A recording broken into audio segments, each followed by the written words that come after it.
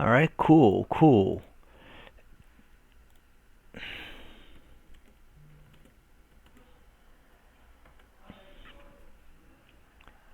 Alright, it's just for everyone to come on in, settle on in.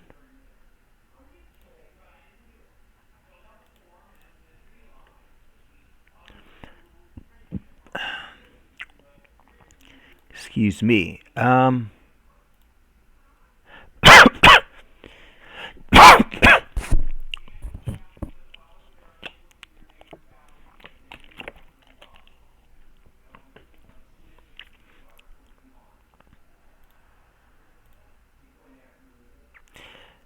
Alright, just want to see. Uh, Sodas, you subscribe at tier 1. Thank you very much. Glad to see people are just dropping in. So how's my mic sound? How does my voice sound? Does it sound good? Am I too loud? Am I too soft? Just let me know before we actually get started.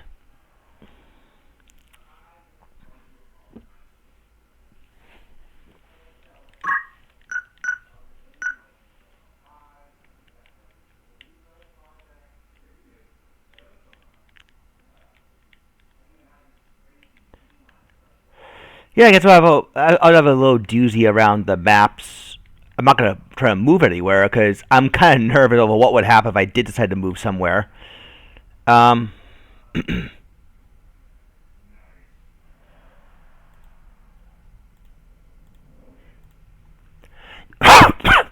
oh man,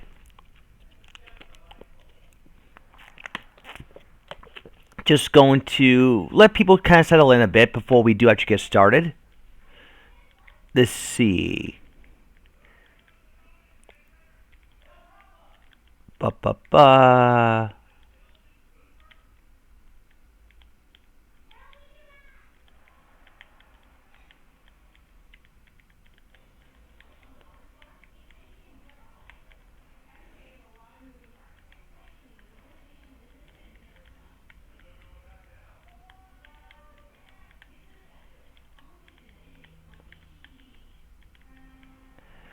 Do do do. Hello.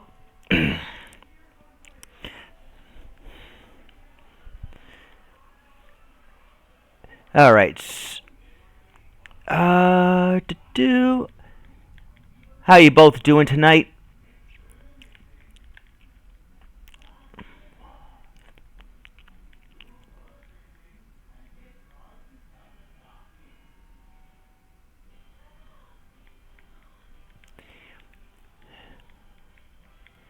Yeah, yeah, it has.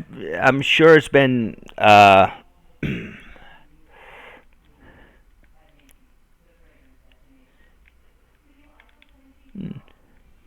can't exactly remember the last time Zodas and.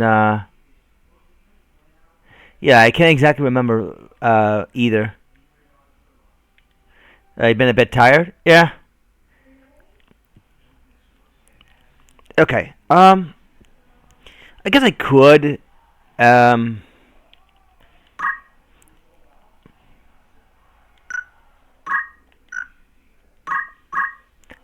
Because I could get started a little early.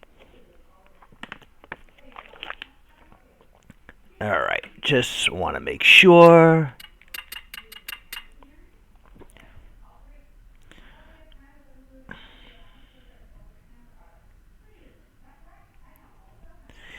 Alright, I think we can go ahead and get started a little early. That said, yeah, as long as my voice sounds fine, and not, it sounds clear, not muffled or not too loud, or even too soft, then I guess we can get started. Oh, excuse me.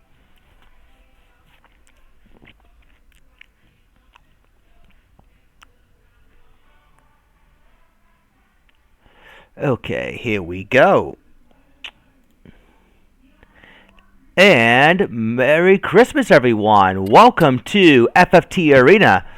This is our Arena Christmas tournament. Today is December 23rd, 2025.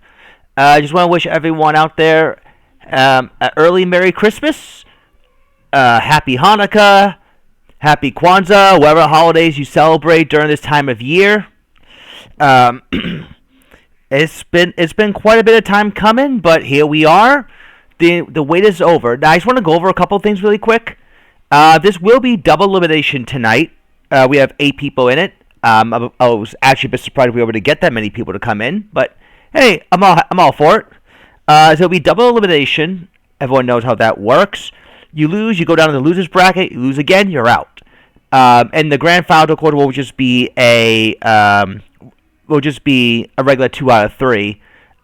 No bracket reset there, only because if I'm going to get this done in one night, I'd rather just keep it at that particular limit. If it was going to be over the course of like a few days, then I definitely would have allowed bracket reset there. But we're going to cram it all in one night, so that's that. Also, I do want to add one.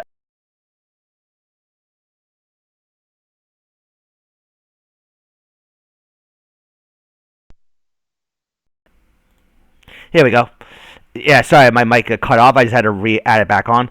I do want to add one other ruling really quick. Is that each match, or each round rather, it's going to have a 20-minute time limit, and at that point, I'm going to pause the action and see if there's no conclusive winner.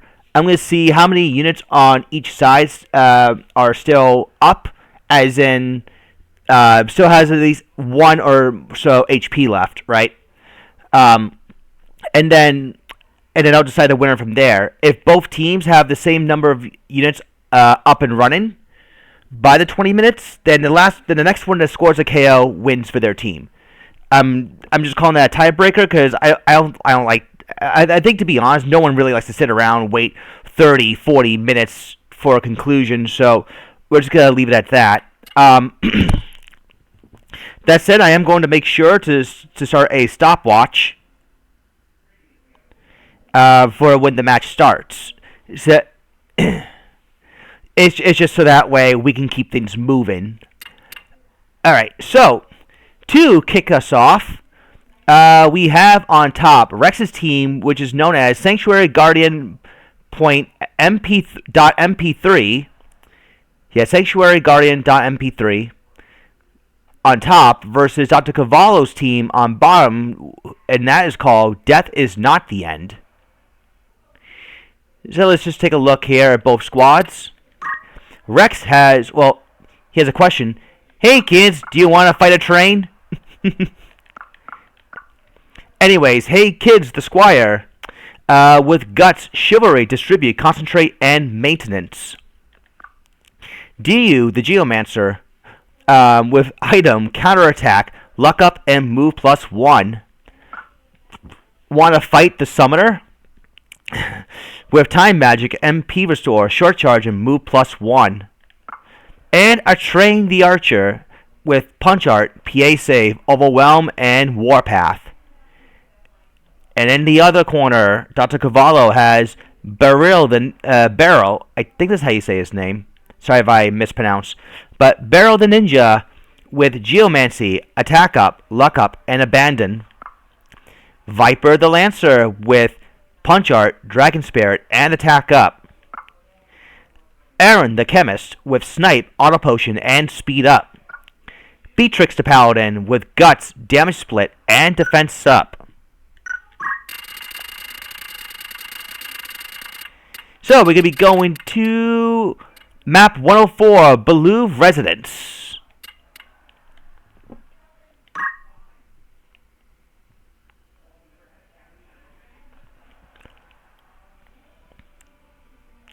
Good luck to the two of you.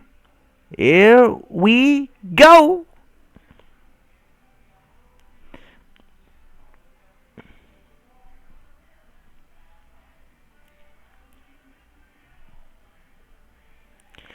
All right, counters will go for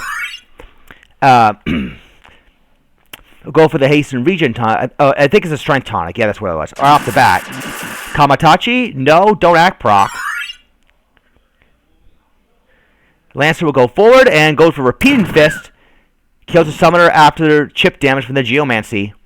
Archer immediately goes for the revive. Gun revive. Southern Cross. A lower hurt and heal. That Lancer is going to get re-raise here. Geomancer will go for a whack. Oh, the proc skill was guarded.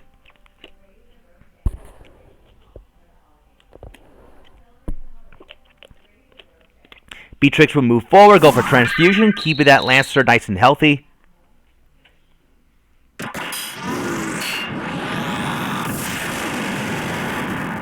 Ifrit still does not quite take him down. And Strength Tonic. The Lancer's now got haste, regen, and re-raise. Takes out the Summoner yet again. Sweet Tom for Frog, but doesn't... Well, hits the move, but doesn't get the proc. Gets rid of haste, but the Lancer still has re-raise. Kamatachi brings him down, but re-raise will bring him back into the equation very shortly. Or lay on hands, either or.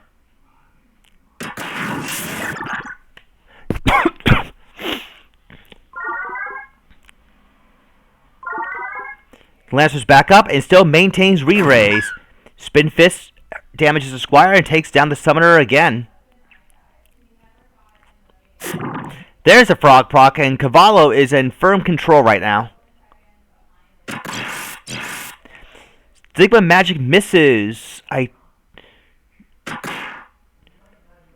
That's quite unfortunate for Rex. I don't know if that would have made any sort of difference or not.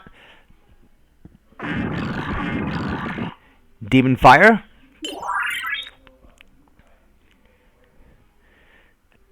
And Bull Rush will knock out the Frog. So it's right now 2-on-4 in Cavallo's favor. Counterattack, but it gets blocked. A Reflect. Nice.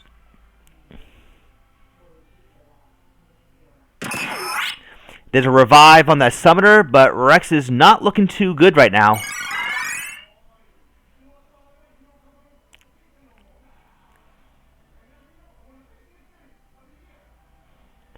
Throw Grime is going to inflict oil.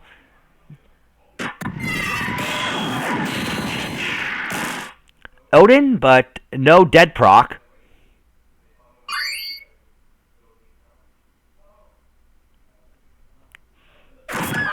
Double kill off that Spin Fist, and yeah. Alright, so Cavallo takes round 1. Let's see. Load the state. There we go.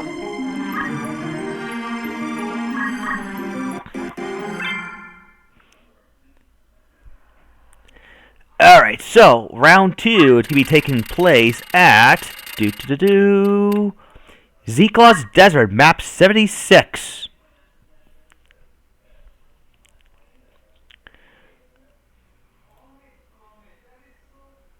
We're going to have to wait and see if a larger map might do Rex something a little better, because he definitely had a tough time dealing with Cavallo's team in the small map.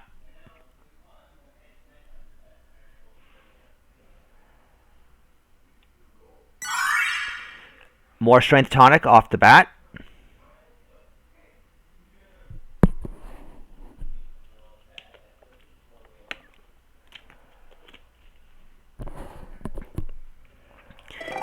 Yes, that is correct. I think he won a mini tournament. I think I hosted a few months back.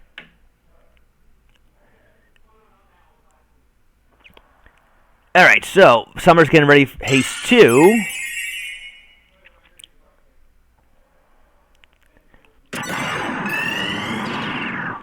And hits 3 out of 4.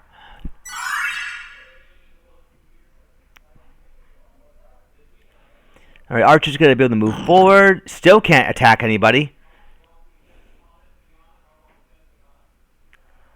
See, the Geomancer will rush forward. Quicksand. No undead proc.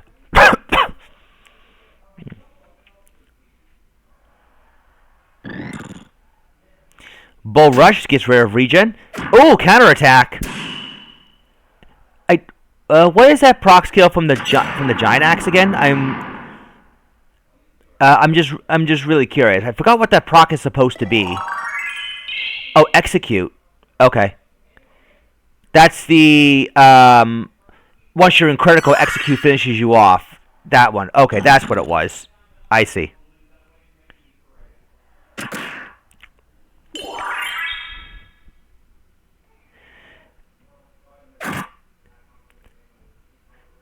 Anyways, alright, Ninja's gonna go for local quake. Brings down the Geo. Summer's have to go for a Angel Feathers here to bring him back. Yeah, Cavallo is still providing the buffs for his 3 damage dealers.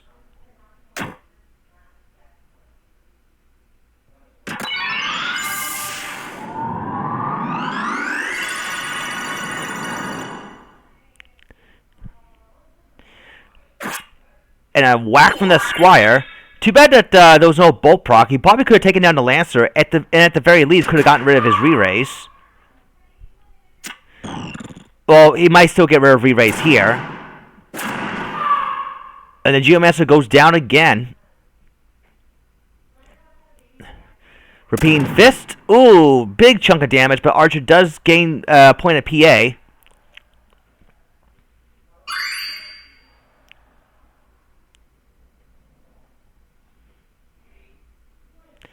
See, another Odin coming up. Throw Grime, I guess just cuz.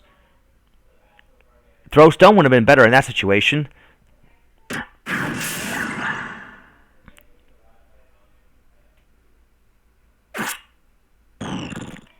Nice little heal there. Odin goes off. Down goes the Ninja. Another gunshot. And PA save for that Archer. He is going to try to hit a little harder, but not when he's flat on his face.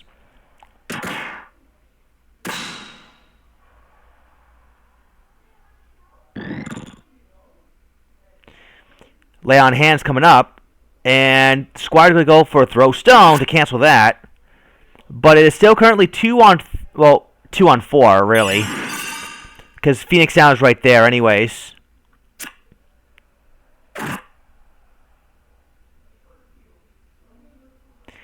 Squire is still going to try to go for a revive here.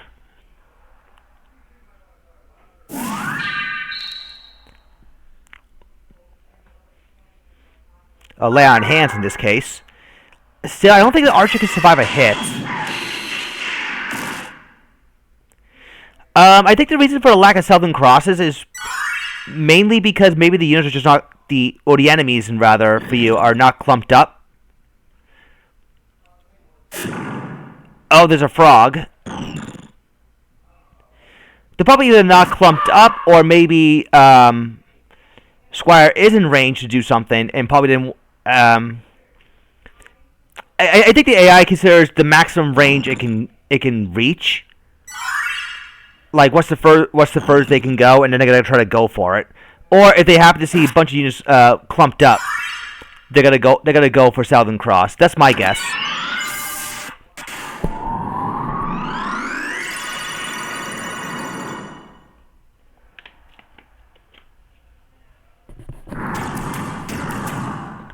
Oh, Petrify.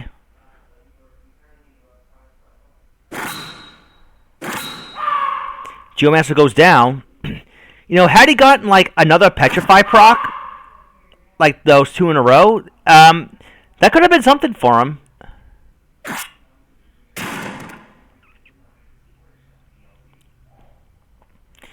But yeah, things do not look good for Rex whatsoever.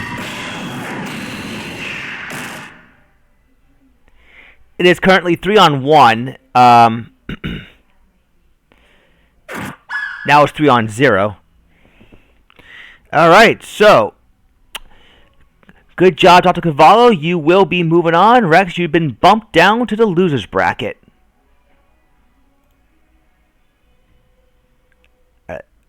Let me actually just report the results just really quick. All right.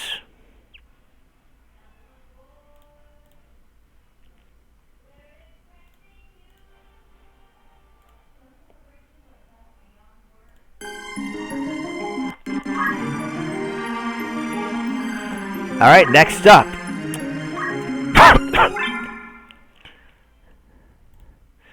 All right, next up we have Zodus' team on top, and they are called Bicycle Thieves. And on bottom we have Dog's team, known as Taste Your Demise.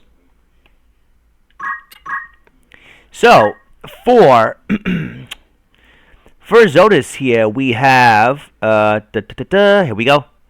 Vittorio the Thief with Punch Art, Speed Save, X Equip, and Move HP up. He's rocking 13 speed, by the way. Wow, fastest speed I think we've seen so far. Lynella the Thief with Geomancy, Speed Up, Luck Up, and Awareness. Bicycle Thieves, one of the greatest movies of all time. I never saw that movie. Sorry, I can't share in with the joy. Elena the Archer with Chivalry, PA Save, Defense Up, and Maintenance.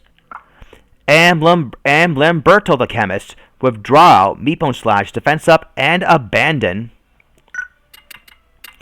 Dog, meanwhile, in his corner, he has Salty the Oracle with Summon Magic, MP Switch, 2 hands, and Move +1. 20 MA with the Battle Staff, and Berserk, too, on top of that, with MP Switch. Yikes, that Oracle's gonna hurt. Kind of reminds me of Kapala's Berserk Samurai, only him with the Dragon Whisker is actually a lot scarier. But still, 20 MA, holy god, that's actually really stupid high. Savory the Paladin with Guts, Damage Split, Defense Up, and Move MP up. Sweet the Lancer with White Magic, Dragon Spear, Short Charge, and Range +1. And Bitter the Thief with Punch Art, Dragon Spear, Luck Up, and Move HP up. Alright, so for round 1, we are actually going to be heading off to map 52nd. Oh, it's the wrong team? Is it? Hold up. What's the name of his team then? Because I thought that was Taste Your Demise. Unless, hold on, let me take a look. If I made a mistake, I apologize in advance. Let me see. Oh, you know what? I did get that mixed up. My apologies. Let me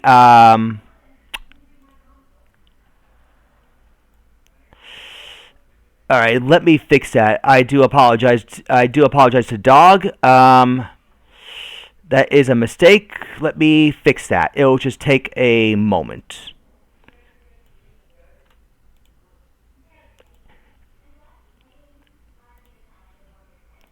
Alright, I'm going to have to cut off the emulator for just 1 second, guys. I apologize. So,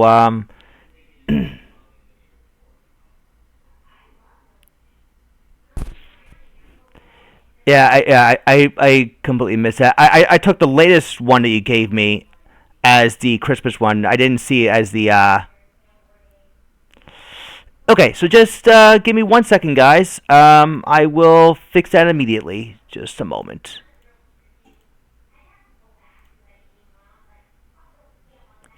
Alright, let me see. Copy.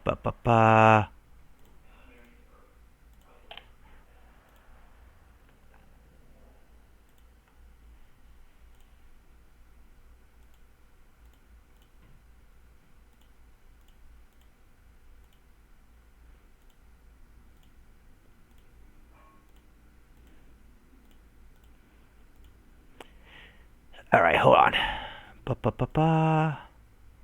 Yes, okay. Alright, gotta X this out for 1 second. And it's going to open this bad boy back up.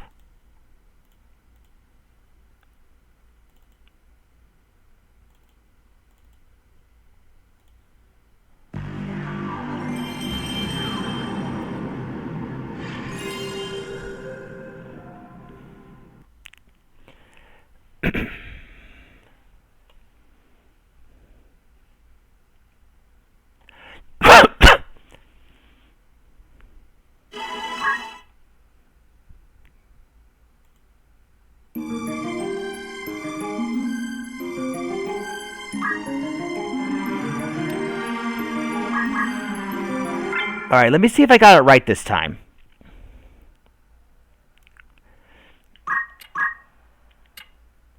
Alright, so if anyone here in the chat, Dog, this is your team, right? Just to make sure this time? Let's see. Priest, Oracle, Ninja, Samurai.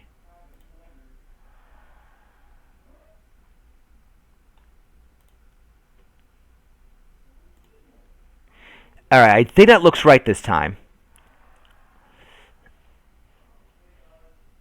Alright, if it looks right, then... Alright, let me just redo the introductions then. So, once again, my apologies. Okay, perfect. Thank you. Sorry. Let's try that again. So, Zodus' opponent for this one, Dog, this is his actual team this time. Let's do it right. From the top. Tyrant the Priest with item, auto potion, magic defend up, and move MP up.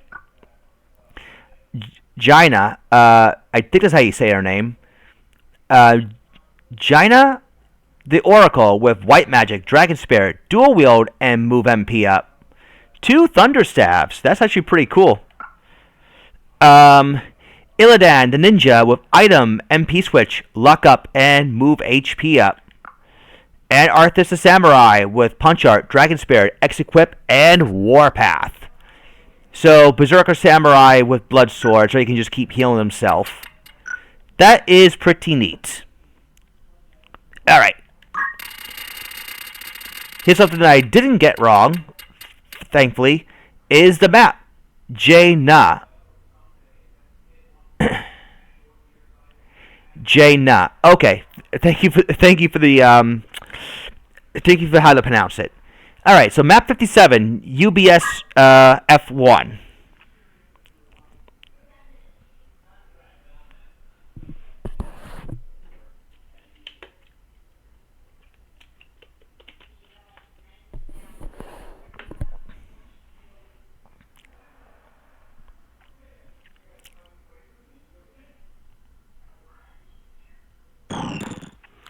Alright, so we're going to get quickening right off the bat here.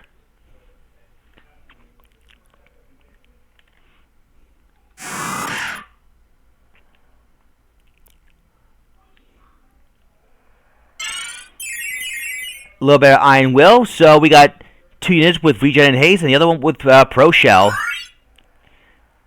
Straight tonic on that ninja, straight tonic onto himself, and he just kind of walks to the side. Got a little bit of tailwind going on here. Straight tonic for that priest as well.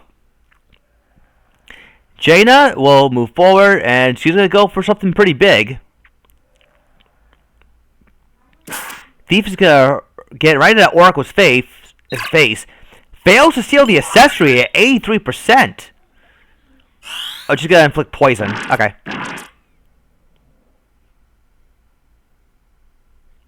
Demon Fire inflicts oil, so a little tip for tap there. Does also trigger Dragon Spirit as well. Nurse to at least get rid of poison, but does not apply. But yeah, I don't think Nurse applies regen anymore. Secret Fist, but Dragon Spirit says no way to that. So even if she were the drop, Re-Raise will pick her right back up. Now the Samurai is even scarier with Berserk and Haste. But not so scary with the Serpent Hex. Yeah, he saw his chances right there. They're pitifully low now.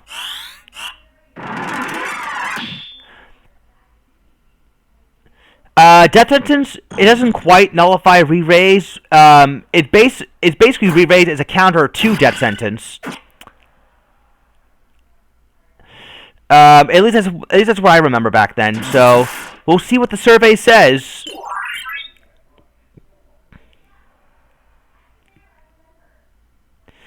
But I know it did at one point. I certainly know that it did. That if you get hit with Secret Fist, Dragon Spirit also applies re-raise. So you have death sentence and re-raise apply at the same time. Used to? Well, we'll find out. We'll find out. If my memory serves, then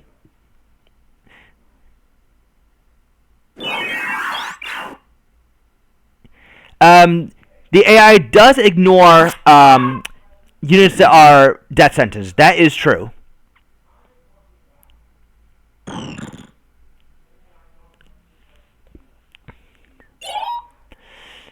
Oh, Steel Heart onto that Berserker Samurai.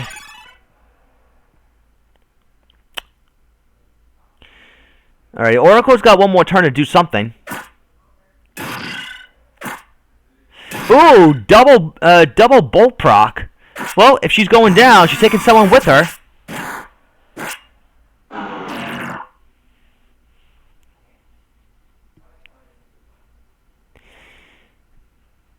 There's a Phoenix down. The Samurai's gonna go right for the... Huh. Oh, because he's berserked. Okay. He's berserked, so berserk units do not ignore Death Sentence AI. That's why. And, yeah, I guess Secret Fist does indeed nullify re-raise there. Or at least neutralizes it in this case. But, yeah. That's interesting to note. Okay.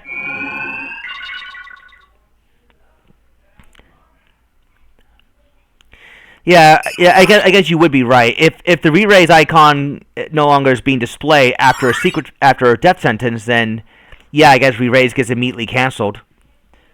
Good to note.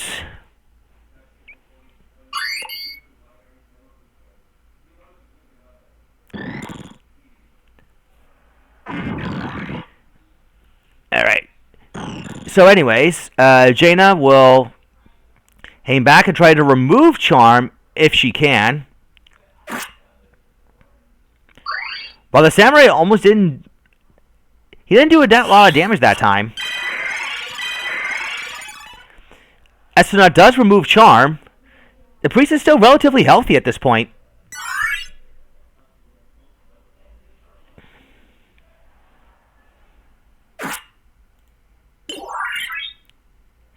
I do wish there was a way to get that controller connected disconnected display off, to turn that off somehow. Unless there's just something I need to figure out with the controller I have plugged in, because it still works. It's still functionally just fine.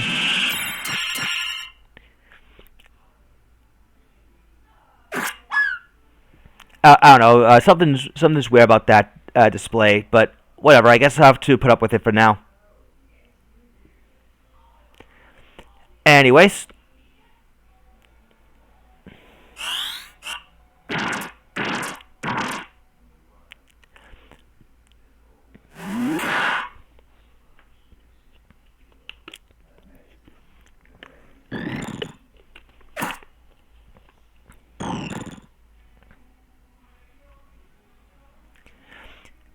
Okay, Secret Fist on the Berserker, but misses, and triggers Dragon Spirit all the while.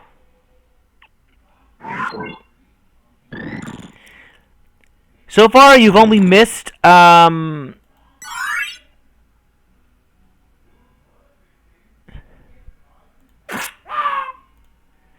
So far, you only missed Rex versus Dr. Cavallo.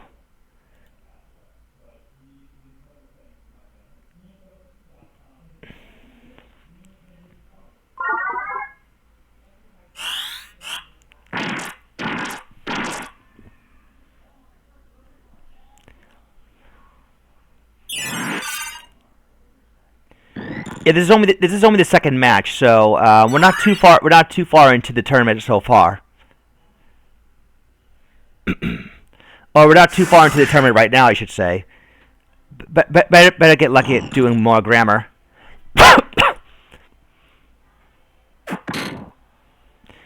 Secret Fist misses again.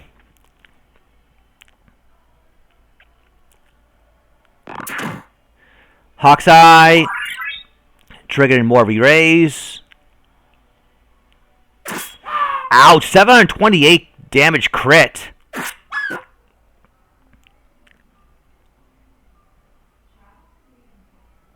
So I think that, let's see. Dog is right now in control, I want to say.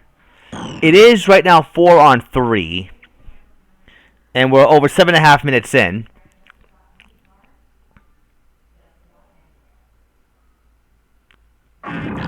Demon Fire inflicting oil. That means next elemental attack will be double the damage. Thanks to that defense up, that archer was able to live one hit and still pull off lay on hands. Ninja heals himself from oil. Chemist can now heal the thief. Thief is now going to body block and misses to steal an accessory again. 83%. That's pretty bad luck right there.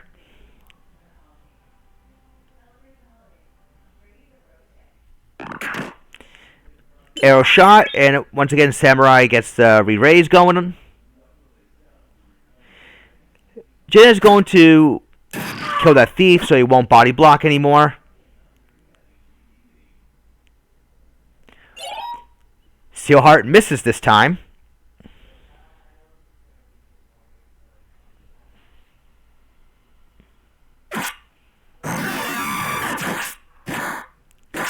The Blade Beam proc, okay, there's Innocent as well. The Blade Beam proc, doing 0 damage. That's only, I think it's because the ninja is healthy.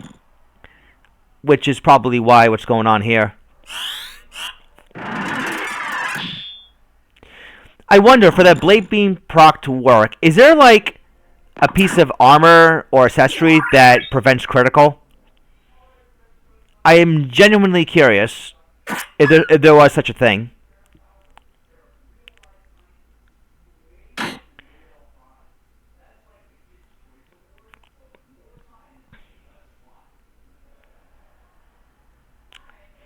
Alright, poison will go off. Is it based off the target's HP?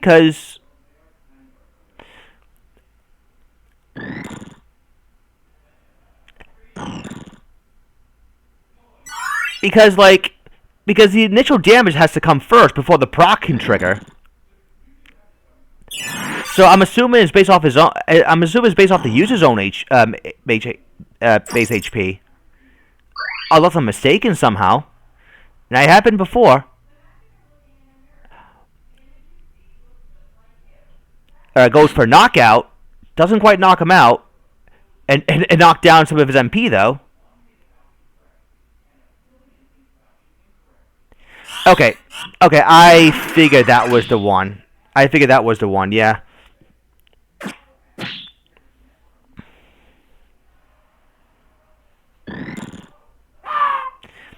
That thief goes down to poison, but that chemist will bring him right back up. Yeah, I think you would have to do... What's the name of that ninja's knife again? Well, actually, whatever the name of that ninja knife is in the right hand for the blade beam, and you would have to combine that with the platina dagger to get the blade beam clip hazard proc combo. But it does feel like one of the most unconventional combos that you can try to pull off. Like, your number crunching skills would have to be pretty insane.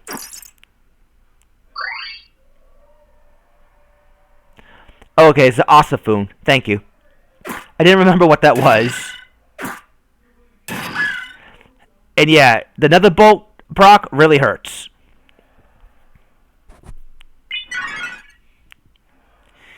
So yeah, I think that the dog will be taking round 1 pretty shortly here.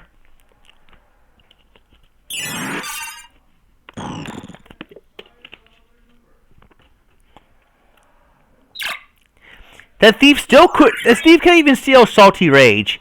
He couldn't even do that.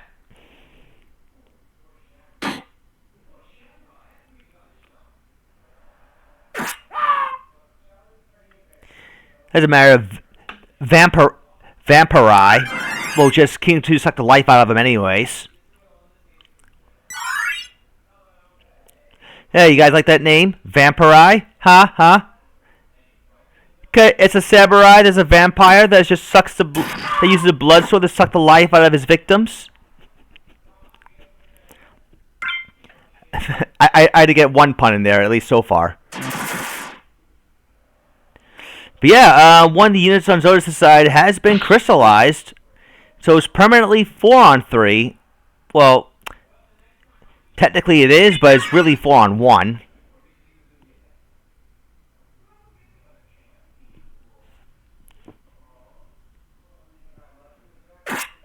Alright, down she goes. That one lasted nearly 13 minutes. Alright, so anyways, that is round 1.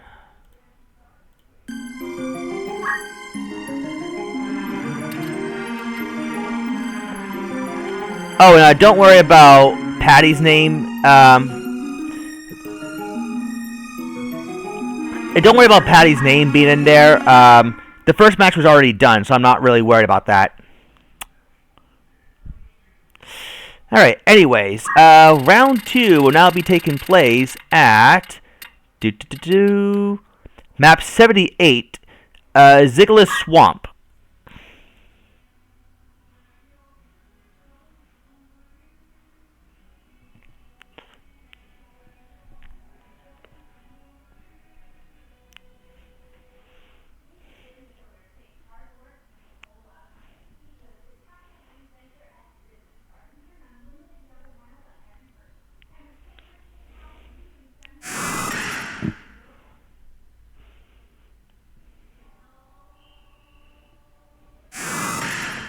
Alright, both these start off with quickening.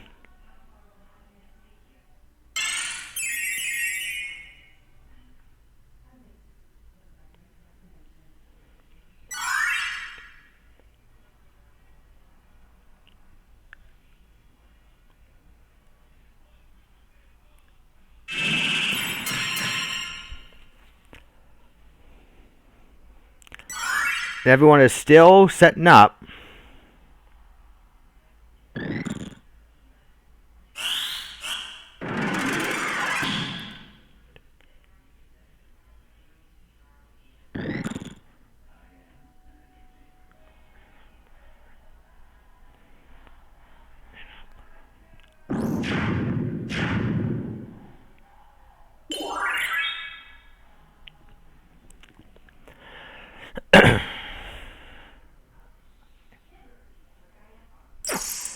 Gil Toss is going to trigger Dragon Spirit.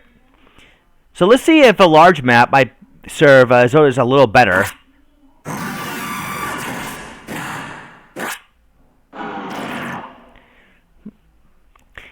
Interesting combo with the Blade Beam and the Innocent proc, but I'm not really sure what that exactly is supposed to accomplish.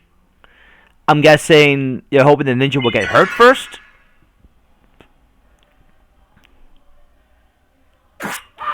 That's a one-shot.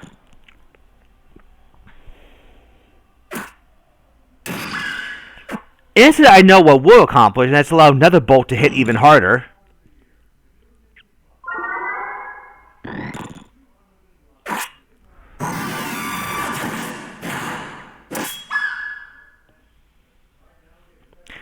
Or the taunt skills, yeah. But you would probably want someone else to like have one user inflict innocent, the other one use the taunt skills. Yeah,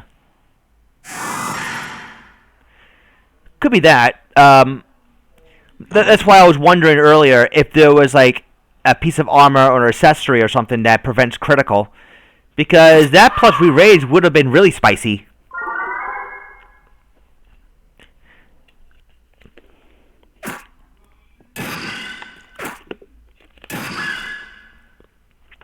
But yeah, that duel with an Oracle is really putting in the work.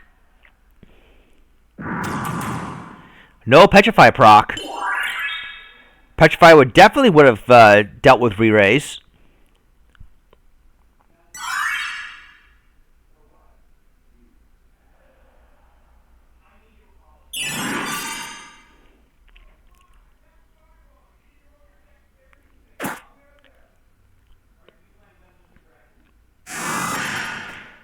Thief goes for quickening and runs the hell away. A block.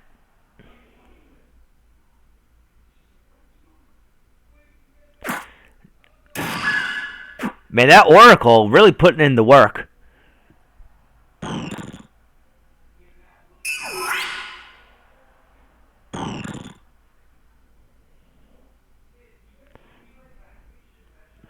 Reflect mail. Oh, I didn't think about that.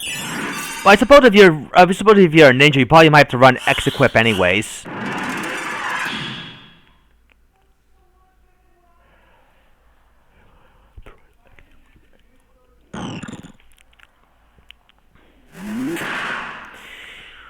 Right now it is still 4-on-4. Okay. Thief has failed at stealing accessories. What's going on here? I mean, I know he's desperate to get his Christmas shopping done, but stealing other people's jewelry is just not the way to go, my guy.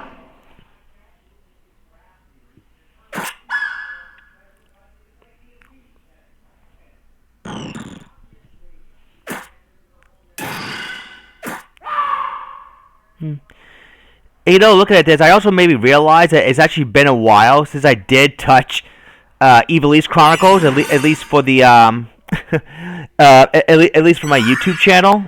Cause I've been uploading videos of that, but I just stopped for like a month ago.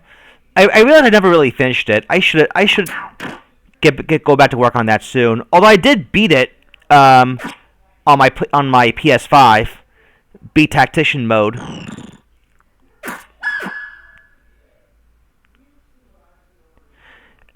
I mean, I guess I'll give you my quick thoughts on that. I think if it wasn't for the fact that you can just reset your attempts and reset your moves, you know, by reloading your auto battle state every so often, I think Tactician mode would have earned a better reputation for being one of the harder difficulties in Final Fantasy Tactics. And I do appreciate the convenience of it, but it just makes it feel like you have like your own built-in save states, you know. I suppose if you're playing it on like classic, then you would have gotten that real retro feel, or as close to real retro feel as you would have gotten. Another dead proc. I do think that Tactician mode nerfing physical damage by 30% is, while not a bad decision, I wish they kind of did that for. It does put less emphasis on. It puts more emphasis on magic-based teams and physical-based teams.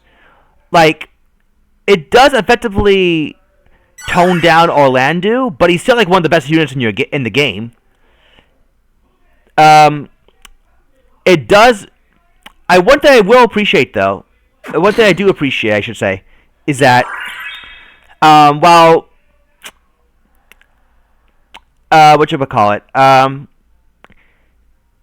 some characters have gotten notable buffs, yeah. Battlestaff, I do remember added critical immunity.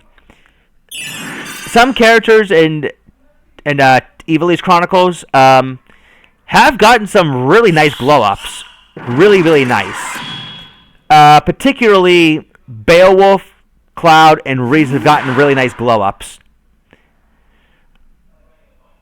Like, Beowulf is in contention for being one of the best units in the game, alongside with Orlando, if you can believe that.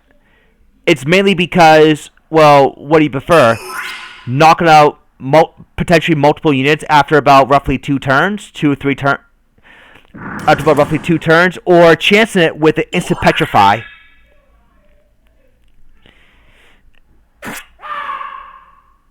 And it's not even just that either. And what I mean by glow up is that they actually get abilities that you unlock. They need to get the classes unlocked for later. You know, available off the bat.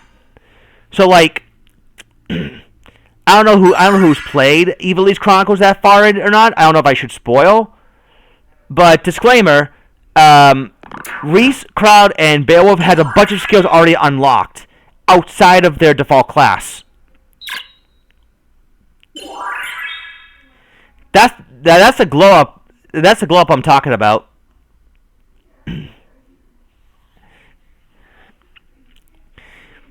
But yeah, back to the match. Although I will talk, although if you want me to talk more about my thoughts on Evil's Chronicles, at a later point I could do that. But yeah, Zoda's team, right now they're staying alive, but they're not exactly looking good.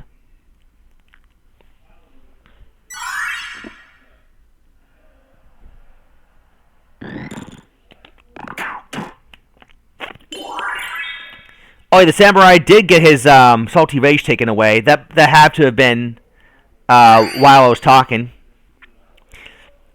So apologize for missing that right there. There's a steel heart though. That is something. Gil Toss for a decent amount, but Dragon Spirit is still a thing.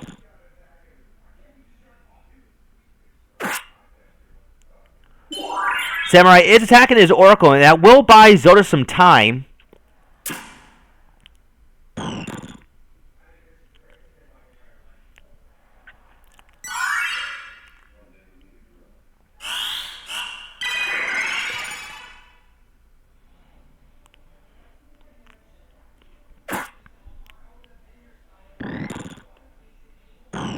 Alright, Archer is on her last legs here. Thief is going to go for another Gil Toss.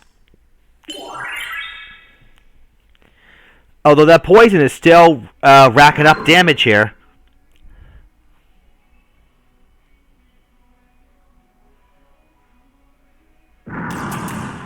No Petrify.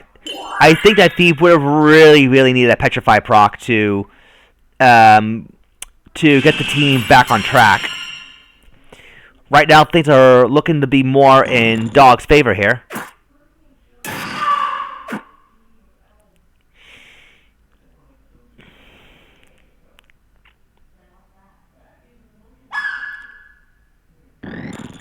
Archer goes down, as well as the other Thief from... Archer goes down from poison. Thief gets knocked down by the double Thunderstaff. So now we're looking at 4-on-2. I think it's the chemist. The chemist and the Archer are the only ones that can revive. That female Thief does not revive. Double undead proc.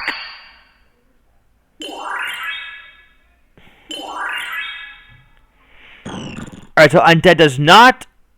Rebate does not get rid of undead. That is something worth noting.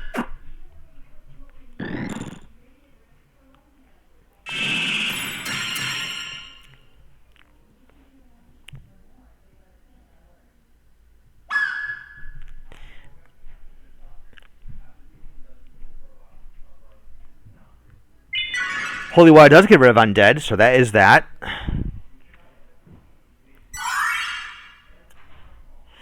Undead does do that, yes.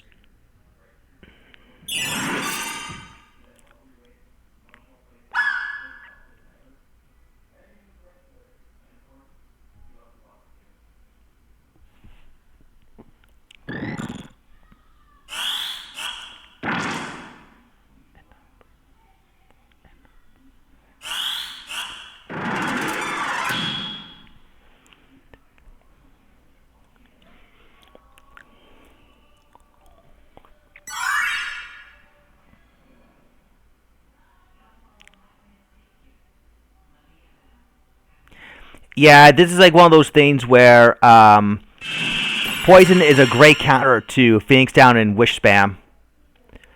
And you better hope that you brought anti-poison gear if you're going to be doing this. Poison does wear off, though, so it's not like a permanent status effect. But it still does take its toll on you.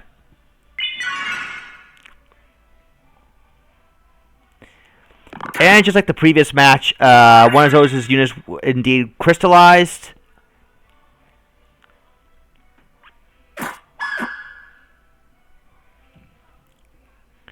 Yeah, being out of MP2 also sucks.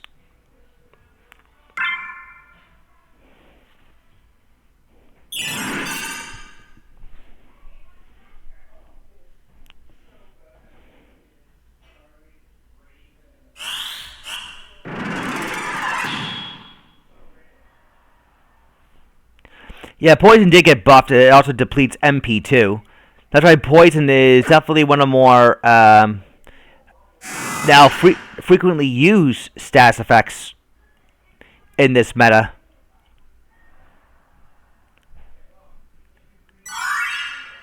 Strength Tonic can just reapply Berserk anyway, so yeah. Samurai can just go back to being so Vampire can just go back to doing vampirine things.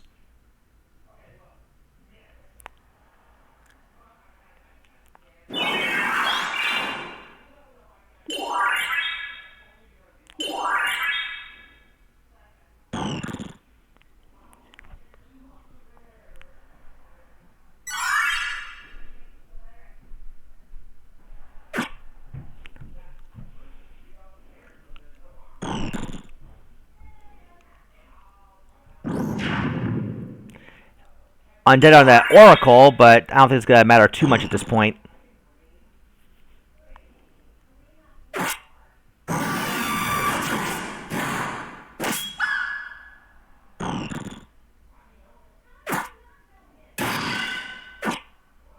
The chemist is still alive, but I don't think for long.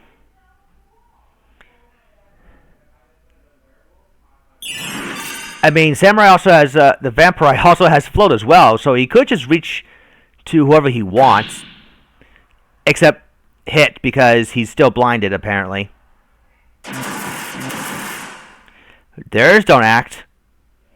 But the priest would be right there for the Esuna anyways. Haha, nice. Okay, now the ninja is dealing damage. Very little damage, but at least he dealt a little bit extra damage nonetheless.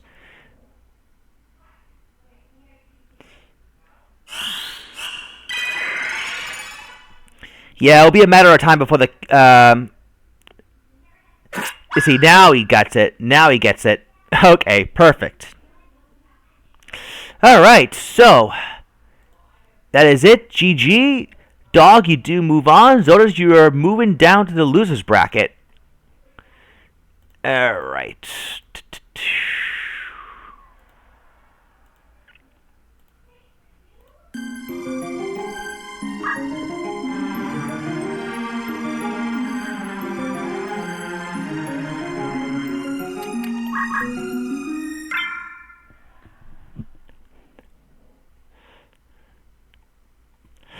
Alright, so next up we have White Knight Wygraph's team, known as White Mess on top, versus Zalencaster's team on bottom, which is known as Christmas Cronies.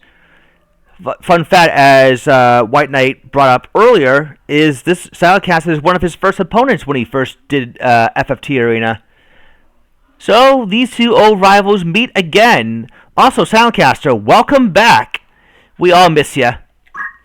Anyways, for White Knight, or Kurosabs on Discord, marry the Archer.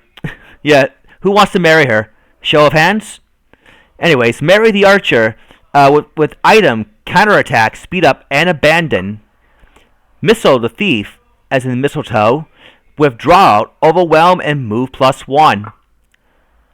Holly the Lancer with chivalry, auto potion, and attack up. And Snow the Priest with lore, counter magic, and magic attack up.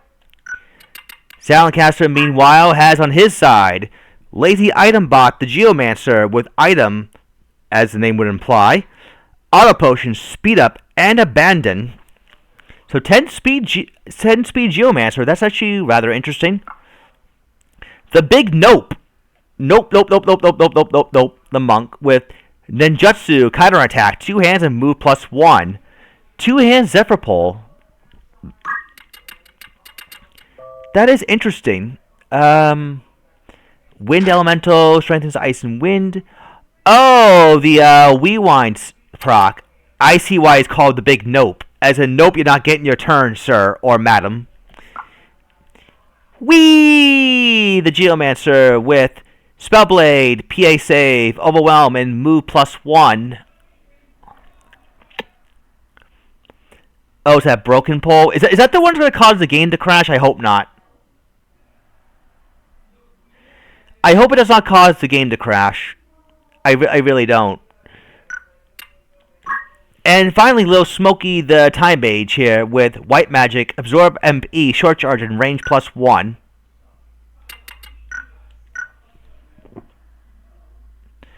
Alright. Okay, it just does nothing. Alright, that's better than crashing. I'll take that. Alright, anyways, we're going to be going to map 43, Wadulous Port. Good luck to the both of you. And I'm just gonna step off for 1 second so I can just use the restroom. So I'll be right back.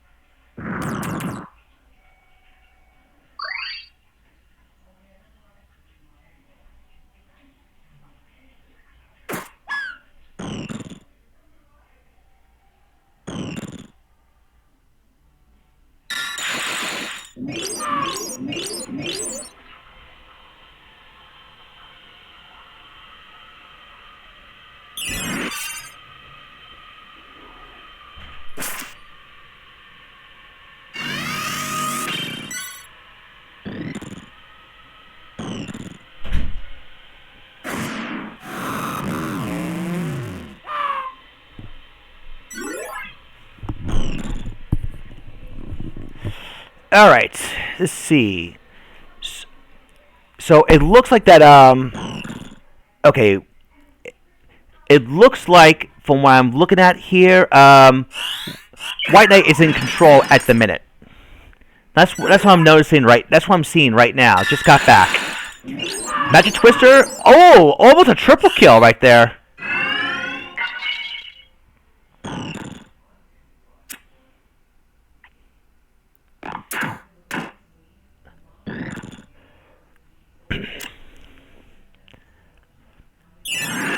Yeah, Soundcaster, as I have now seen, is on the back foot. Prism Swarm, just enough to bring down the Time Mage here. Instant jump.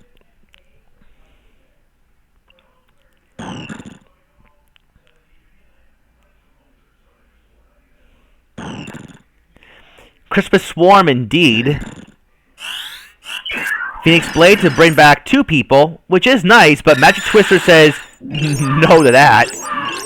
Time Mage does block, though. And having a Magic Evasive Shield with Absorb MP is a pretty nice combo. However, it's not going to be enough to secure this round, as White Knight quickly takes round 1.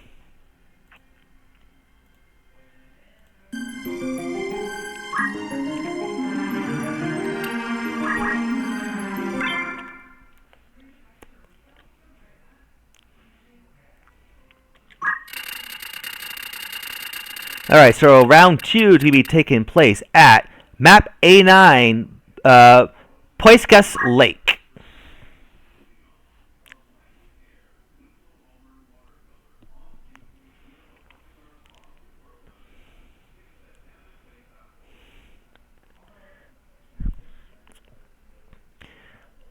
Of course, try your best to just, relax, just, whatever happens, just have a little fun, Just don't let that overwhelm you. Is my personal advice from me to you.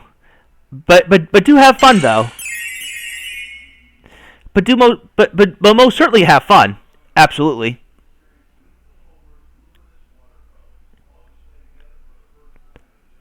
See, local quake, no petrify off the bat. If those are instant petrified, then Soundcaster would have been in the driver's seat already.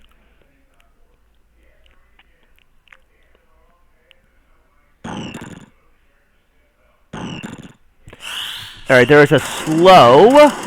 Catches both the archer and the lancer.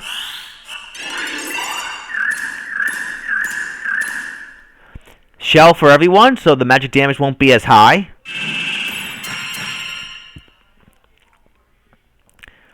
Lazy item bot being lazy with local quake and not getting a petrify. Does get auto potion though. Oh! A proc with don't move, 180 damage. That's actually not too shabby. And right through protect as well. Hawk's Eye for decent chip damage. And a holy is coming up. That monk is about to go down. No petrify proc there.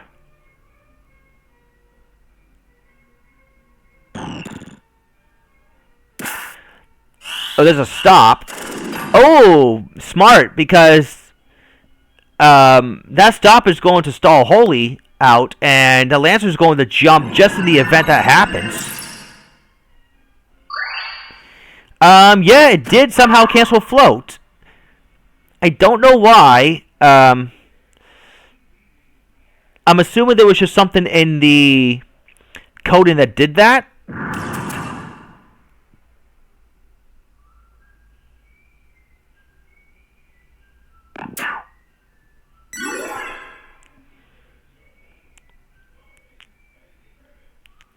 Nonetheless,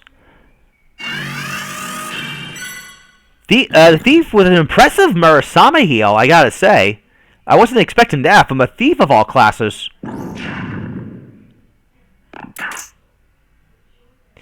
Well, not sure why the emulator started to slow down. Thankfully, the stream hasn't.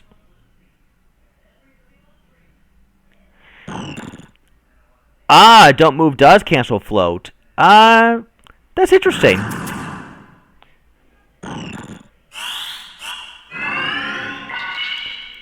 Raise 2, but doesn't quite kill the undead archer.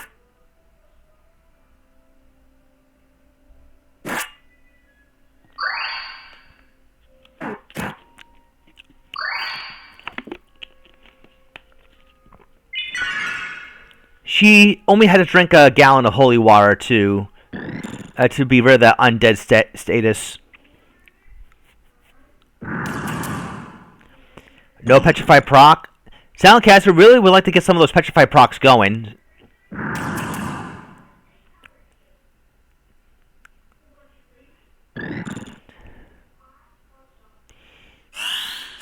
Holy does miss, and that's a good thing too. Well, Holy was rather unsuccessful, but regardless. Oh, not good for Soundcaster.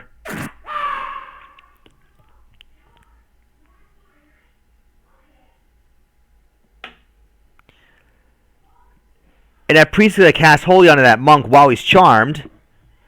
Figured why not? Oh, Lancer's using re-raise. Okay.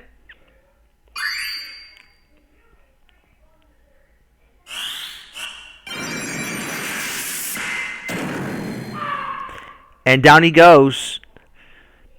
I wonder if, well, I guess it's fine, but I wonder if Holy could have, like, held back a little, like, could have held back on his, cast time a bit longer for the charmed monk to deal more damage, then take him out. I'm sure White Knight's not complaining regardless.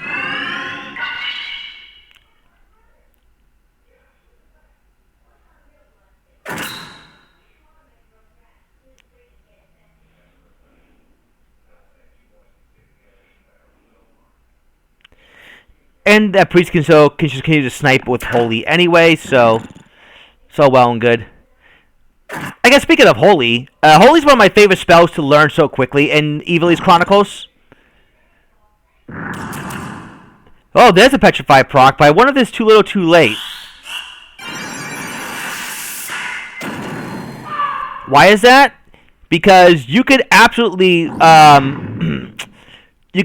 destroy Argath in the first turn in the last battle, Chapter 1, with Holy. Particularly with Ramza the Capricorn. And the way to set it up is, well, surprisingly simple.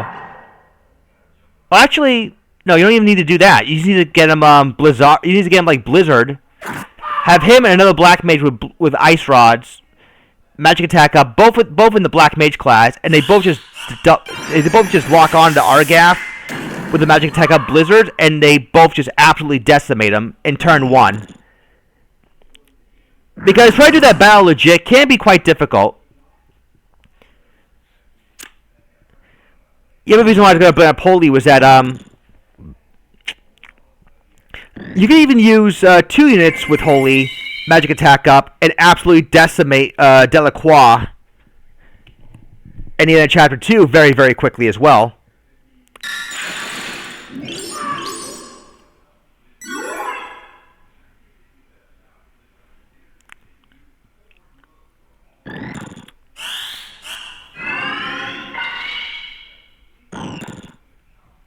You mentioned in the end of chapter 1, Rex, or chapter 2? Because it sounds like chapter 1, when you said that fight can be rather scrappy. Anyways, Silentcaster does not win here at the end of that one. Yeah. Okay, White Knight, good job. You advanced along the tournament. Silentcaster, you are moving down to the loser's bracket. Alright. But yeah, I think what makes it difficult is that your team split up into 2, and you don't exactly have a reliable... especially when you're playing this on Tactician mode, you don't exactly have a surefire way to deal with that very bulky knight. Because that's the other change they added to Tactician mode. Enemies have, like, notably better bulk. Like, you wouldn't notice it at first, but then later on you start to really know...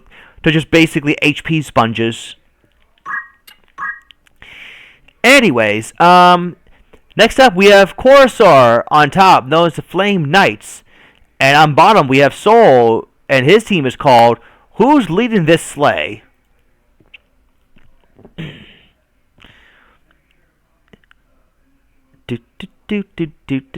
Okay, so Corsair has Infernal the Wizard with Summon Magic, MA save, magic attack up, and range +1.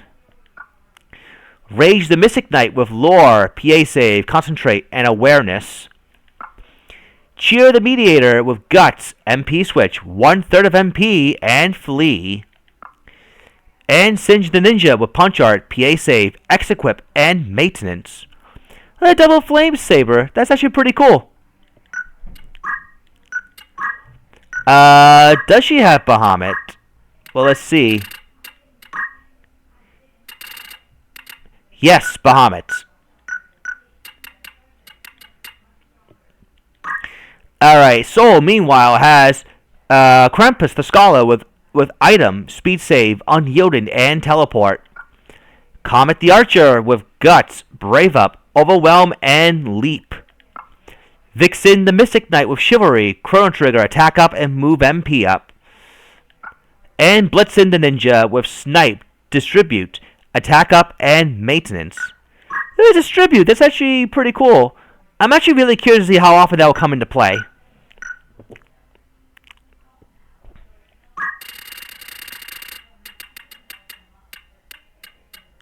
Alright, so now we're going to be going to map 31, Door to Trade City. Good luck to the two of you, and remember just to have fun.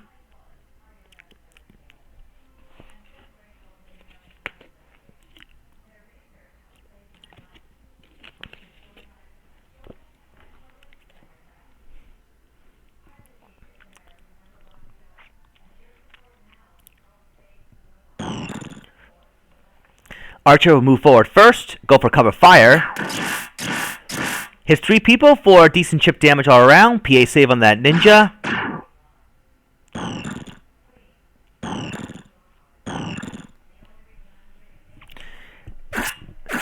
Double Flame Saber. Doesn't quite kill the Archer, but it is pretty close.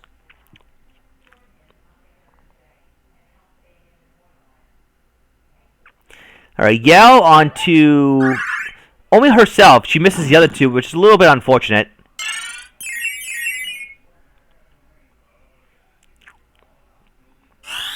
Is Water Strike with a little hurt and heal combo. Fire. And down goes the ninja. So Corsair is in the lead right now.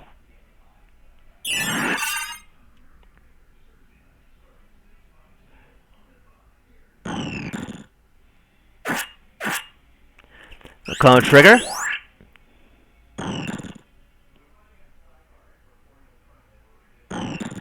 See, the Mystic Knight, what can she do?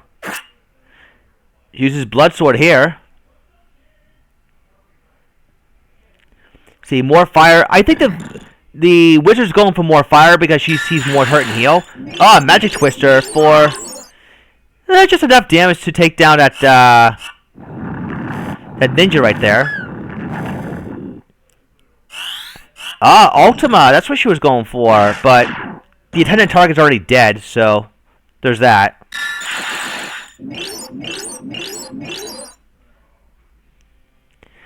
Double PA save. And I think Corsair is going to take this one right now.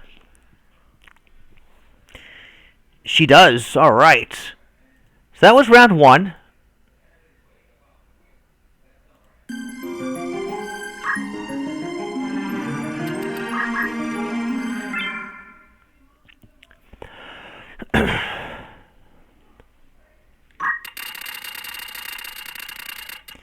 All right, so now we're going to be heading off to map 74, Squeegee Woods.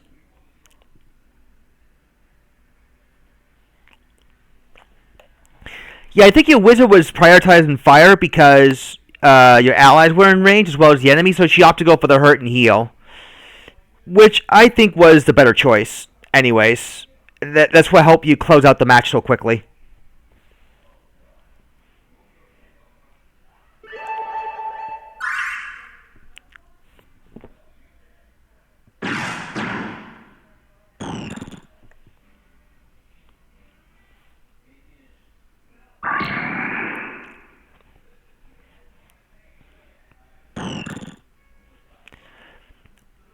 Alright, let's see if the larger map will help out Soul in any sort of meaningful way.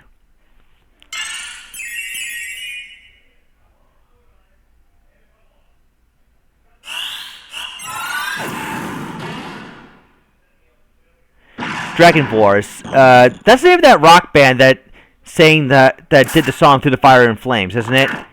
The one that was infamously hard to do on Guitar Hero 3. Jeez, that takes me back. Anyways, Magic Twister. Down goes the ninja, and the Mediator is also in critical as well. Soul does draw first blood, but Corsair still has enough gas left in the tank to keep going. Speed save that allows the Scholar to get in the turn immediately. Oh, a little heal there with a staff whack. Very nice.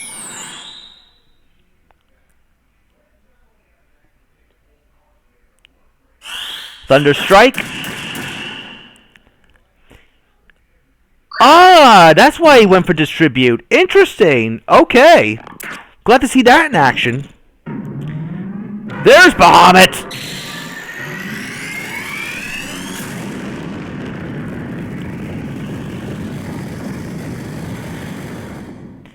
Only he's that one ninja, though, sadly.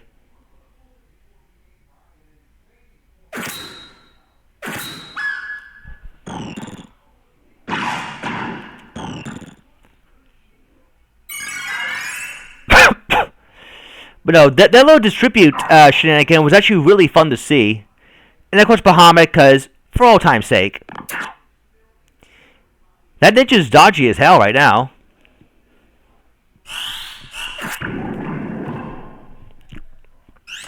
A lot of hurt and heal going on here. Thunder Strike. Down goes that ninja finally. Monster Tactics. From exactly 4 range.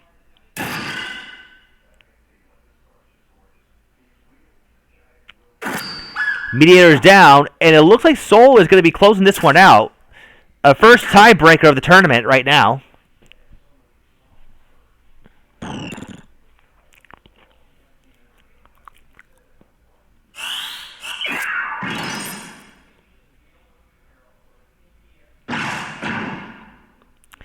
Scholar's gonna be looking for a magic twister.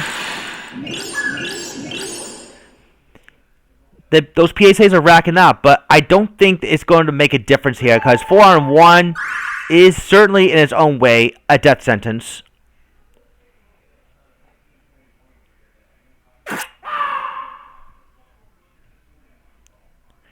And the one's going to end rather quickly. Alright, so we're going to round 3.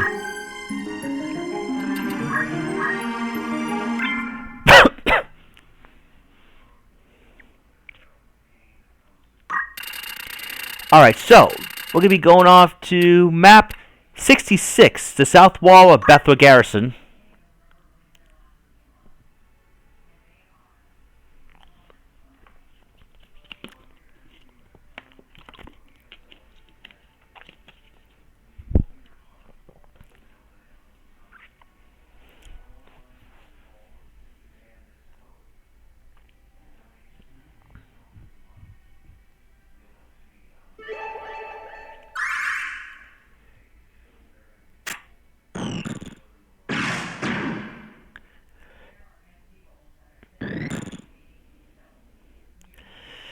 Alright, let's see how this plays out. Corsair dominated the small map convincingly. Soul was able to take the second. The large map definitely made a difference. We'll see how the medium map plays out.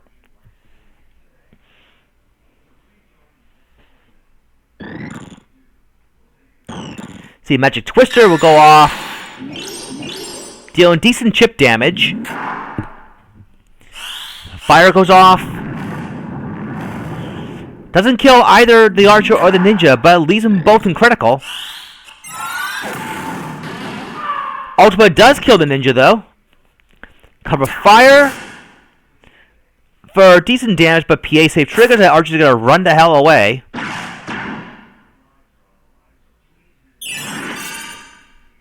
Ninja gets up from after a Phoenix down, runs away as well. Soul definitely needs some time to regroup.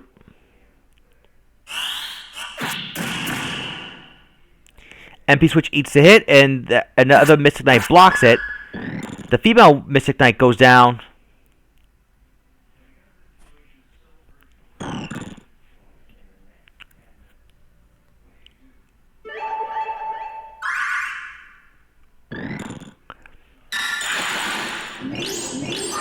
Down goes that archer, speed save.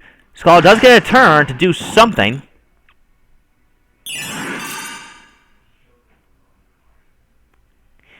Yeah, the media was able to pump out decent Ultima damage, I have to say.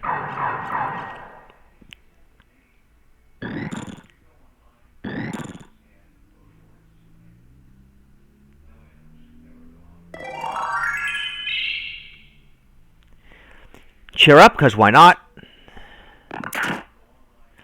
MA save. Yeah, things are not looking quite good for Soul at the minute. Archer goes down.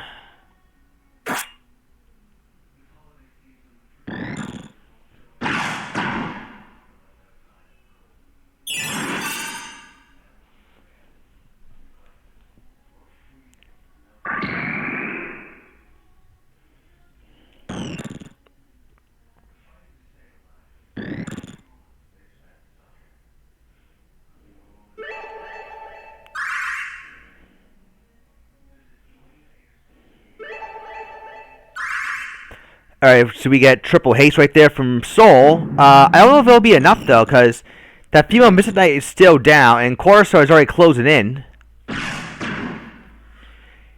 The Scholar does revive her, though.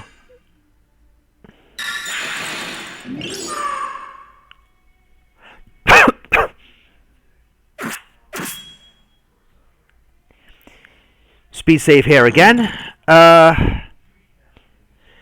I think the Scholar. I think the Scholar is doomed.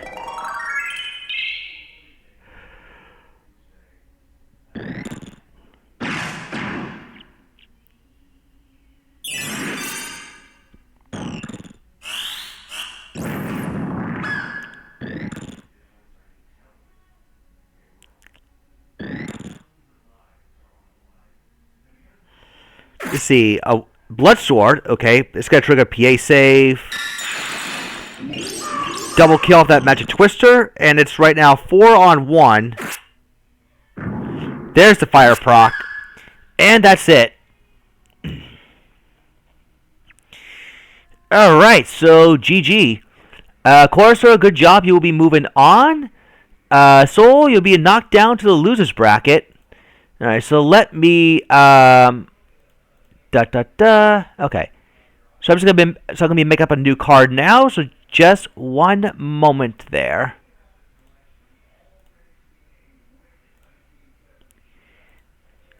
Alright, so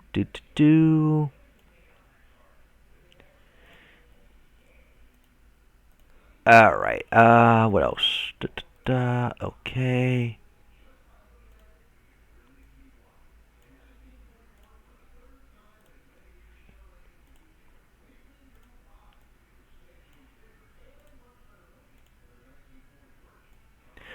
Although I do like the distribute idea that Soul was going for. I thought that was really cool.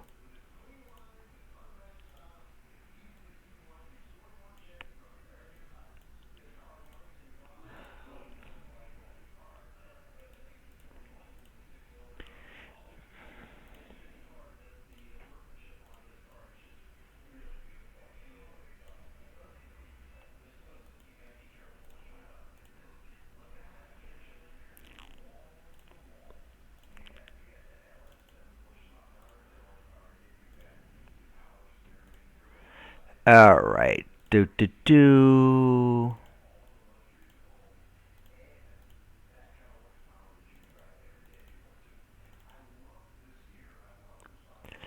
Alright, everyone enjoying the tournament so far, the live stream? Because we're about roughly an hour and a half in. Well, just under an hour and a half in. Oh, awesome!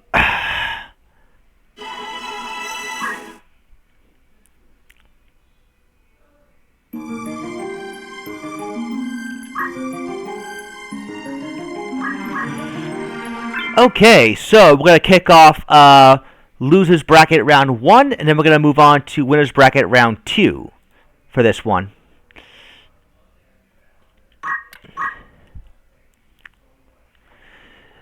Of course, you're welcome. Oh my god. Alright, so we got Rex versus Zodus here. Rex with Hey Kids the Squire, Dio the Geomancer, Wanna Fight the Summoner, and Train the Archer. Versus Zodus has Vittorio the Thief, Lionello the Thief, Elena the Archer, and Lamberto the Chemist. So we're gonna be head off to let me did I load the right stage just to make sure?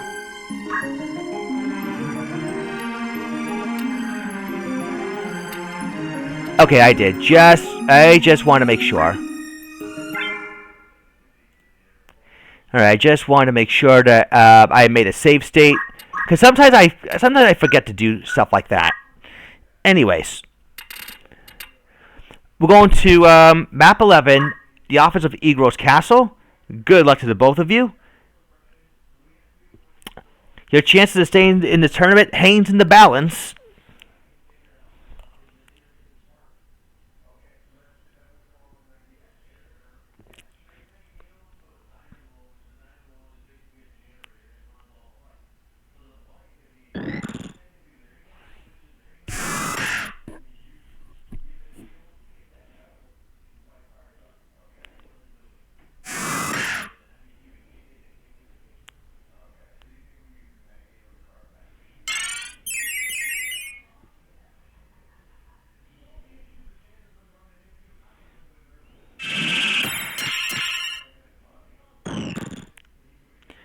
Alright, so let's see how things start off here. Quicksilver does get rid of haste, but does trigger speed save. Secret Fist does land, and that one's going to stick. Bolt Proc doesn't deal as much, but it does so soften him up for a kill from Carve Model. So Rex does draw first blood, but that death sentence is still going to linger. Odin gets blocked. Knockout. But no actual knockout there. That would have been a nice combo if the sleep landed. Extra bit of physical damage.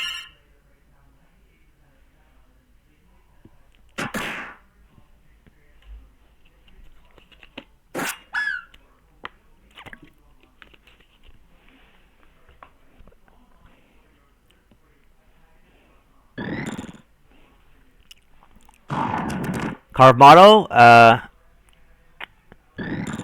no status proc there again this time. Iron Will, because I guess why not. The Squire, though, might have to use Lay on Hands on that Archer eventually, because the clock is still ticking. Though he can shoot gun down the thief one more time before he falls too.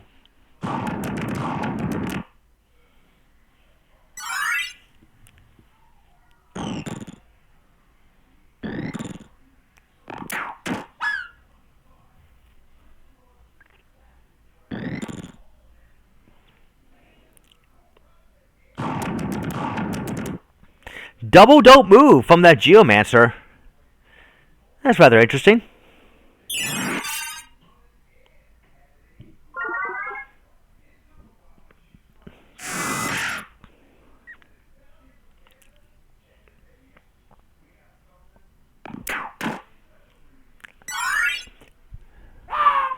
Alright, Archer does go down. Summoner goes down too, so yeah. That Squire's right now in a really tough spot. And Zoda's right now, at the moment, is in control. Secret Fist misses this time. Oh, and a one-hit kill counterattack. That was pretty cool. Don't act on that thief. Summoner's back up. The Squire might be able to pull off something yet.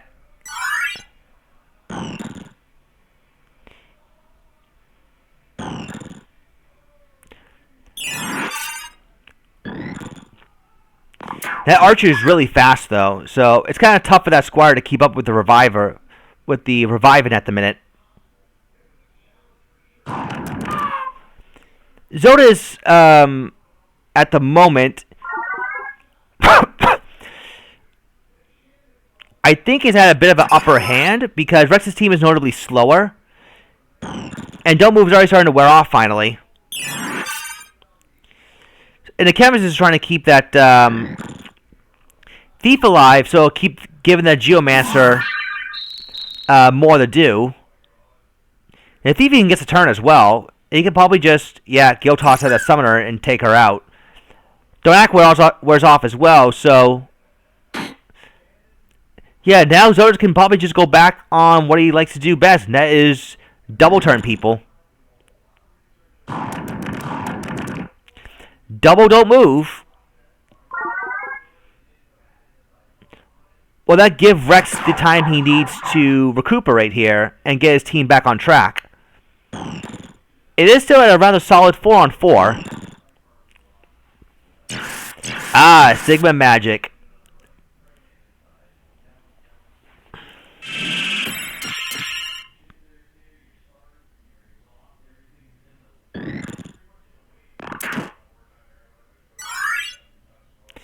That summoner didn't even get to do a thing right now. Like, Rex in general has just been stuck trying to revive people. Archer does go down. There is a Phoenix down. Summoner does finally get a turn.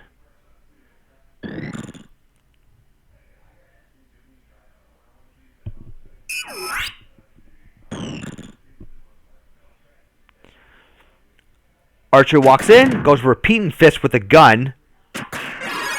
Wait, shoots out multiple fists now all of a sudden?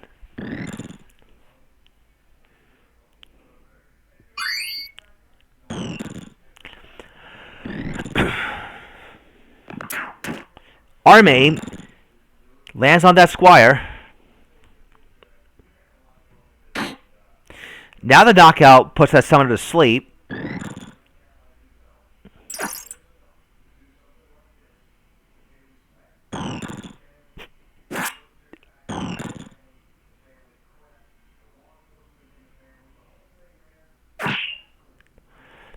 Who has Selton Cross?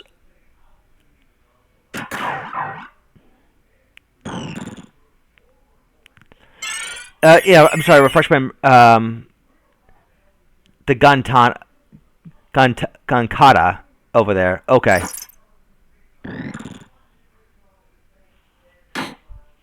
Oh, okay. Now this is funny.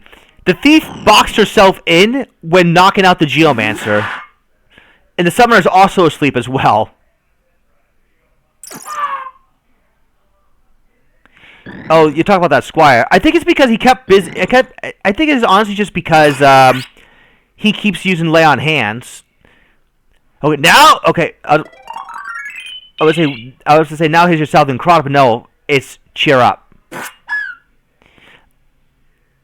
And the thief still refuses to move.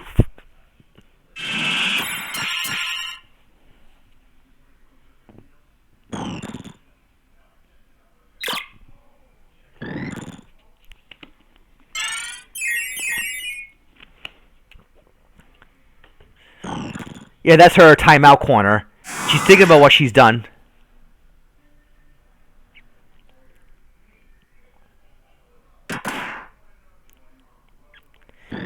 And the archer is going to make sure she is staying in her corner.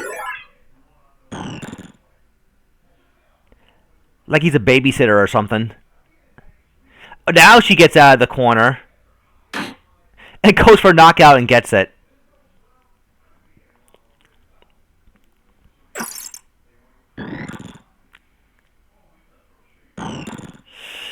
I think part of the reason why they keep going for the cancel with the haste is because haste also keeps getting reapplied with quickening and yell, so it's kind of like a back and forth thing.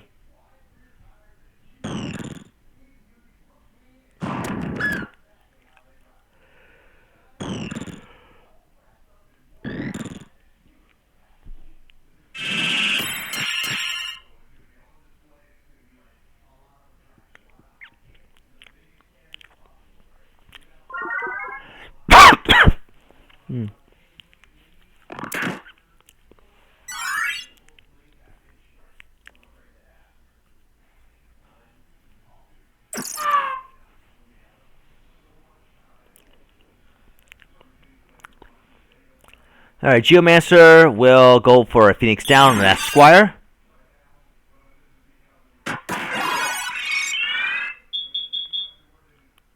Moogle heals for everyone, but not for a whole lot.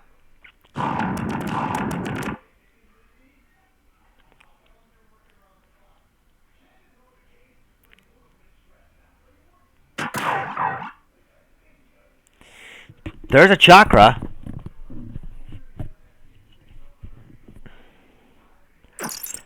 Gil Toss doesn't deal as much damage to that summoner this time. But I think the archer would be able to finish her off, and she does.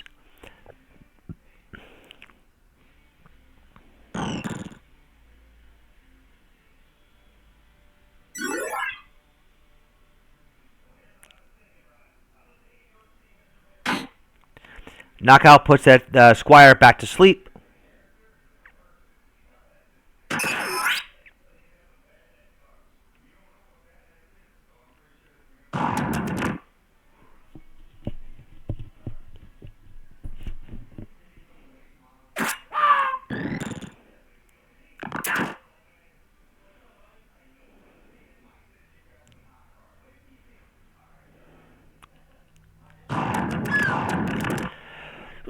Okay, don't move on to that archer. Speed save.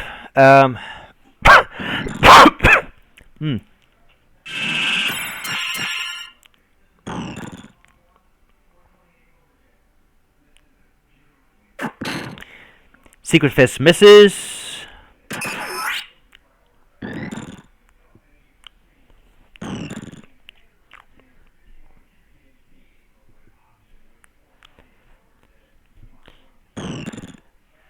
Geomancer will go up another carve model. No, don't move this time. PA save. Something's going to give eventually.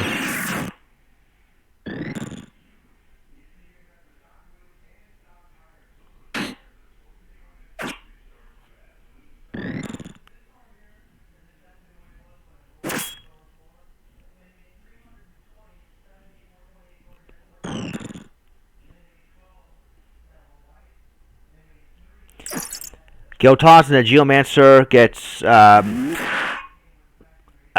rocked, but he's still alive.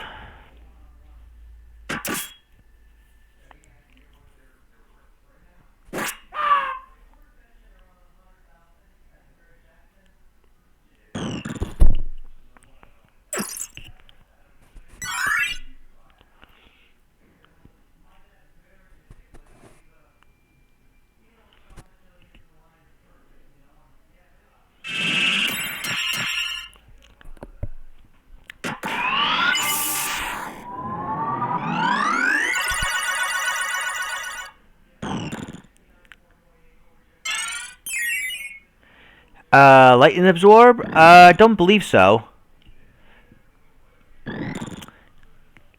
I can double check when round 2 pops up.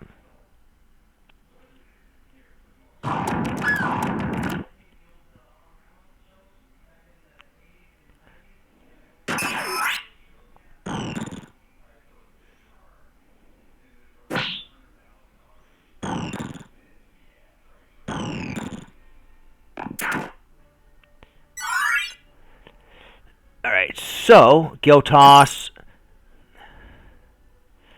Alright, so it looks to be 4 on 3 in Zodis' favor here.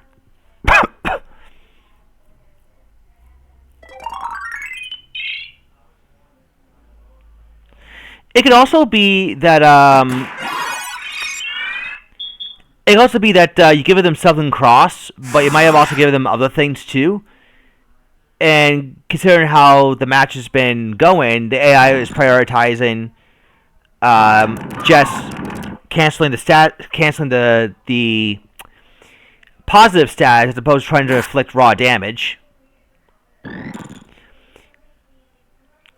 So I think it's trying to juggle a little too much at once, I guess is what I'm trying to say.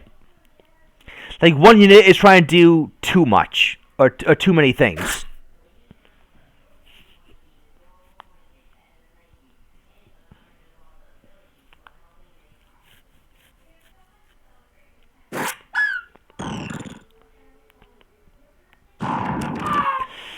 Okay, finally. Alright, so Zodis does take round 1.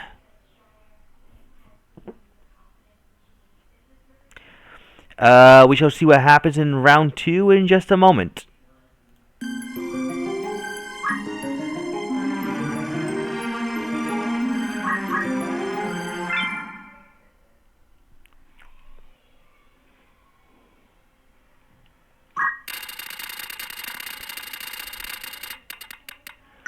Oh, let's see. Let's see. No lightning shenanigans anywhere. The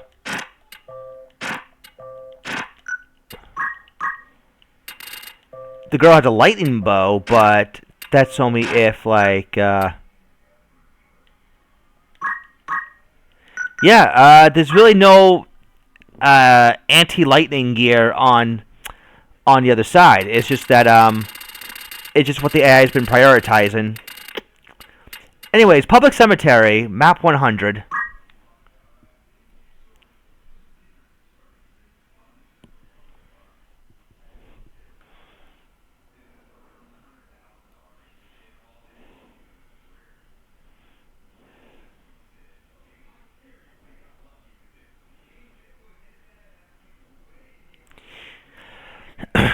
Well, that's why you try to bring, like, debilitating abilities if you're going to do an elemental absorb team, because you don't want your AI unit to be doing nothing.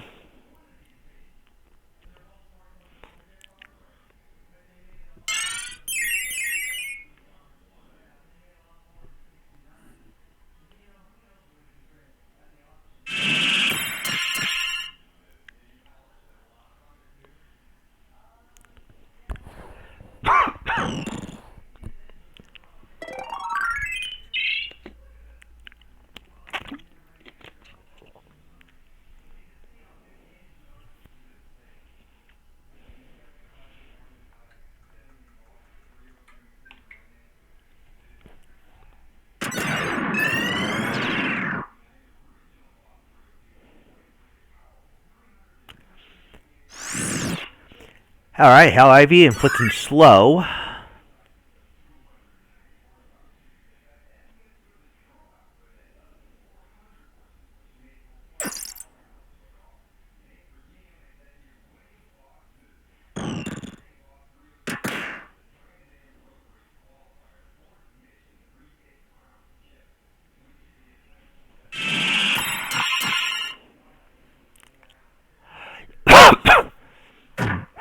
Alright, Axe Whack. Down goes 1 to Thieves already.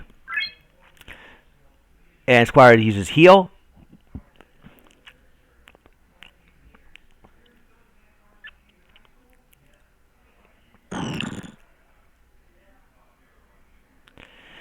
Alright, Knockout to, well, put her to sleep.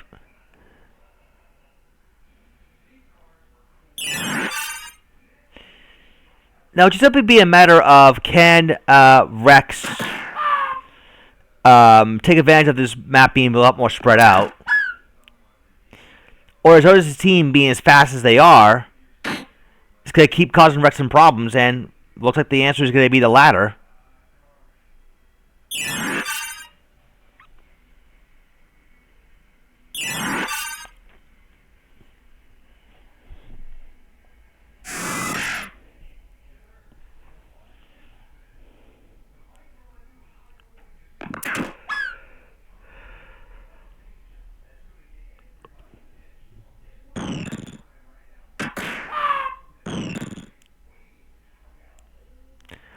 See, knockout on that Geo puts him to sleep. So yeah, Zos is now basically has free reign.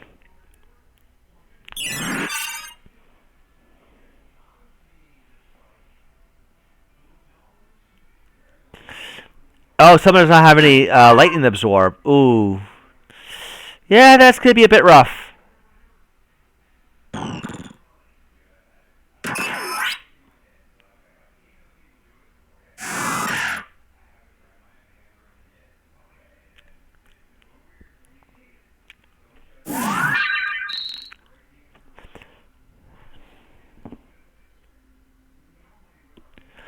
Oh, I forgot to set the timer. But I don't think it's.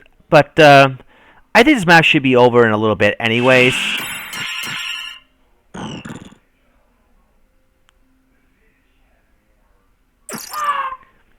Gil Toss. I'll just assume 5 minutes have gone by for now.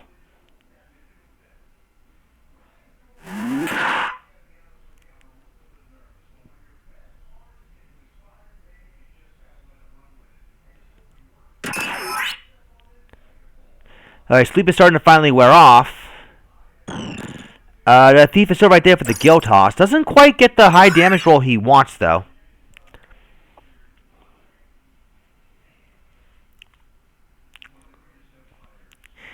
Yeah, the thing about making an elemental absorb teams is hard to make an elemental absorb team that's also quite fast.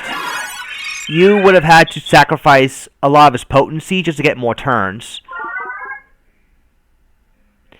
And while there are ways to deal with faster teams, it's just that the team that you brought forth it just isn't quite equipped to do that.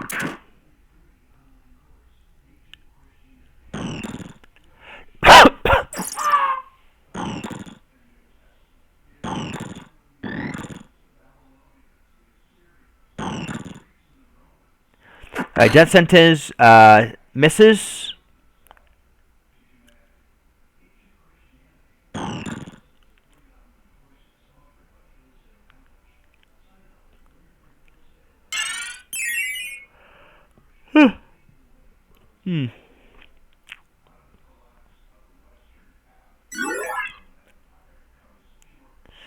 Yeah, Artmain definitely is one of those skills that you always can fall back on.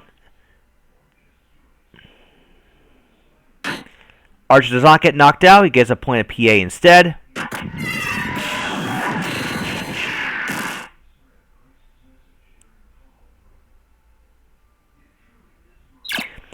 Steel Saturate does connect there.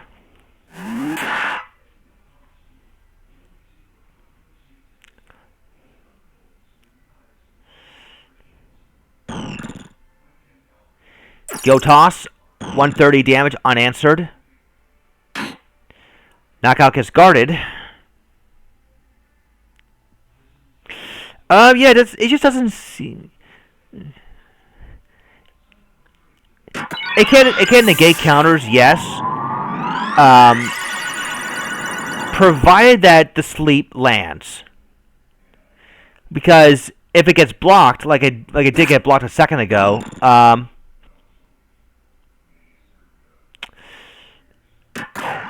like you need to have a high avoid, and then you could trigger like counterattack or whatever.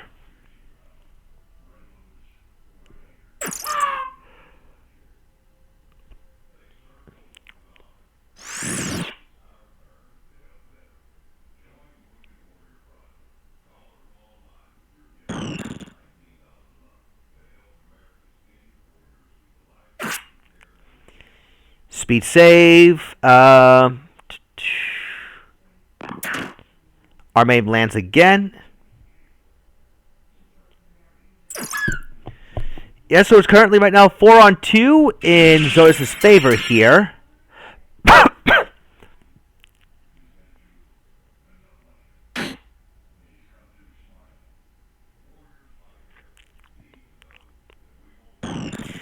That thief loves tossing his money around.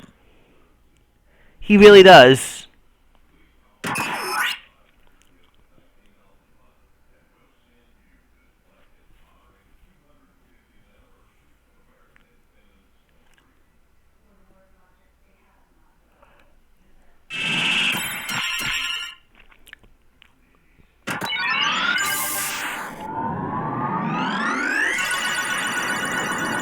Geomancer does indeed get back up.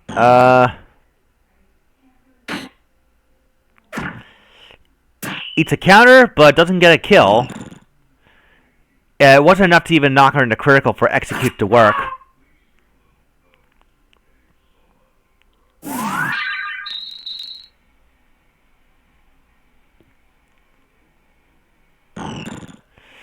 Summoner does not quite go down, but she is on her last legs.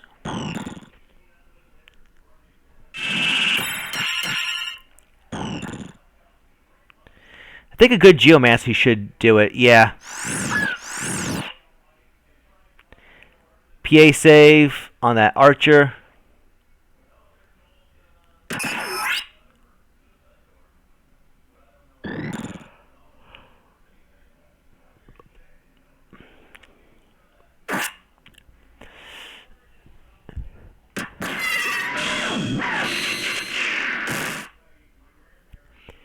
Speed save on that thief.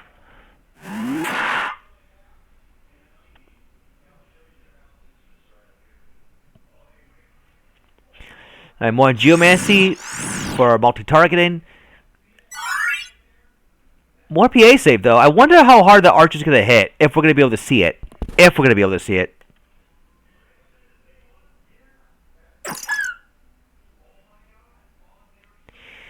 Right now, we're not really going to be getting it. Because he's too busy reviving that Summoner, who does, in fact, get a turn.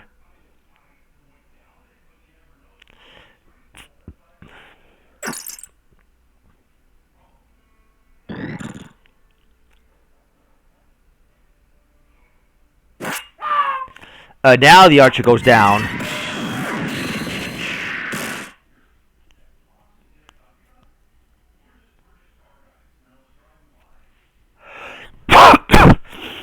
Okay,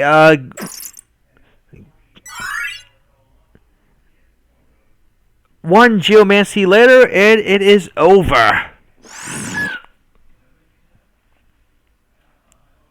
Alright, so that is GG right there. Zodas, you are going to be moving on to losers bracket. Rex, I'm sorry, but you are out. Merry Christmas, though.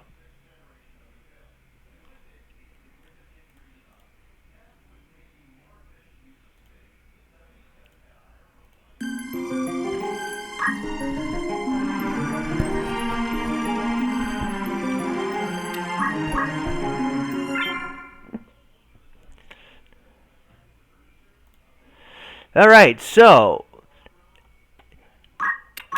To close out the losers bracket round 1, we got Silentcaster on top and Soul on bottom. Silentcaster has Lazy Item Bot, the Geomancer, the Big Nope, the Monk, Wee, the Geomancer, and Lil Smokey, the Time Mage. And Soul, meanwhile, has Krampus, the Scholar, Comet the Archer, Vixen the Mystic Knight, and Blitzen the Ninja. Alright, so we're going to be heading off to Gog Machine City, map 38.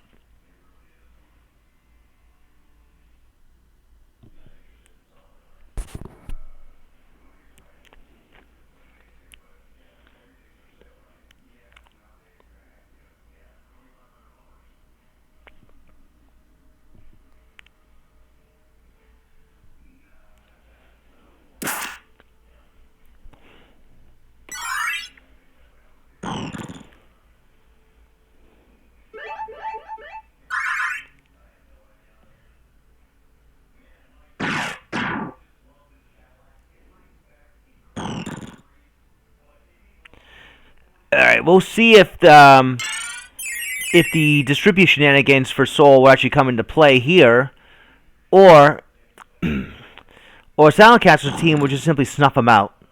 You see Wayfish right off the bat. Local Quake does not inflict Petrify.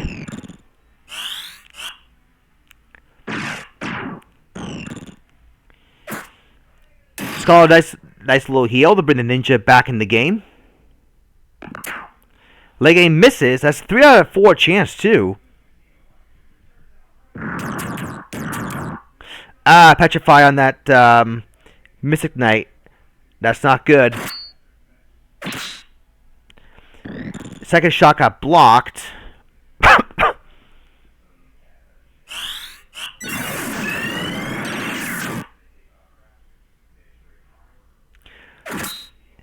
And that don't move on that Ninja too. Oof, a little tit for tat right there.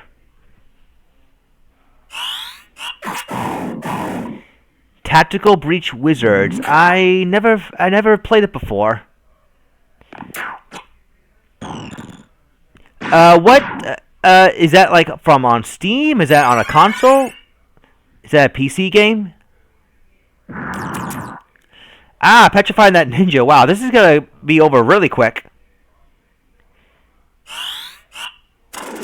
It's on Steam. All right, I'll have to look it up at some point.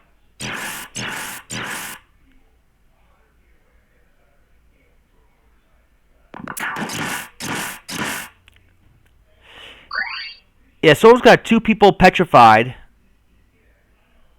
and right now it's not looking so good for him. Soundcaster's in complete control here.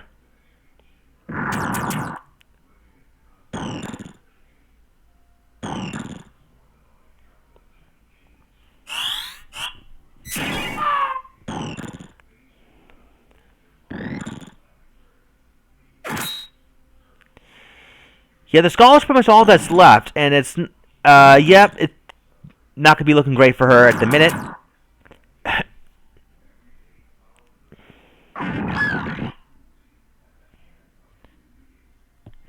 Alright, so, Soundcaster quickly takes round 1, quite convincingly.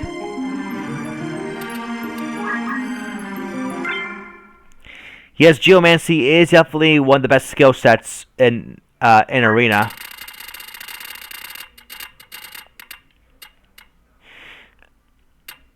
Alright, we'll be now heading off to map 85, Mandalia Plains.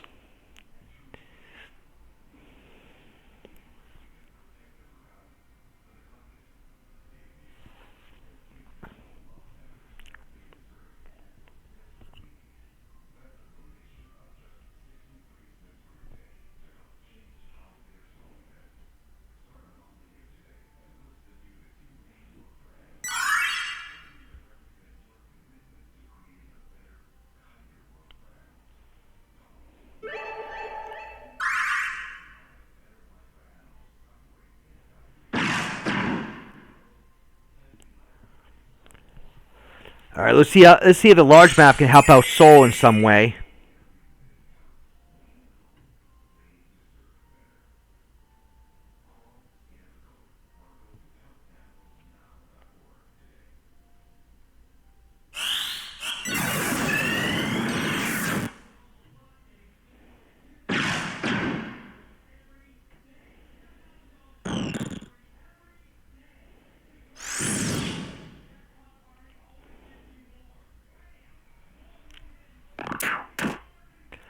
Alright, auto potion.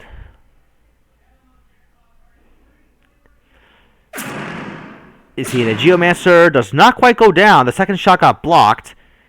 That would have been nice for. That would have been a nice start for Soul had he gotten it early, so he gets punished for it.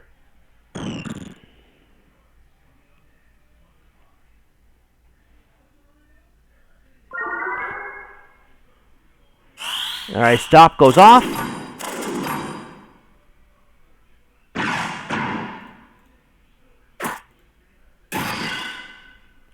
A little hurt and heal, but the ninja still got a stop inflicted on him. Uh-oh, triple petrify? No, only a single petrify, but still triple target damage right there.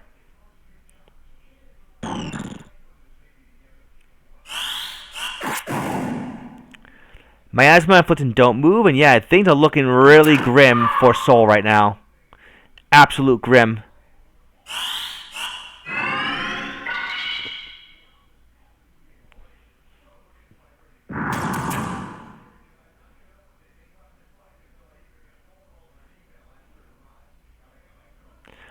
Rapine Fist for 109.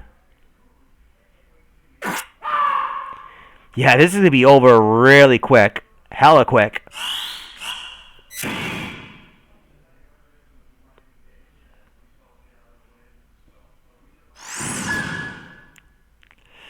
And that's that. Alright, Silent Caster, you will be moving on to Losers Bracket. Soul, thank you for participating, but you are out. Merry Christmas.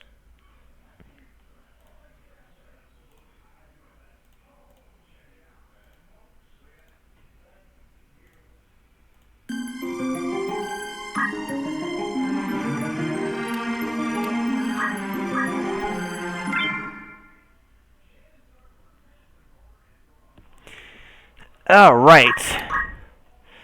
Next up, we have Dr. Cavallo on top versus Dog on bottom. Dr. Cavallo has Barrow the Ninja, Viper the Lancer, Aaron the Chemist, and Beatrix the Paladin. Dog has Tyran the Priest, Jaina the Oracle, Illidan the Ninja, and Arthas the Samurai.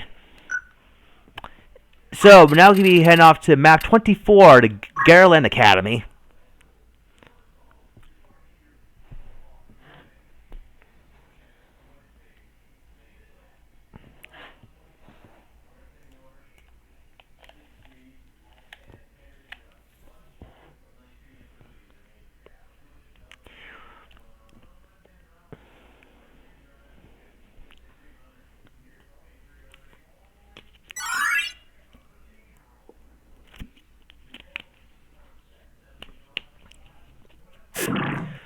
No frog off the bat. That would have been a nice start for Cavallo there. Dragon Spirit.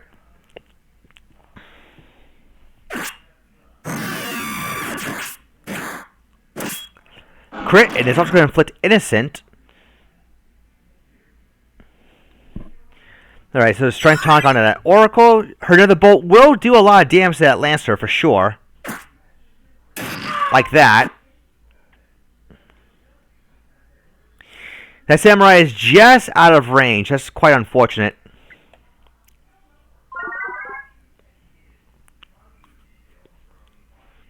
Cobra Strike poisons the Oracle. But it does also trigger Dragon Spirit. No Geomancy proc, but again, Dragon Spirit.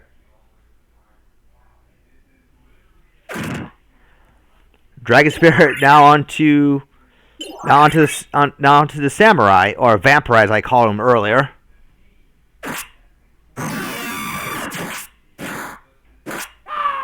Lancer does go down. Cavallo in trouble early.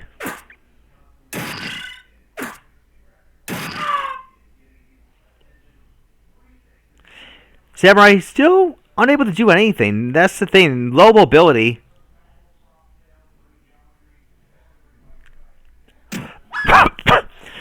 Oracle does go down, but she does have re-raise, remember.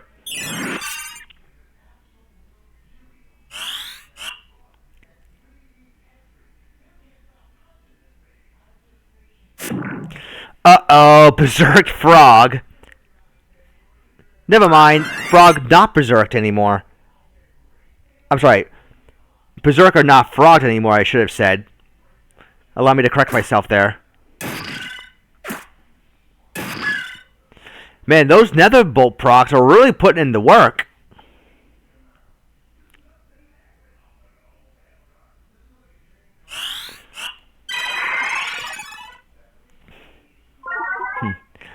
Almost a Battletoad. Haha, I see what you did there.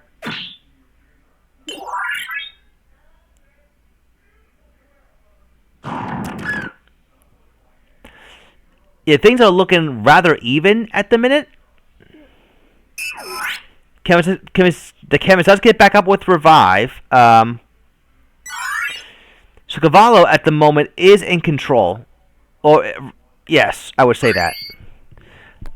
Unless something big happens.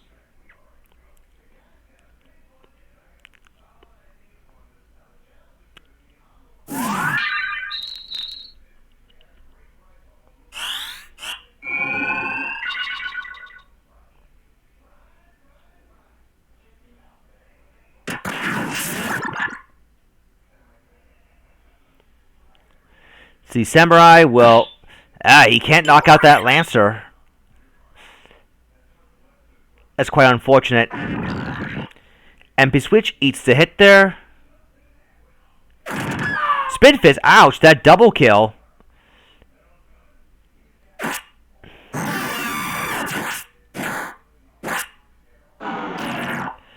I think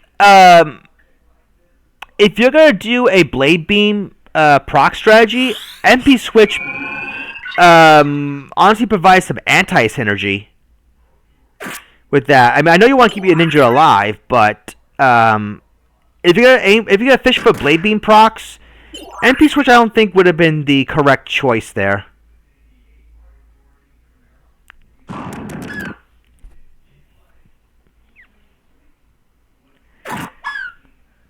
To kind of rush downs, yeah, but that would have been better preserved on a like I'm trying to think for a moment there. That could have been better if he had like a different weapon.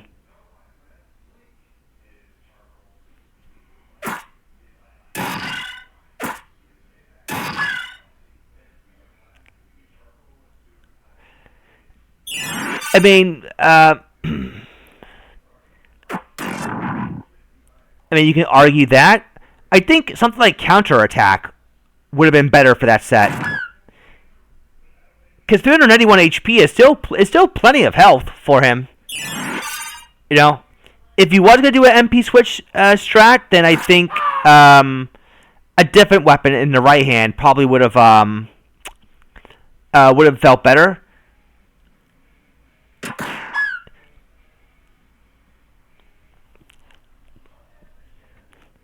But that's just me.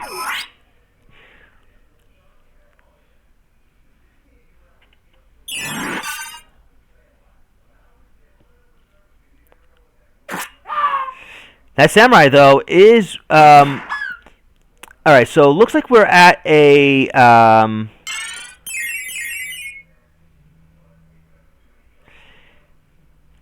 okay, he's gonna go for Demon Fire. Okay, now the ninja's gonna be able to, well, continue to revive that Oracle.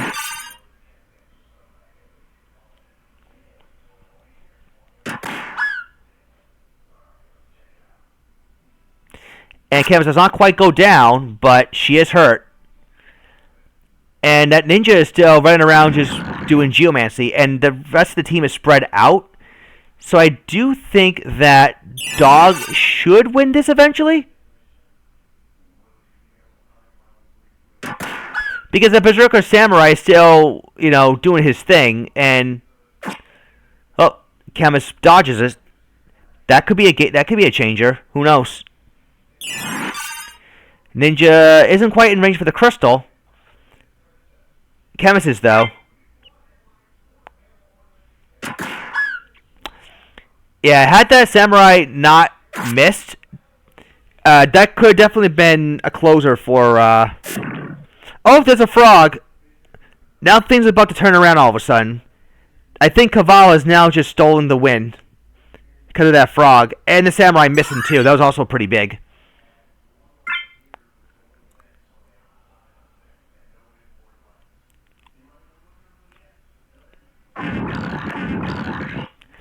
Double oil proc, because why not at this point?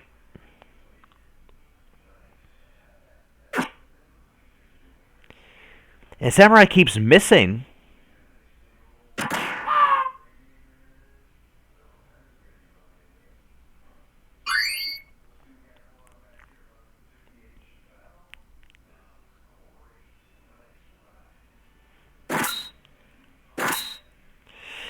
Don't move. One of the worst things you can inflict onto a berserker.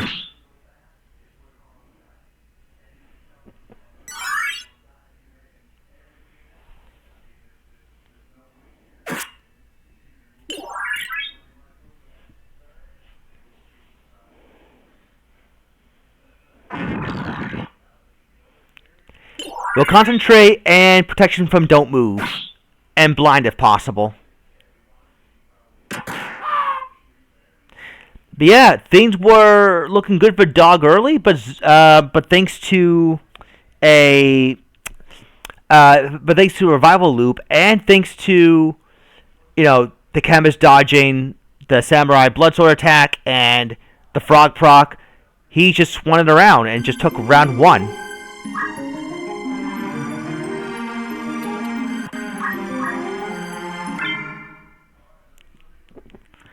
So a very nice comeback on Cavallo's part there. Round 2 will now begin at,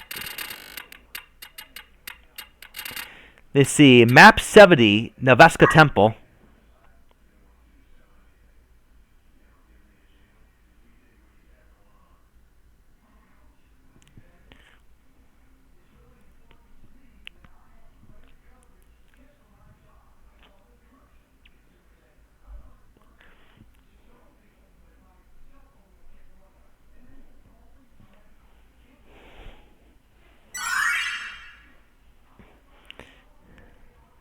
That was a pretty solid match, absolutely. Let's see how round 2 will follow it up.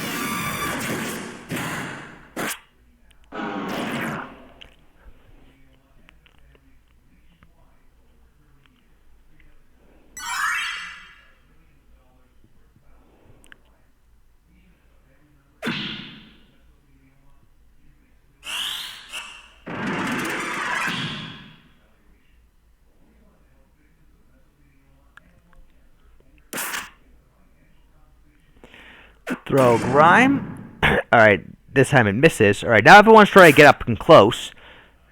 Everyone wants to brawl around at the top of the map. That's actually very interesting. Alright.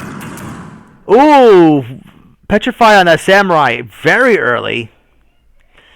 Yeesh. Dog's in trouble right there. Okay, Petrify the gold needles right there to remove Petrify, but woof. Yeah, that's close. That dog had an answer for that.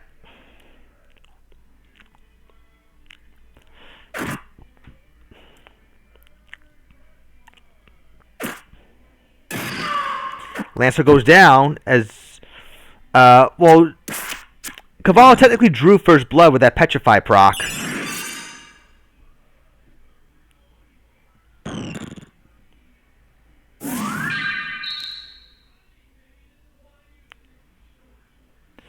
Samurai's gonna run forward and deal okay damage to that really bulky paladin. Reflect, Sweeton, no frog.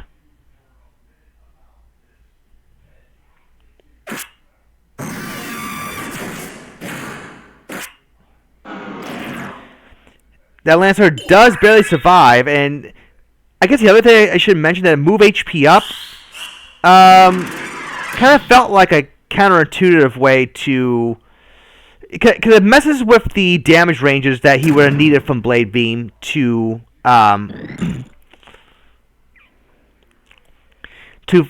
fully work. Like, I just think that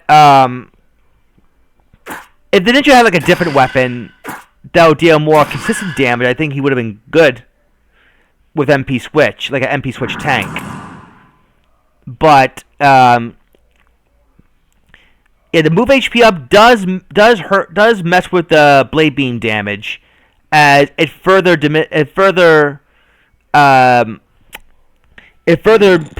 pulls him away from his from 1 round KO thresholds.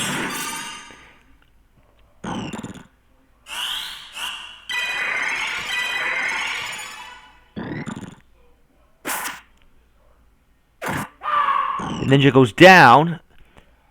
Vampirize now takes out that Lancer.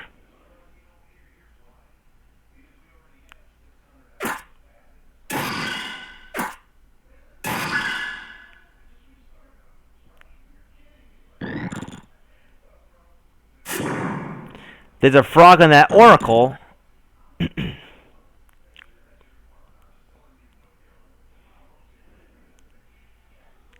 The priest is about to go for a raise. It actually doesn't hit on the ninja, despite it being 43%. Down goes that Oracle. Basically almost a one-hit kill. Petrified Procs strikes again. Ninja's back up. And let's see, he's going to go for a Phoenix down instead.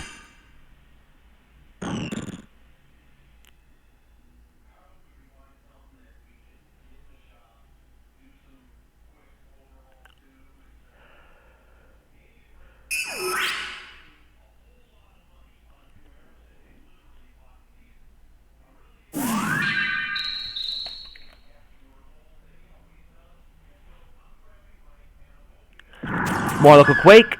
Geomancy in general is just great for picking off recently revived units.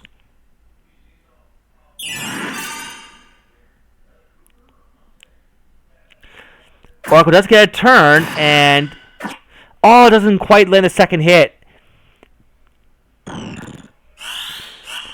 Esna removes the Petrify. Well, Petrify had to be removed now for the second time.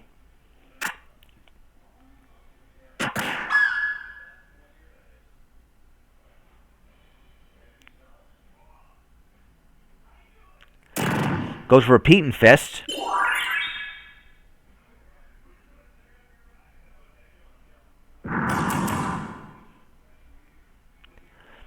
See, Dog is still in the game.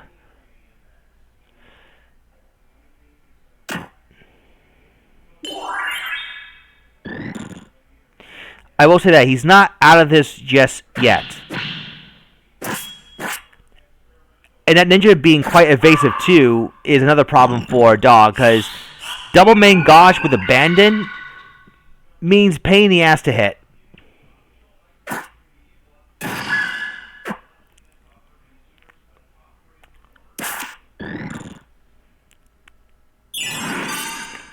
Lancer gets revived and gets an immediate turn and downs that ninja.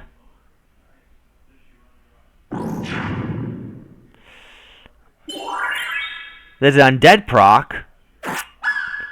Chemist does indeed go down.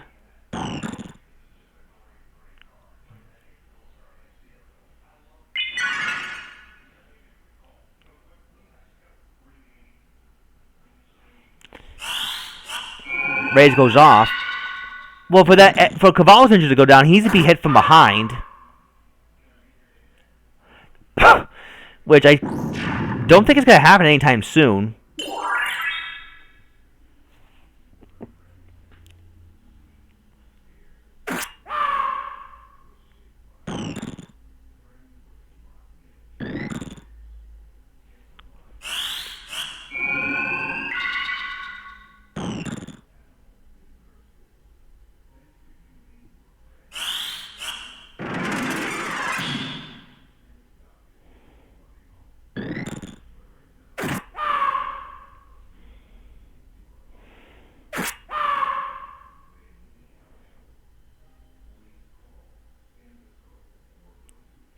And yeah, that's pretty much it.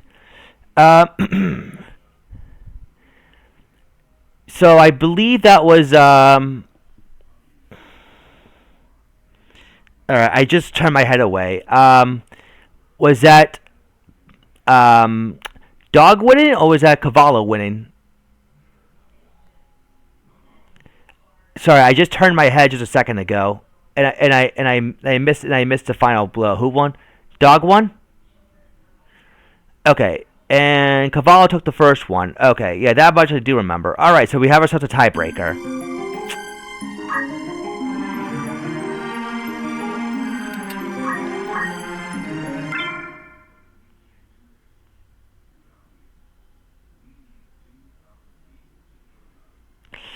All right, so round 3 will be taking place at Limberry Castle Gate 2. Oh, he hit through the 35%. Wow, that's pretty lucky.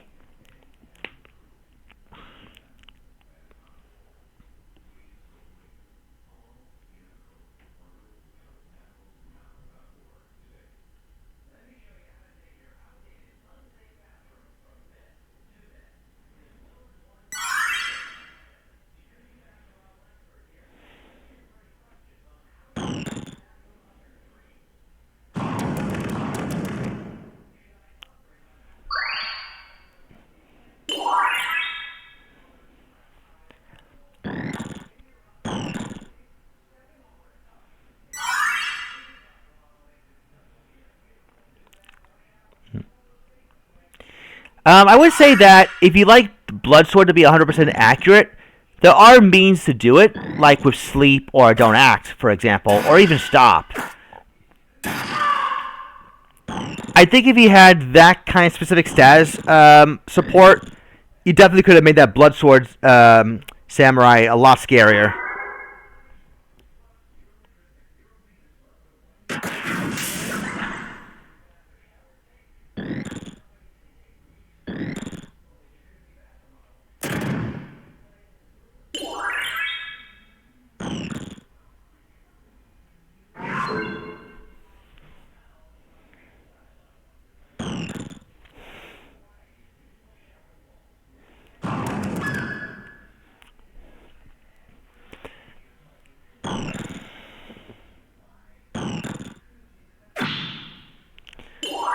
Alright, Dragon Spirit occurs because the Lancer was able to block.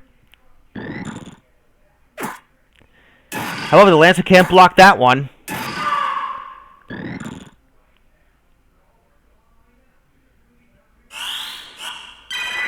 Esna to remove her... Esna to remove Don't Move. That was inflicted onto herself a second ago. But, poison.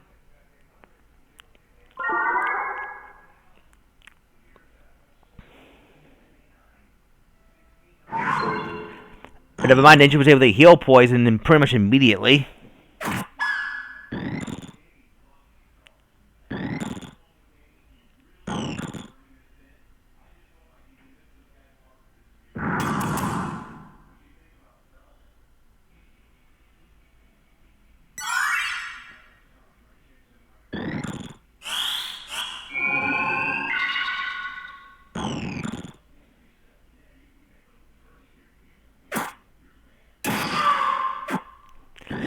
Alright, Lancer goes down, but the re-raise is still cooking here. And the Samurai got petrified, but not so much anymore. Yeah, I feel like Petrified Protection is going to be rather mandatory because it's quite frequent.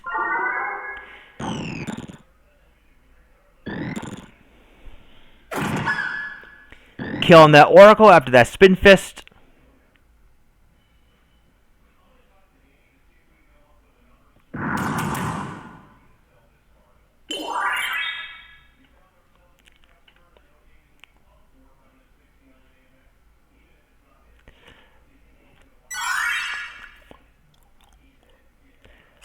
Raise will go off. Although I'm not sure if that Oracle's going to be able to live another Spin Fist from that Lancer.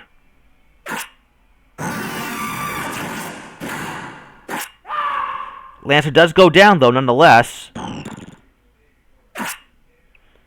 And the Oracle gets re-raised instead of reviving. I guess the re-raise will take care of itself. That's probably what that Paladin is thinking.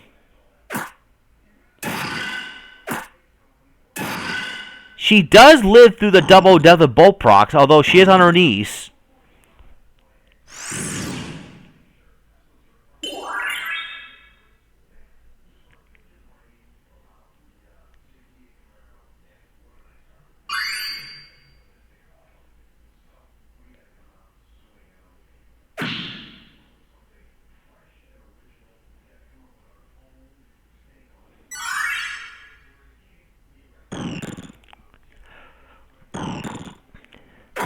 See, Oracle goes down.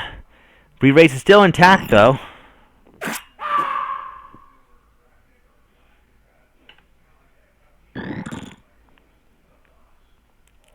Ninja will go for another local quake. No petrify, but MP switch does eat the hit. Lancer's back up.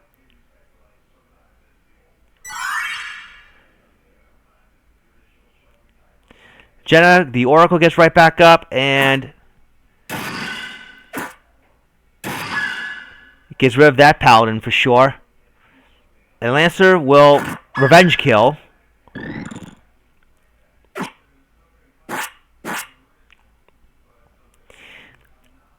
The Samurai did not move. I don't think it's supposed to be don't move. I don't believe so anyways.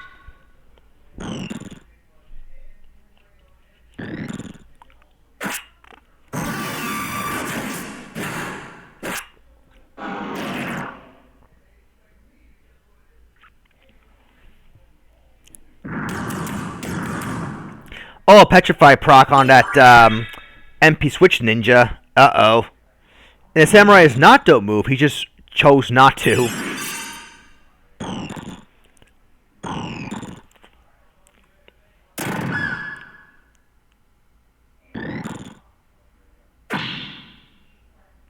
Okay, now he moves after swinging. That's interesting.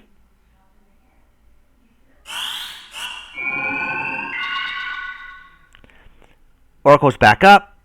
Ninja will go for another local quake. Does not quite kill that Samurai. Does not quite do it.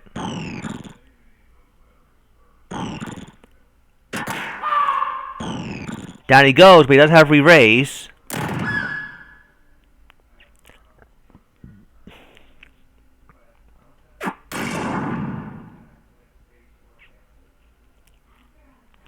Samurai's back up, and he does get behind that ninja this time.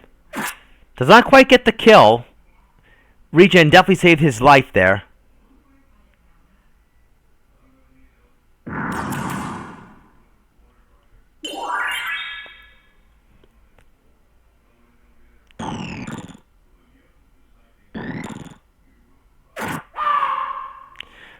Samurai goes down, but I think re-raise is still there.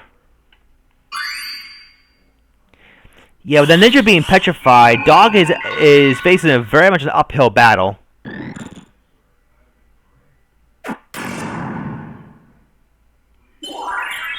Throw Grime just to trigger Dragon Spirit.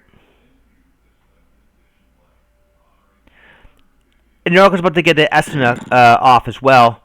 Samurai goes after the Lancer, which honestly is the right choice. He gets a lot of health back. And Petrify has been removed, so Dog is coming back here.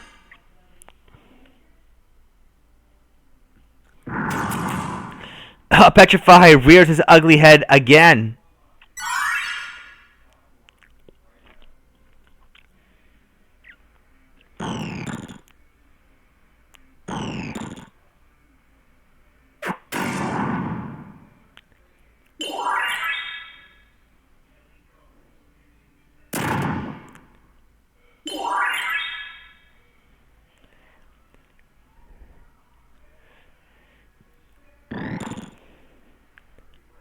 Let's see, the Chemist is going to heal up that Lancer.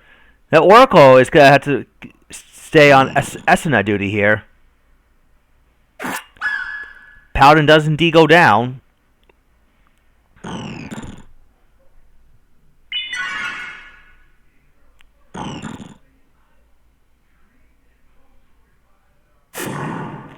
No frog proc.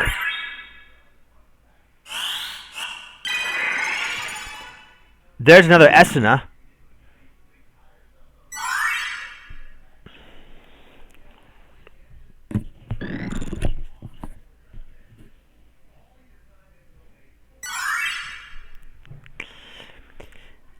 Yeah, dog's gonna need to pull off something here in order to be able to. Ooh, that samurai's nearly dead. In order to be able to mount a bit of a comeback here. I mean, so far, removing Esuna has definitely been the play, but we're gonna have to wait and see if they can sustain the advantage he just got.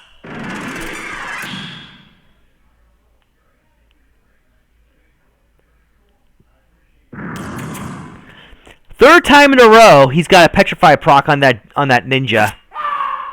Third time in a row. Just want to mention that.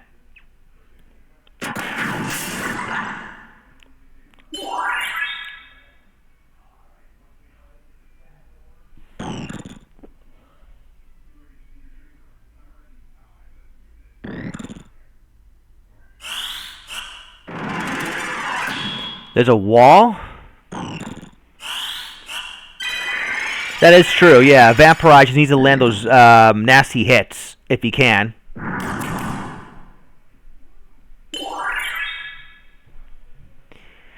Although Cavallo is... time is running short, because the canvas is all the way at the top of the castle gate.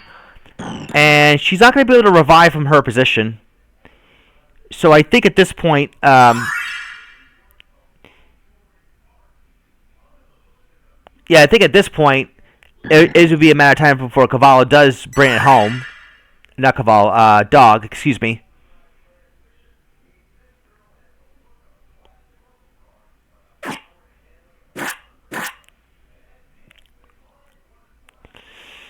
About to give this another 10 minutes from here. But I'm definitely still going to give this to Dog now.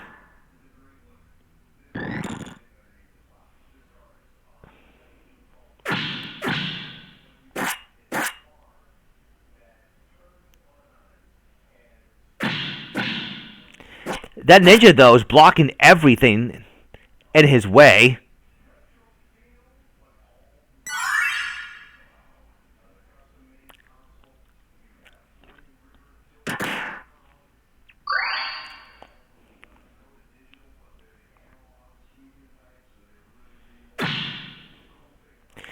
Yeah, that ninja could just solo those three like no problem.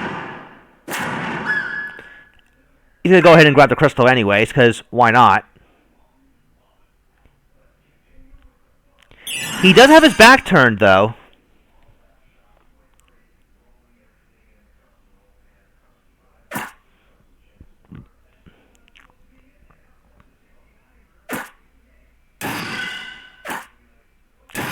And he's down. Alright, there. Now all they have to do is just get rid of the chemist, and that'll be it. That'd be it. Dog's got this.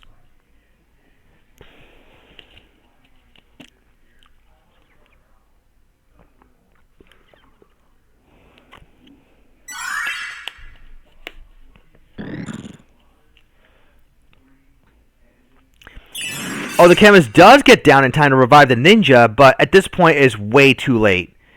It is way, way too late for Cavallo to mount any sort of meaningful offense.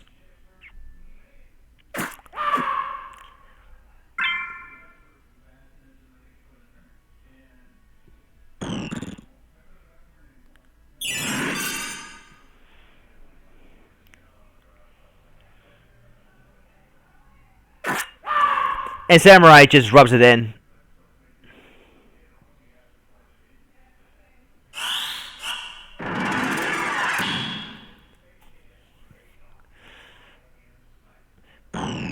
Now it's damage time on that chemist.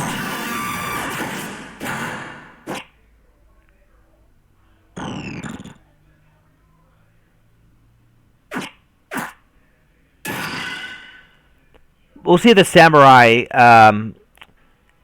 can get one last attack in.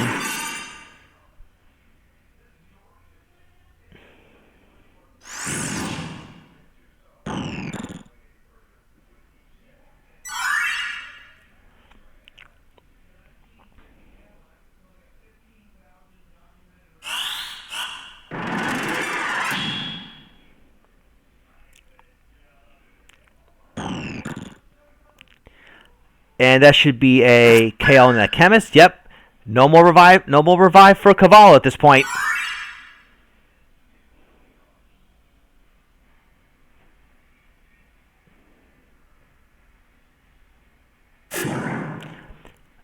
There's a frog, but that is hardly ever going to matter now. Ninja's right there with the Maiden's Kiss, anyways.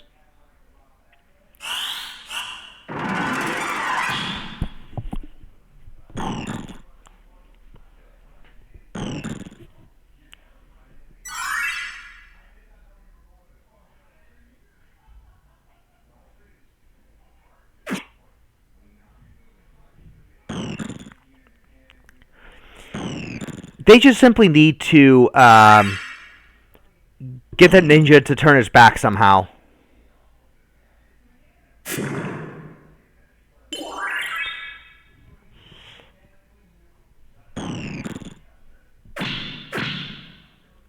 Double block.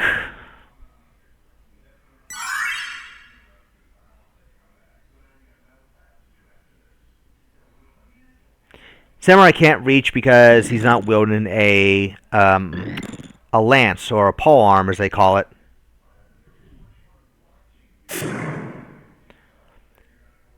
Another frog.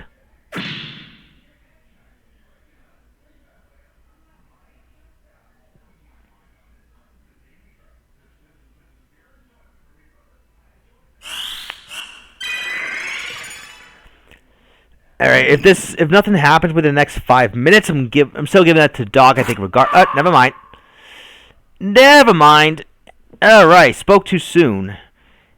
Anyways, that is GG.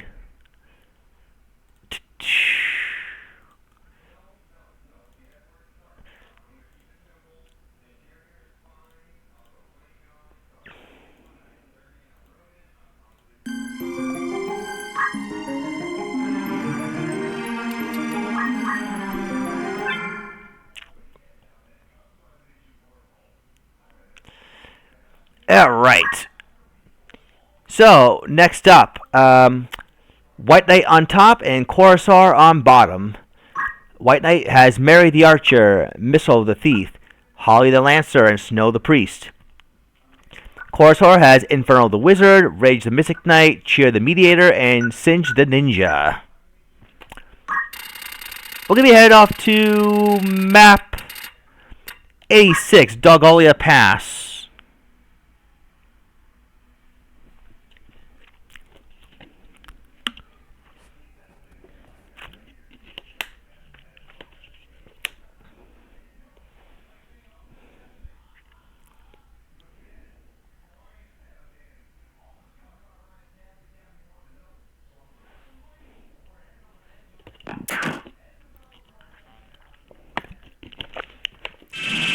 Oh, we see a don't move right off the bat.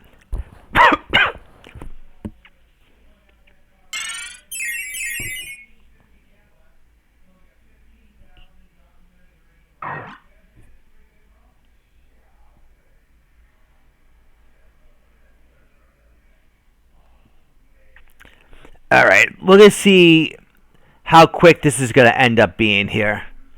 Considering a lot of these team members are all clumped up.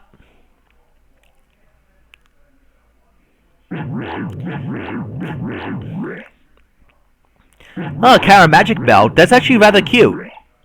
And the media just gets a lot of MP for it.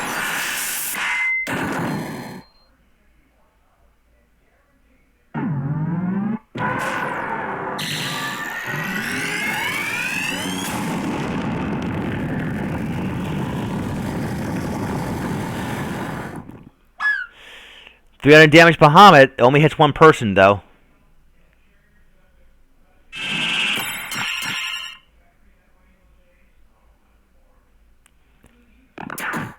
Ninja goes down, evening things up. Excuse me.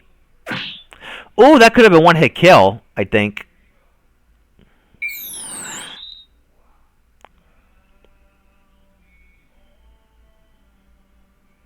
Yeah, that would have been a one-hit kill.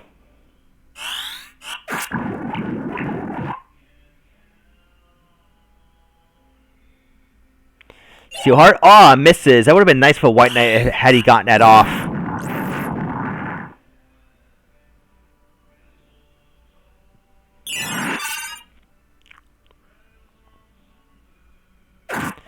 Lancer does still kill the Mystic Knight, but immediately gets right back up.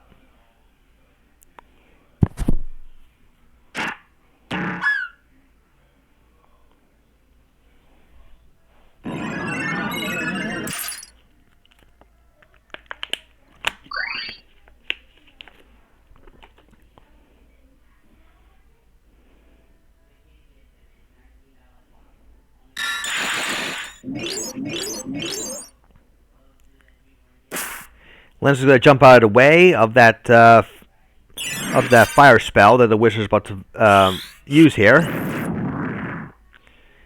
Thief does survive, not for long though.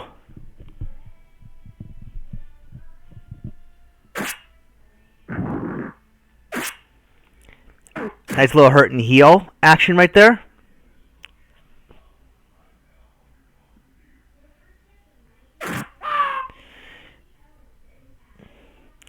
Yeah, Corsair at the minute is doing quite well.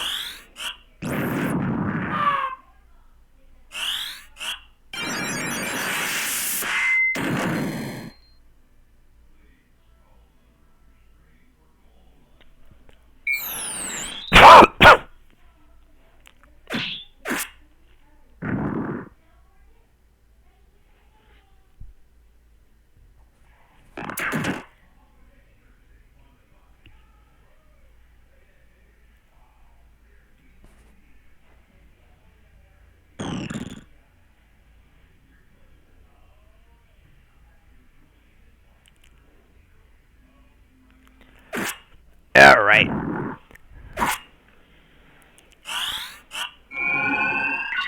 Lancer's back up.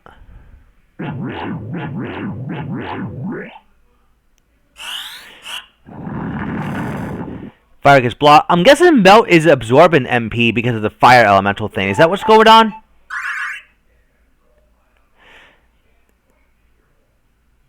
If so, then that's actually pretty interesting thinking there. Really good thinking.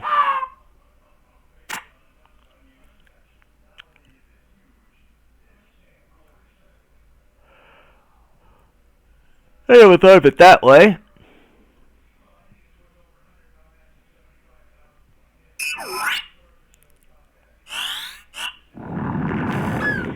Base off weapon. Okay, that makes more sense now.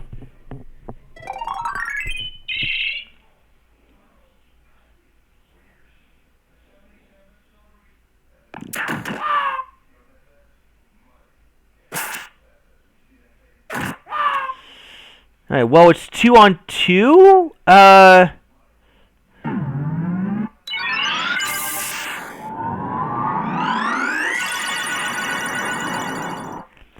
But I don't think Corsair has much to worry about.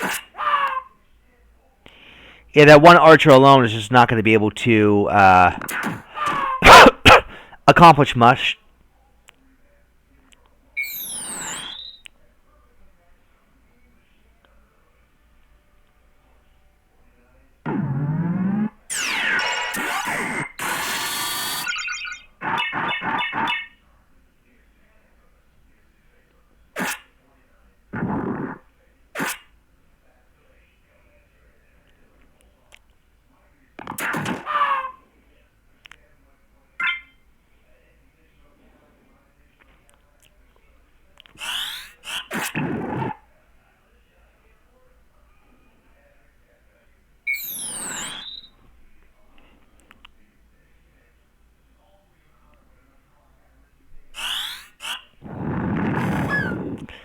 Alright.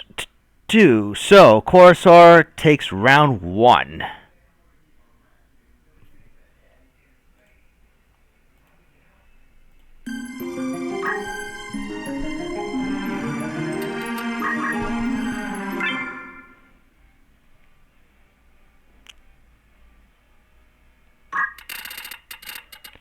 Alright, so round 2 to be taking place at map 29, color underground F2.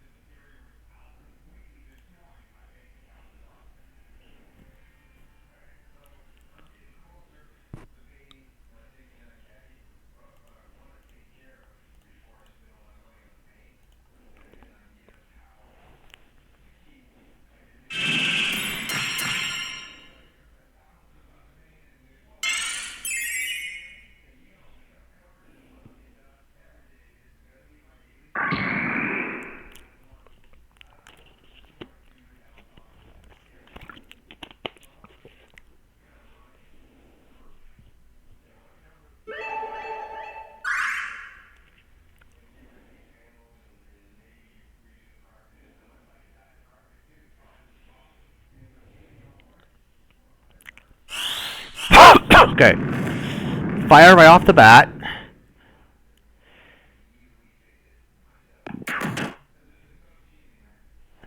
Wiz about to be KO by Holy.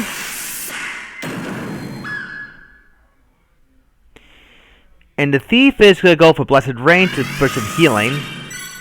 An impressive amount of healing, I might add.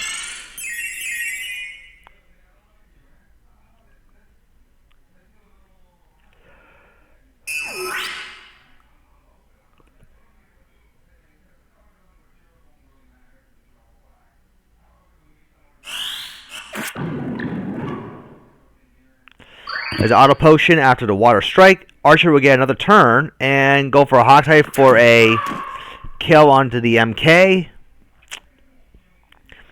Wiz is in range and she sees the target dead. Magic Twister though will bring it right back down. I think that also did some chip damage to the ninja as well.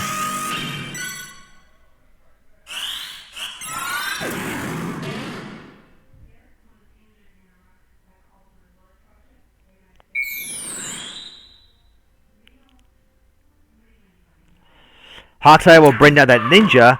Smart move because he would have gotten his turn.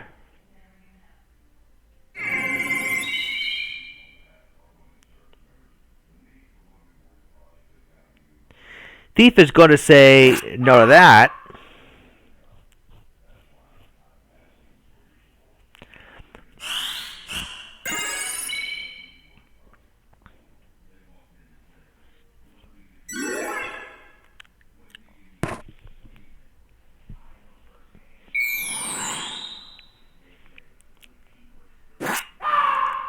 Yeah, with the Mediator, all that's left, I don't think she can Ultimate spam her way out of this one.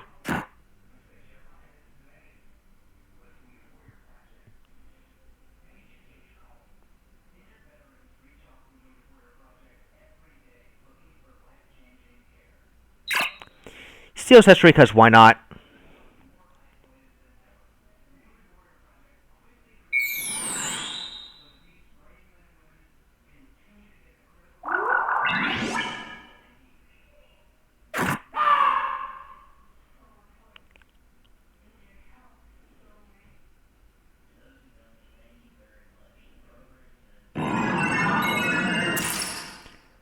MP switch because, yeah.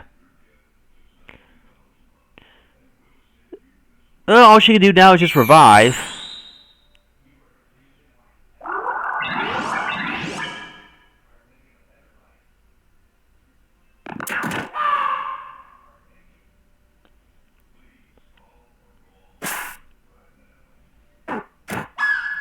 Alright, that was a very quick round 2. We'll see what happens when we head off to round 3.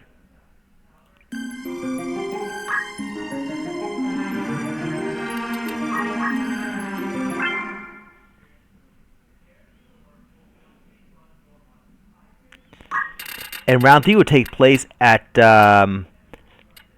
map 22, the Magic City of Garland.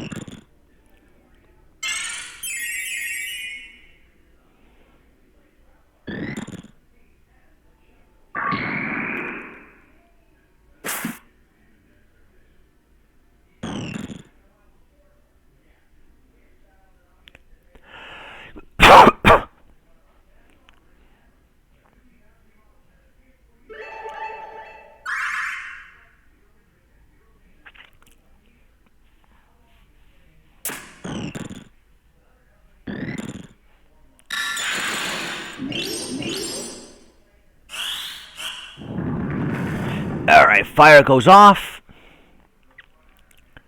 Hawk's Eye's it's gonna deal some damage to the MK, but PA save. Wither goes down to Holy. Thief will go for Prism Swarm. Nice for a kill right there. So White Knight's already ahead 4-on-2.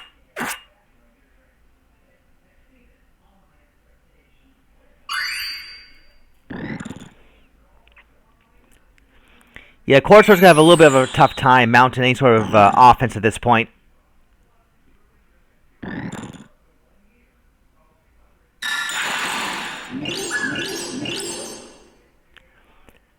There is a PA save, though.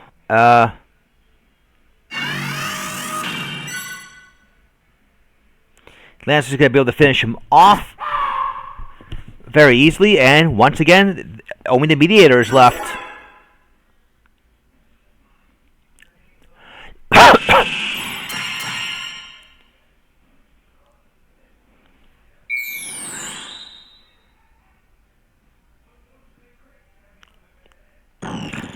I think the Ninja was trying to go for the Hail Mary there with the Fire Saber procs. That was my guess of what he was going for.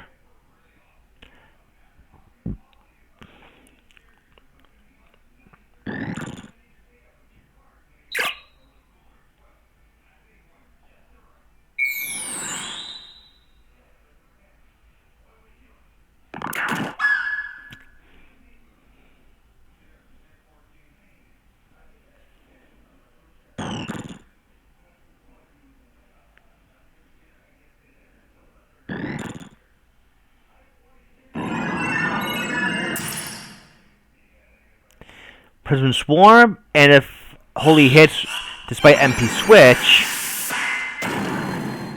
Okay, MP Switch had to eat the remainder of that hit from Holy. Doesn't matter. White Knight wins. Alright, that is GG. So, White Knight and Dog will meet each other in the finals. Corsair, you're down to the losers bracket.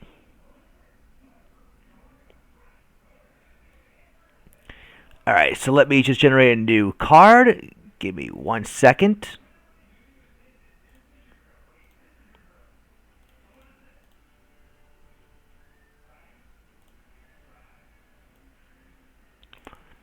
So, come on.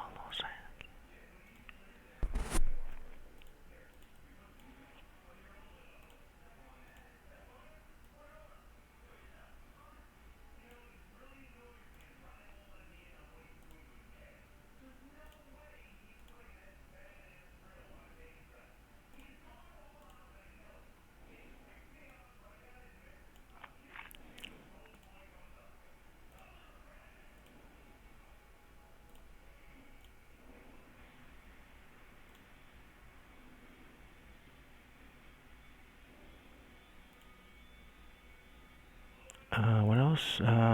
Oh, yeah.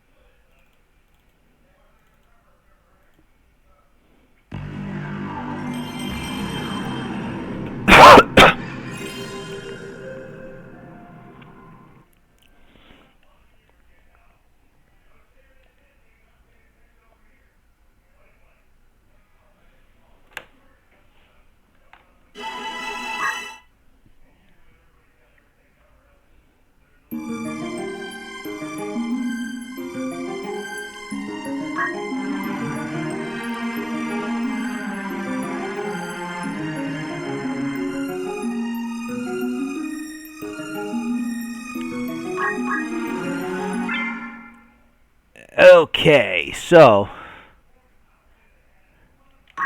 you already know about these guys. This is Dr. Cavallo's team on top. And this is Salacaster's team on bottom. Just going to get by those introductions really quick.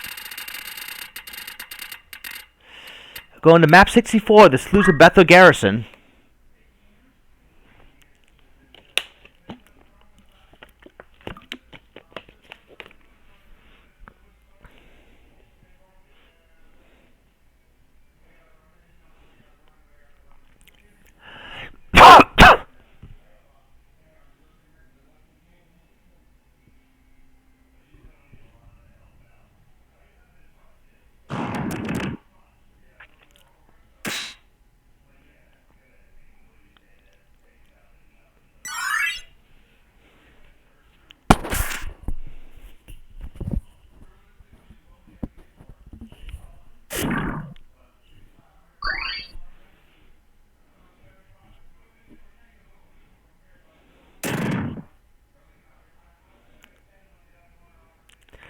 Okay, Wave Fist, dealing decent damage. Let's see, Quicksand. Ooh, that's gonna be a good way to bypass that high evasion that the ninja has for Silentcaster.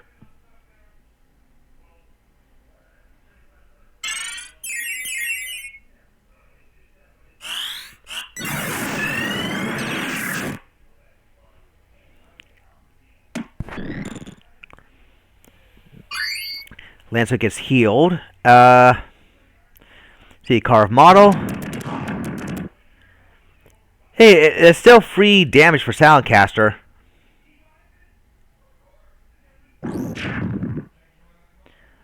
As well as free damage for Cavallo there. Ooh, revive kill. That was pretty cool.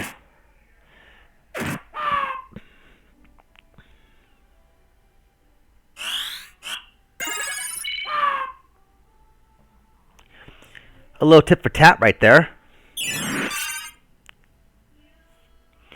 At least when it comes to them undead shenanigans.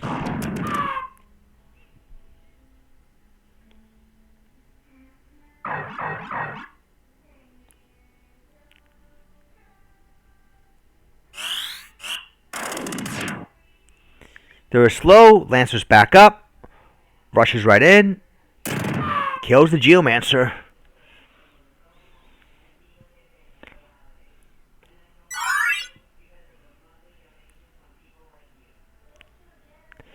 Monk revives Geomancer. Lancer goes down. Silentcaster is currently in the lead, 3-2.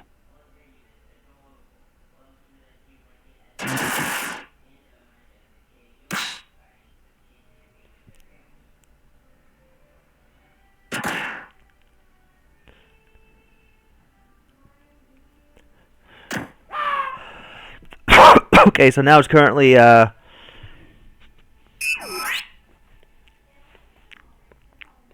see what the time age is going for there. Ooh, Reflect Comet.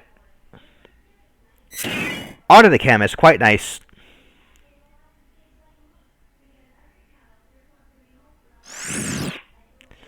Slow onto the Paladin right there. The other Geo gets right back up, falls over the Quicksand, and Undead proc.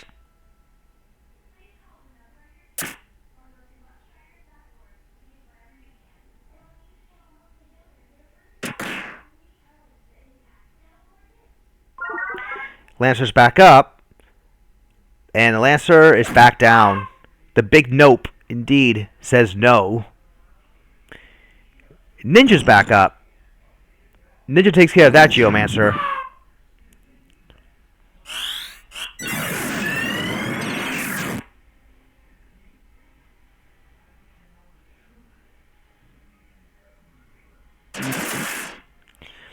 That's still a lot of damage that Undead Geo is pumping out right there.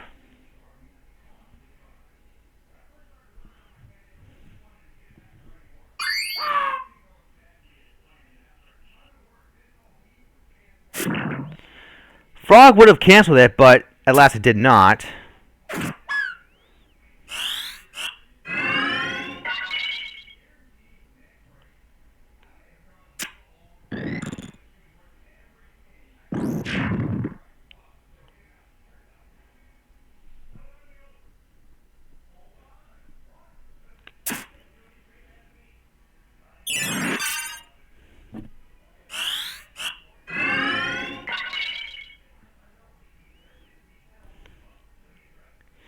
See, quicksand.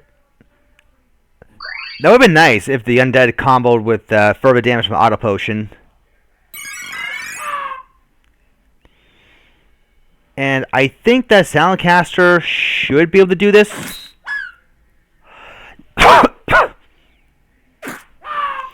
Yes, he does. Okay, so Soundcaster takes round 1.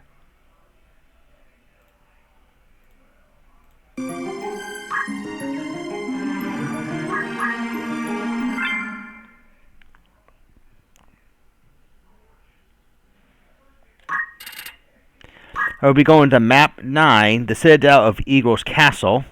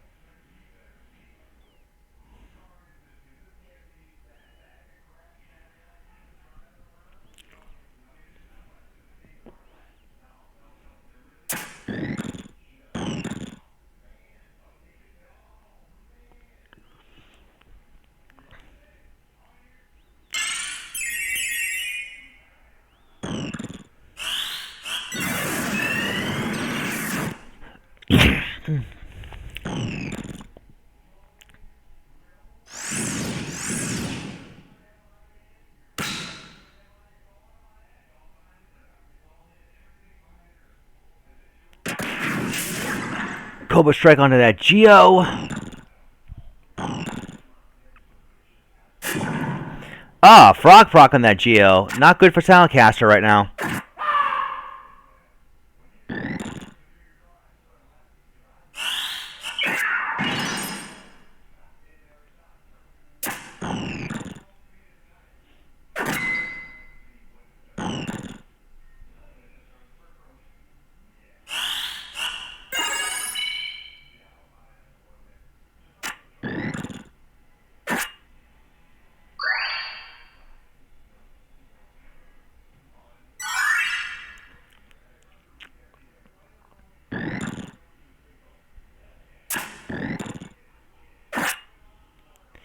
Well, he hits right through all that evasion. That's actually pretty nice. But we already seen the Vampire Samurai be able to do that earlier.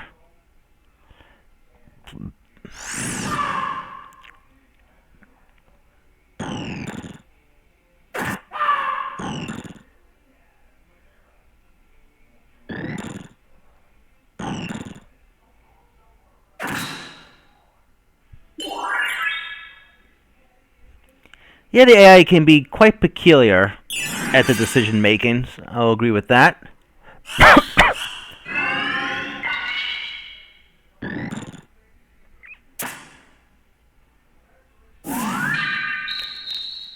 Nice timely transfusion right there. Though it does mean that Soundcaster can just rack up more damage on multiple targets.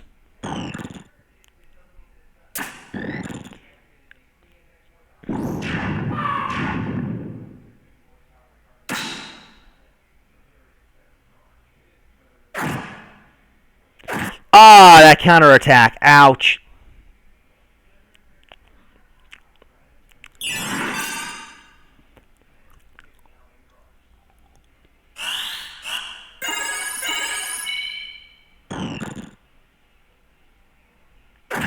See, Paladin goes down. That means the Ninja's also about to go down too. And so the Lancer will go down. And it will be once again all Soundcaster.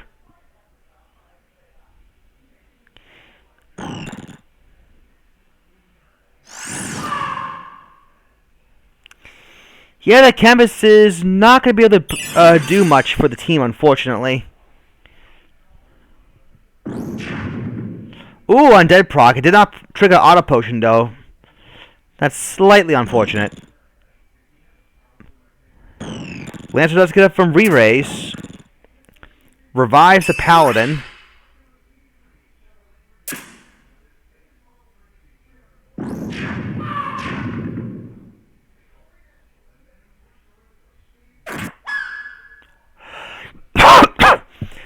it does basically now mean the Ken is going to have to step forward here.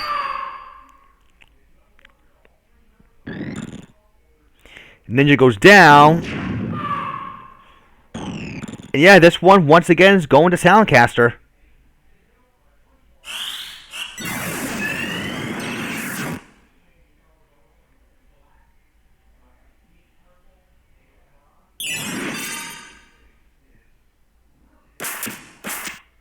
Man, that monk can move. He's got some good hops.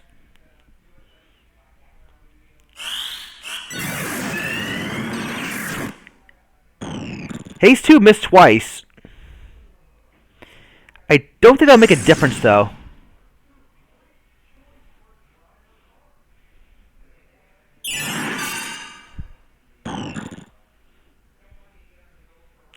Time Edge to look for a stop.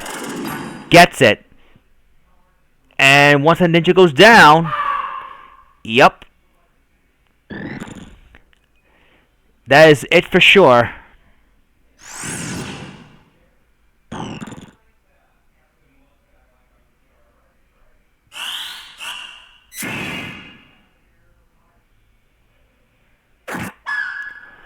And that's that. GG.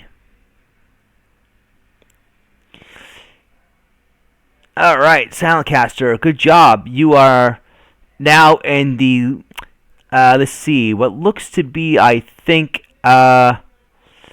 semifinals or loser semifinals. And Cavallo, I'm sorry, but you are out. Merry Christmas, though.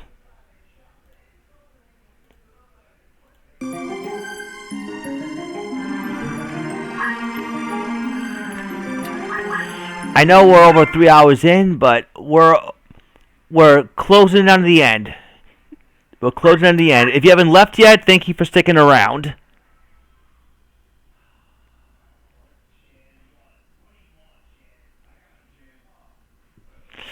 Alright, this is Corsair's team on top, and this is Otis's team on bottom. Alright.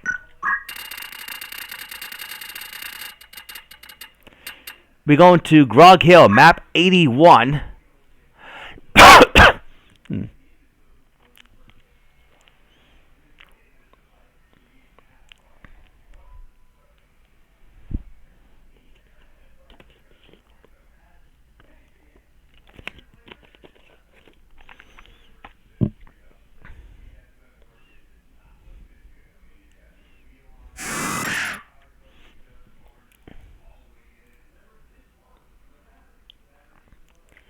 Alright, so the winner of this match will be meeting up with Soundcaster.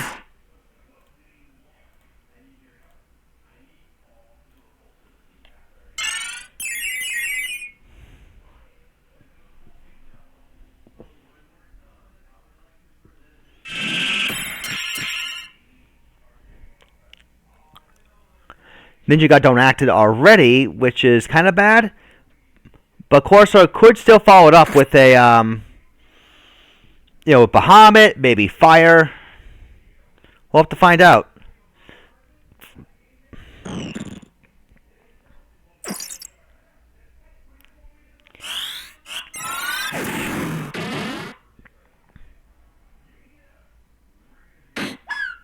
Ah, never mind. The thief is just too fast. Way too fast.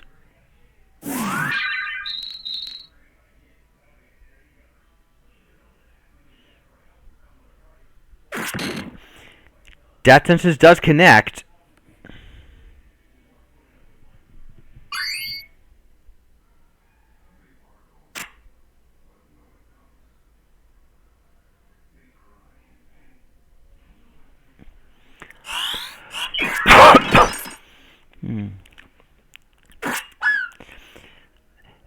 Yeah, Wizard goes down. This is a rough start for Corsair here. Knowing that Death Sentence is going to take its toll eventually, and his team is just going to run circles around the fire-based spellcasters. Speed save 2 on top of that.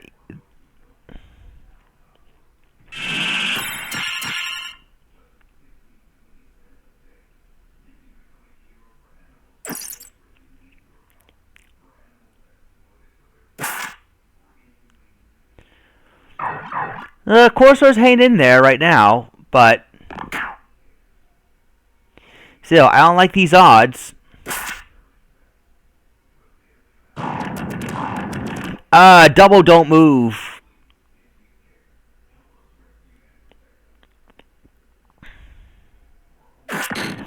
Another secret fist, because why not?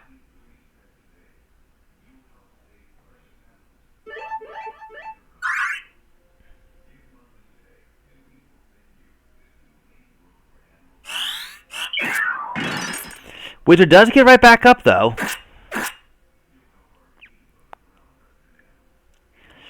Thief with more speed save and another turn just to kill that wizard.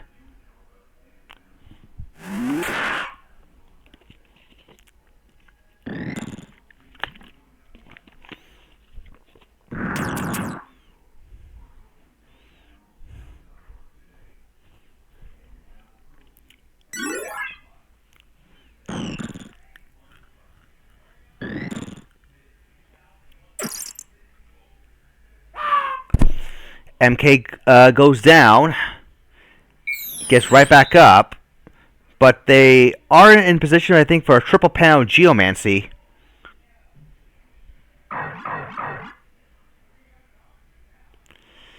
Indeed they are. Double slow proc.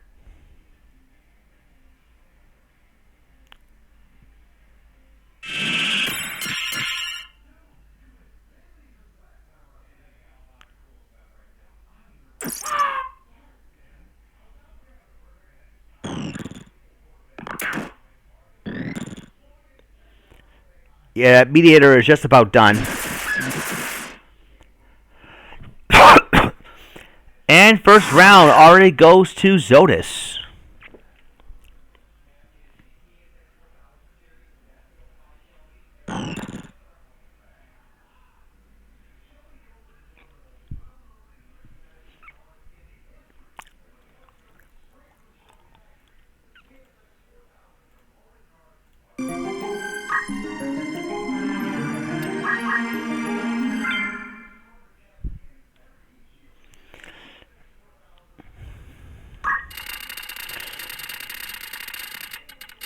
Alright, next we're going to be going off to Barrios Valley, map 87.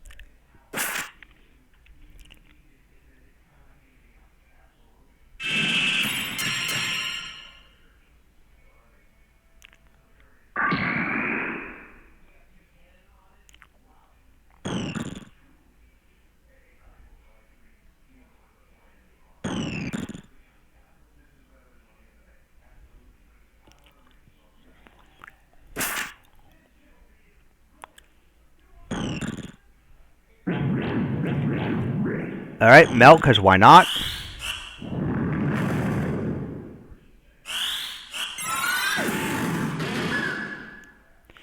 Thief goes down already, so Corsair does draw first blood.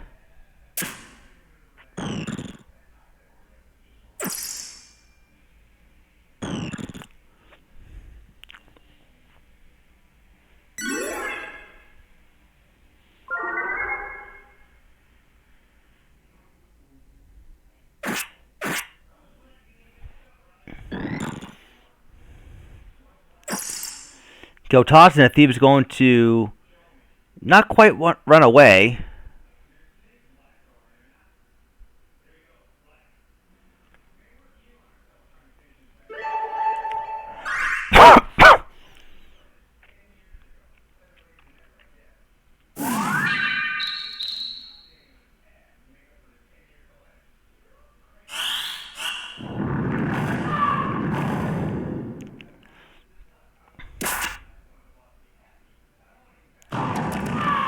Alright. So this Bale Thief is down, but it'll get right back up right about now. And he does get a turn.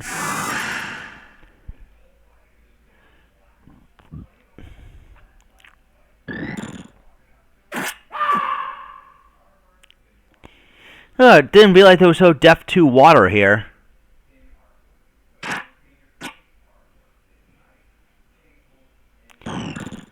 I think it's supposed to be just depth 1 water, but I guess not.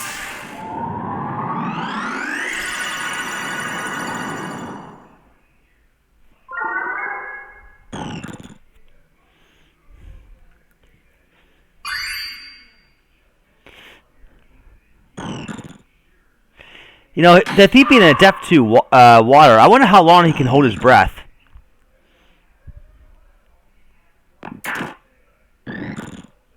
Ooh, very timely arm aim. Very timely arm aim right there.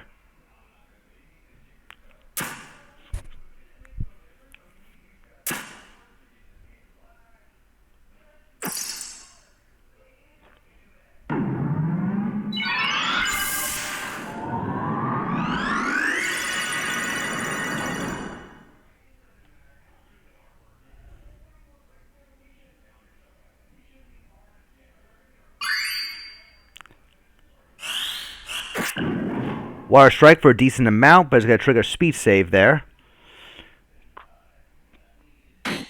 Knockout. Takes down the Mystic Knight right there. Thief just barely survives.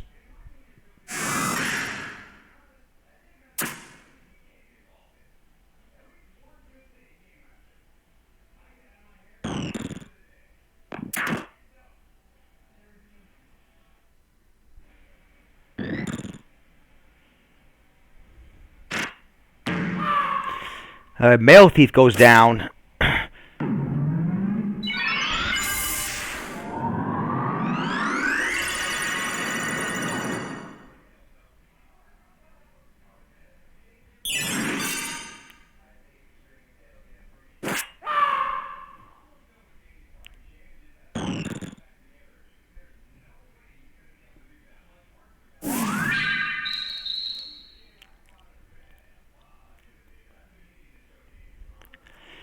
See more Gil Toss in. That Mediator is now in critical.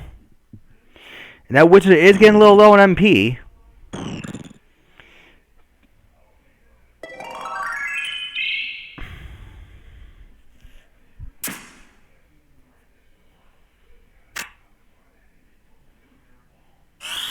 You know, the fire gets blocked.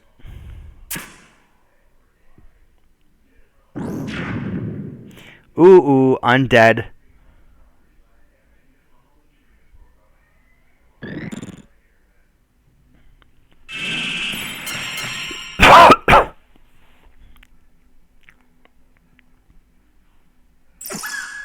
Down goes the Mediator after that aggressive Gil Toss.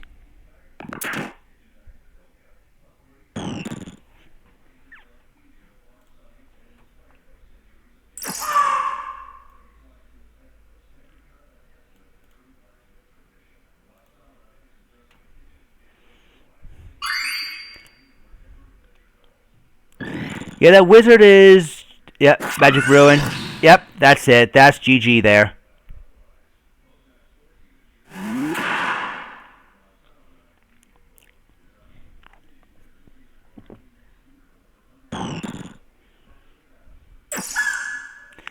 And that is that. That is GG right there. Good job, Zodas. You now will meet Silentcaster. And Corsair, sorry, but you are out. Merry Christmas, though, and thank you for playing.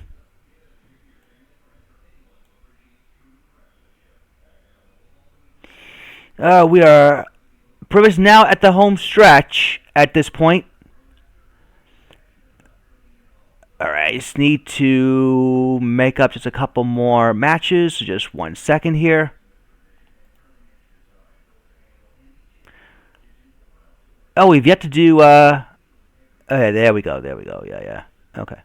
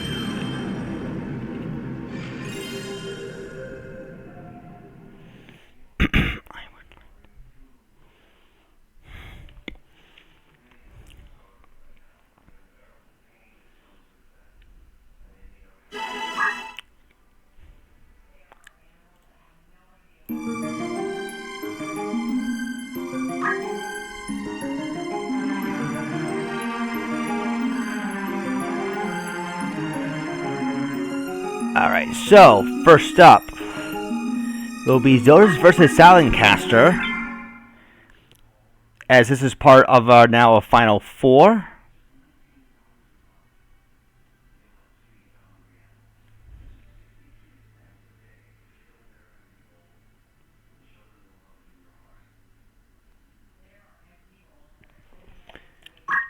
Alright.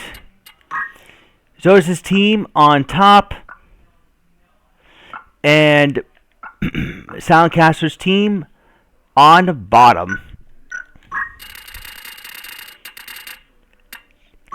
The Death City enters in map 53.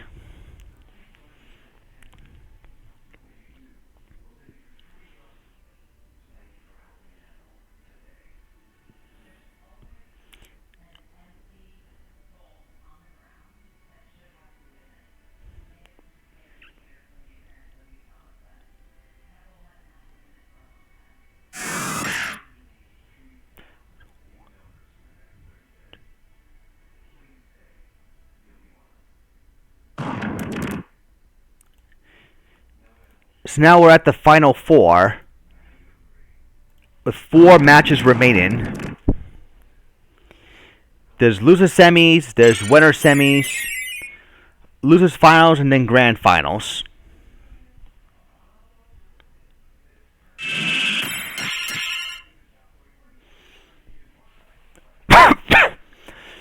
Oh man.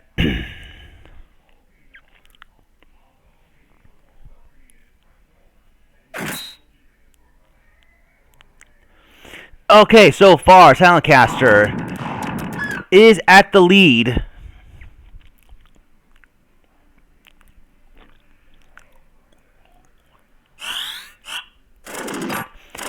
Especially with that double stop proc. Yeah, he's definitely going to bring this one to an early close here.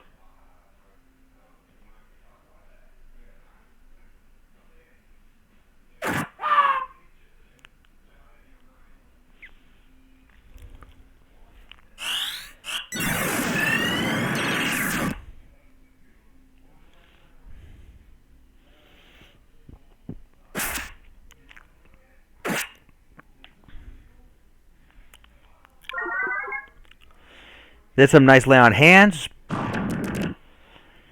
OGM answers don't move. That's why he couldn't do much. But still, he was still able to do something. And that gave the time mates something to do as well.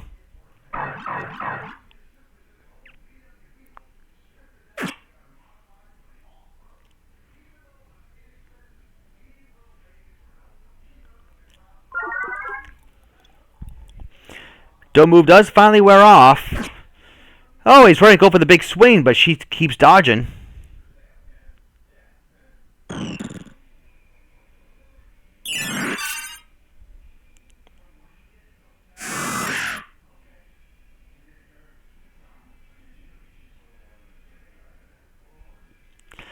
Oh, did she just redirect the stop?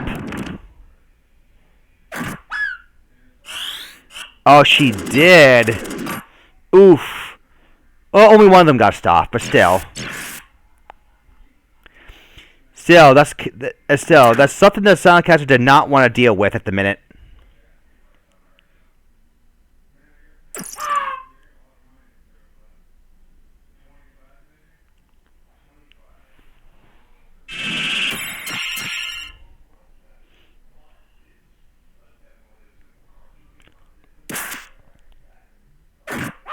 Still, though, I think Salencaster does not really have much to worry about at this point.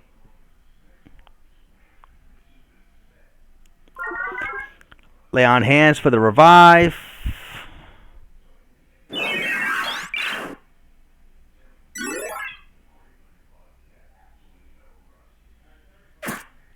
Oh, the time I actually got a lucky shot in.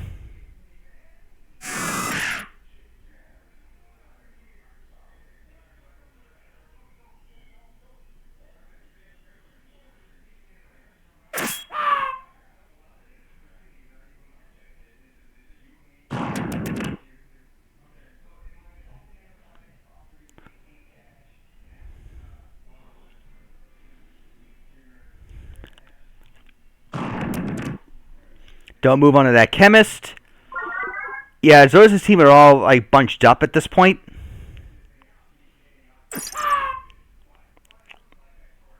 But he's still tossing around those coins.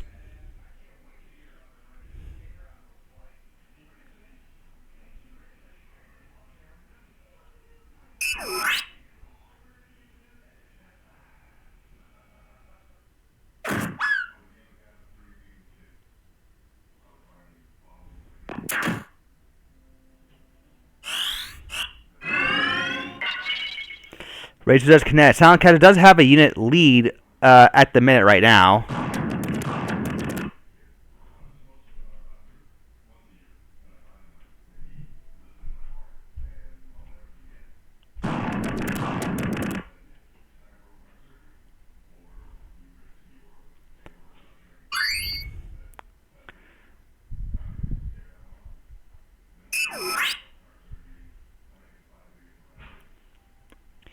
Time Edge is getting a little low on health, as well as MP too.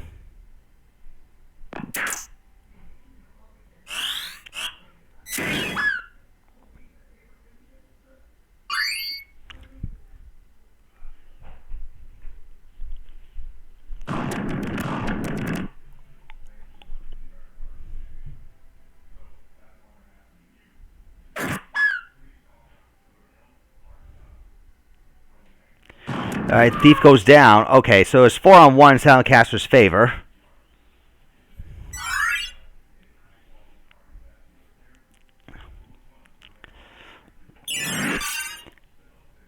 And the small map definitely was... That kind of small map anyway was definitely what Soundcaster wanted.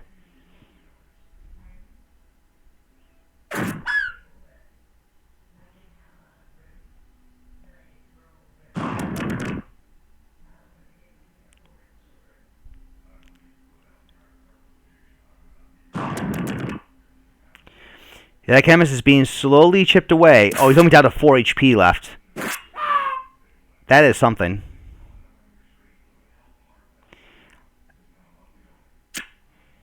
And, okay. That takes care of round 1.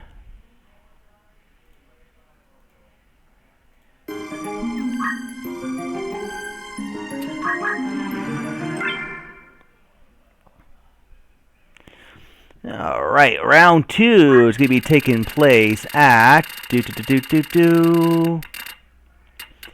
Delta, hey!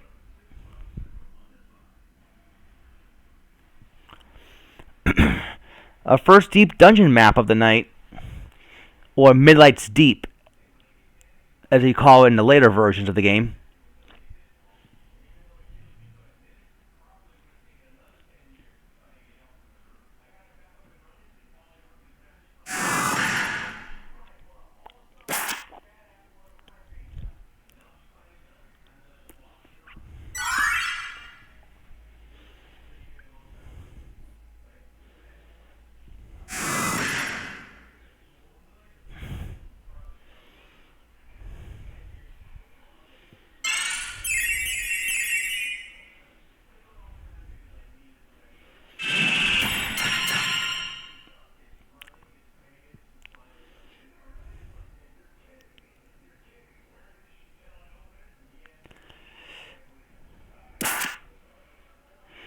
Let's see. Thief is going to get no early Gil Toss proc. No early Gil Toss. Not quite in range yet. Geomancer's in range though.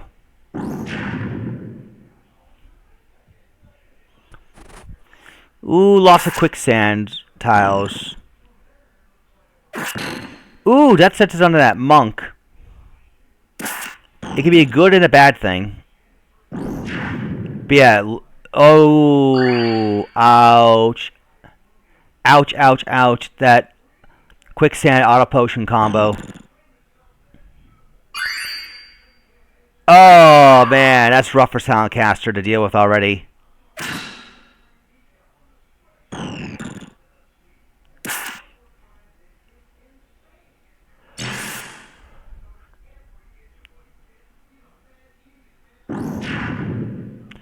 Now he's been inflicted with undead. Okay.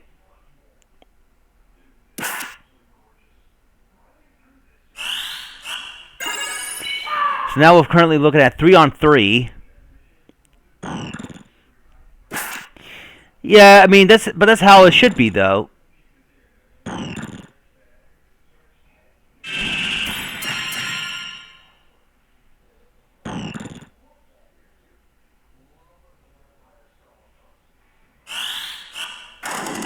Alright, slow is gonna miss on both of them. I think had slow hit, that could have let Soundcaster to try to regain the lead here, if possible. Well, regardless, that time mage better get in range to revive that bunk. Because he's about to go down in death sentence very shortly.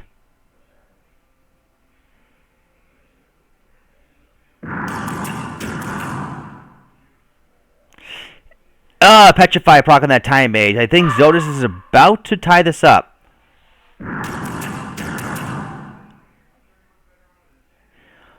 Oh, I would have laughed so hard if Soundcatcher got that double Petrify proc just out of spite. That would have been amazing.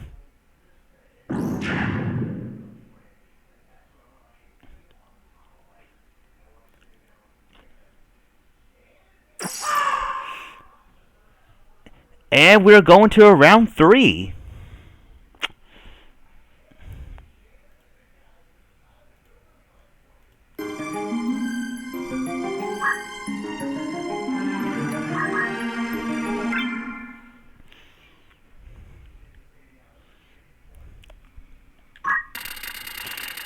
And round 3 shall take place at Zeltania Church Ruins.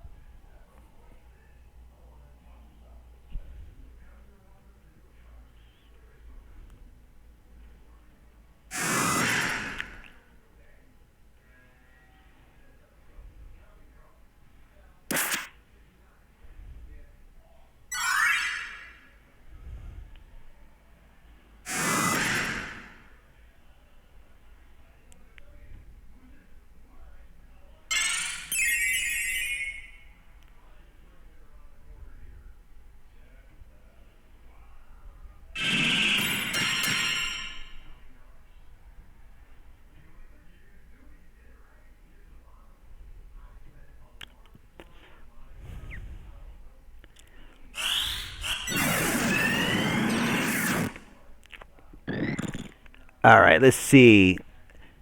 Zoras draws first blood with a magic ruin. That's interesting.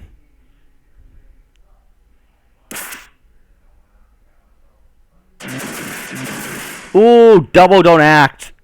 Double don't act. This is a great lead for Zodas right now.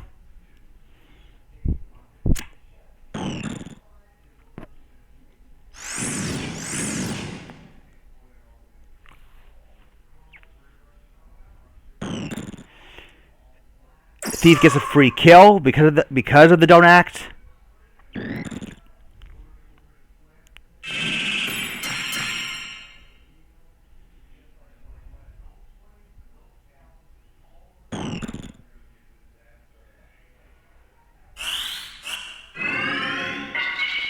And there's a raise too.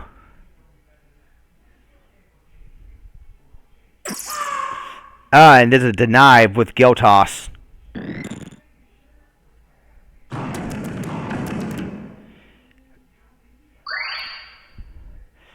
Yeah, Zodas is about to wrap this up, I think.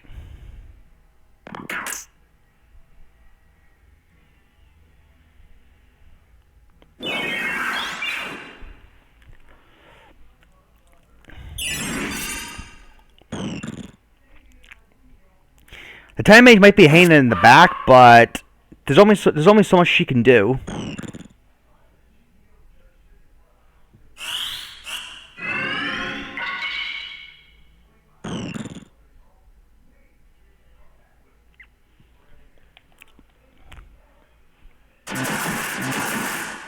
Another don't act proc just to rub it in.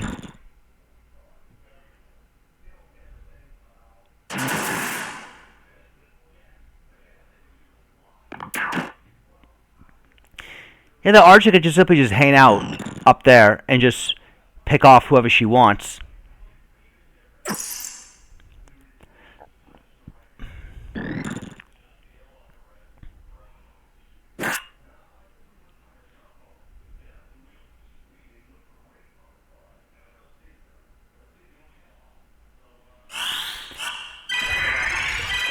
Alright, Espen does get rid of some of the status effects, but I think the damage have already been done.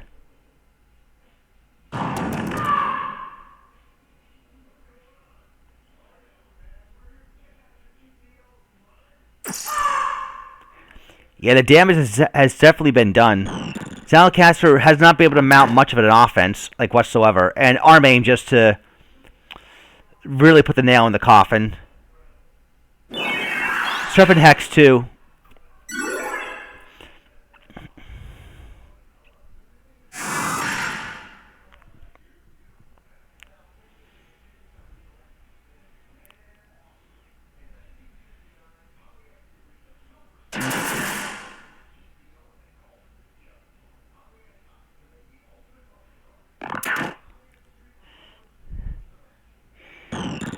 And Soundcaster is kind of boned at this point.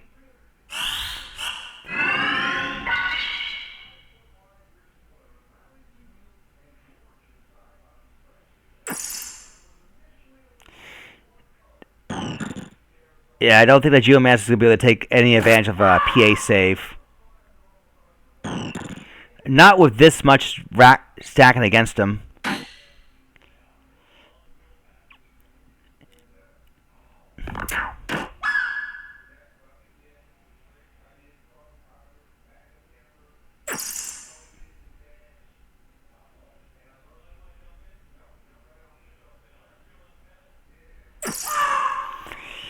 And that is GG. Alright. Zodas, you're doing very well so far. You are now in the losers finals as you await the winner of, well, the loser rather, of the winner semis. Soundcaster, good job, but you are out. Merry Christmas.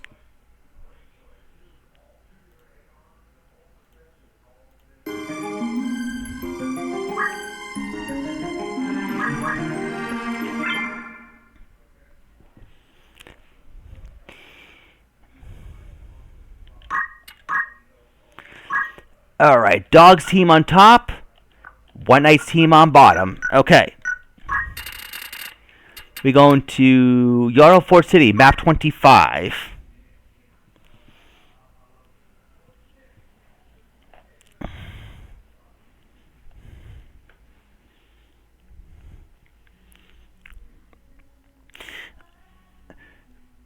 Three to go, guys. 3 to go.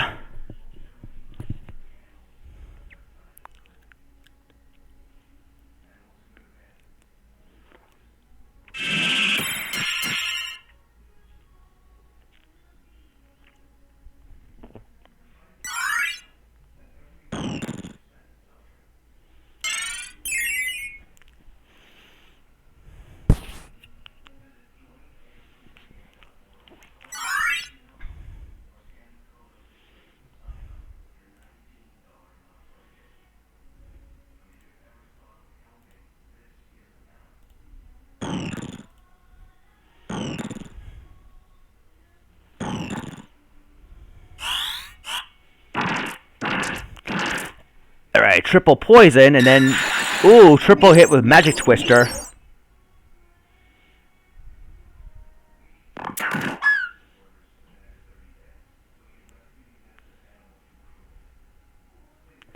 Oh, Steel Heart off the bat. That Berserker Vampirize is going to be quite dangerous now. Dangerous for his own team. Except, never mind, he gets killed.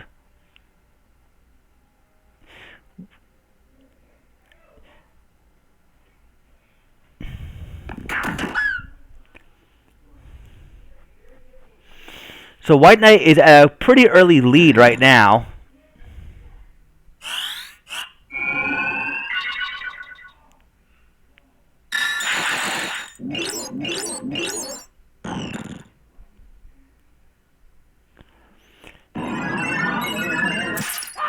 Yeah, White Knight is absolutely tearing apart Dog right now. Absolutely limb for limb.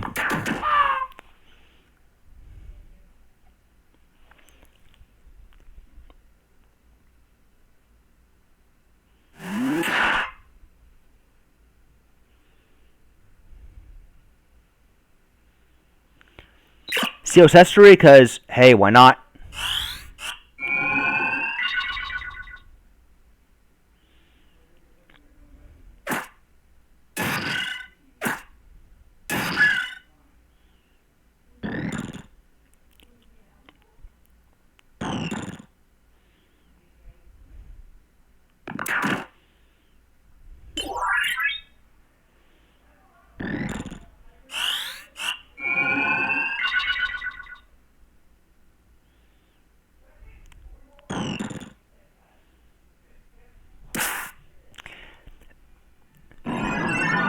See, more Prism Swarm. Okay. Oh, jump on the Oracle, but she's going to move out of the way. Oh, wait. Oh, I thought the Razor was going to be targeting an Oracle for a second, because that would have been genius play by the Lancer AI, but not exactly. Still, White Knight is looking pretty good. He even blocked a second shot and gets an auto potion to boot.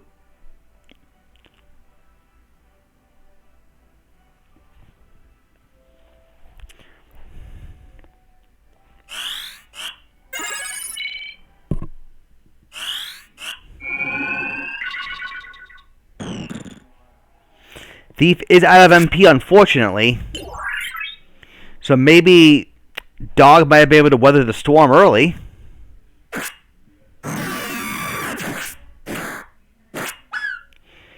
Now he gets the effective Blade Beam proc that he's been looking for.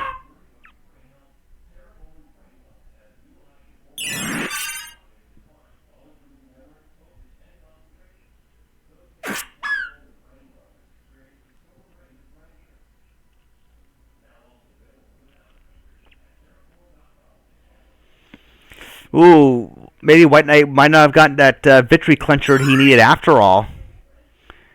Thief's out of MP. So she can't cast any more draw out.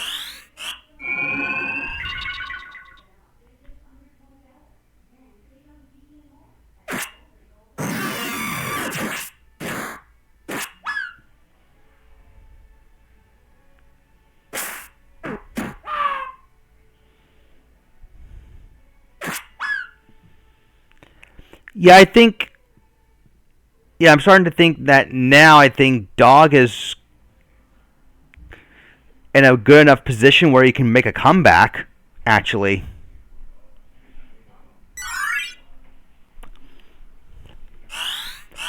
And I think, yeah, Blade Beam's working fine now because the ninja is dying and getting revived.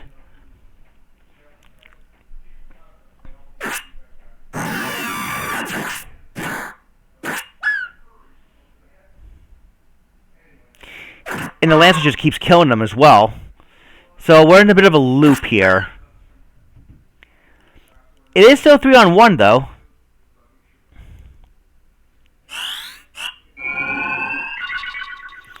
Well, now I see 4-on-1.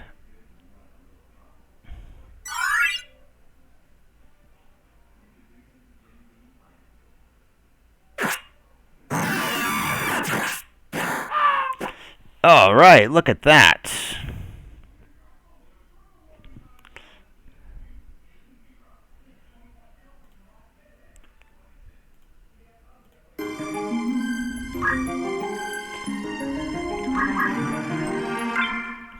I guess so. Trust the process.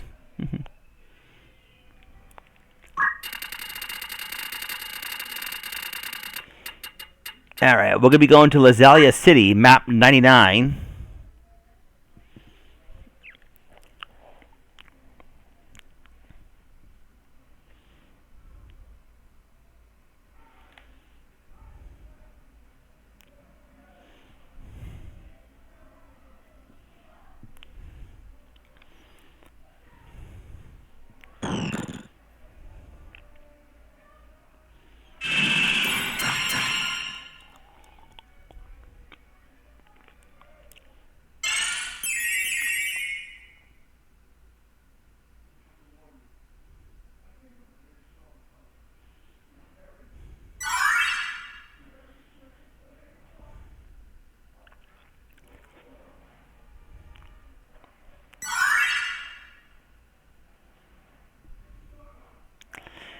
Alright, so everyone's just starting to set up now.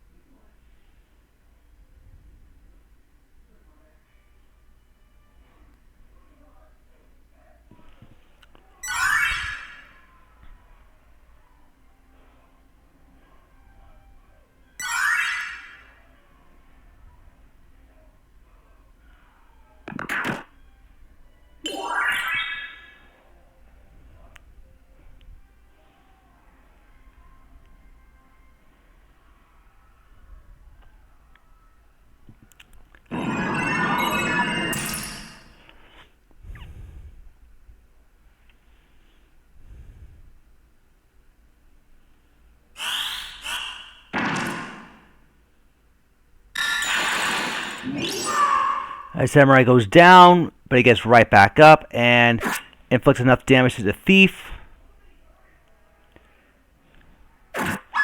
Lancer kills Oracle.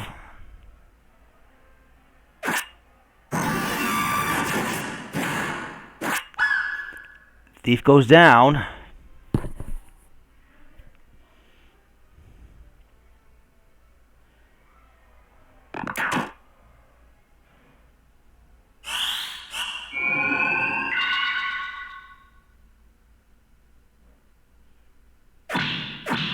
Ooh, double block. That is going to give the Lance another opportunity to do something. And Samurai was hit with Don't Act just a little while ago.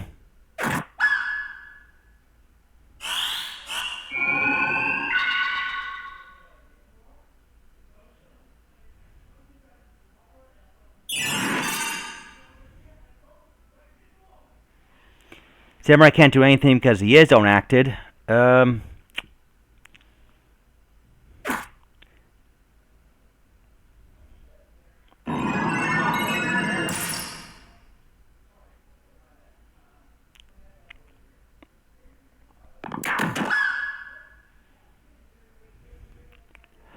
Alright, now White Knight, I think, is going to be tying this one up, it looks like.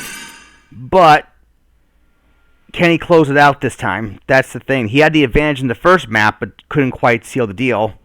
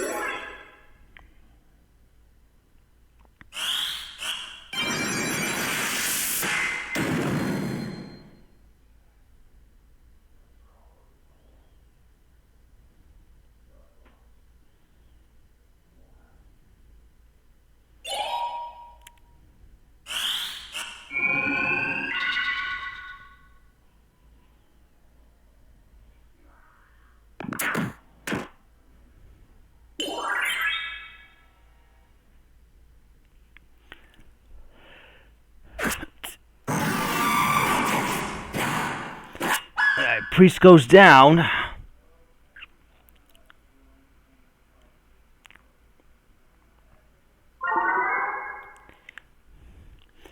Oh, someone crystallized. And it looks like it's going to be White Knight tying this one up.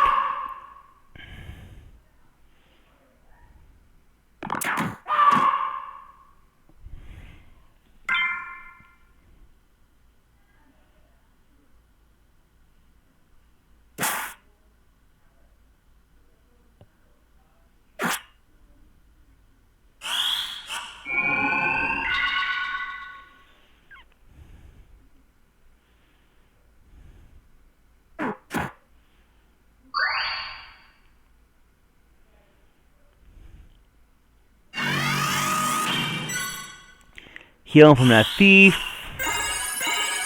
More healing for everyone. Ninja gets hit with don't move, because, hey, why not?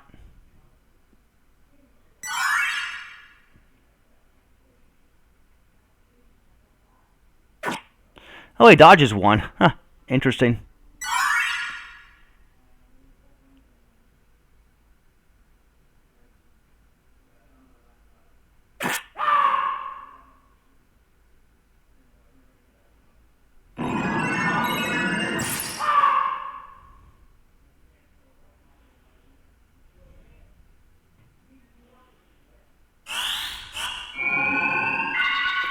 Lancer's back up. Yeah, dog being down here is it's not going to be good for him at this point.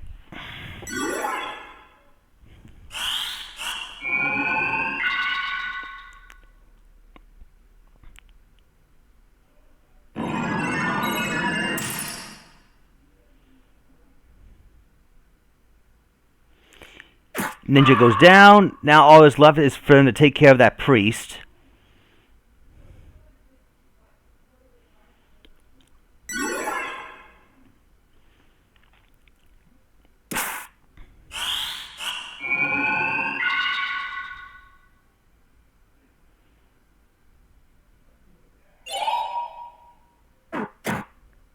That might speed up the process a little bit.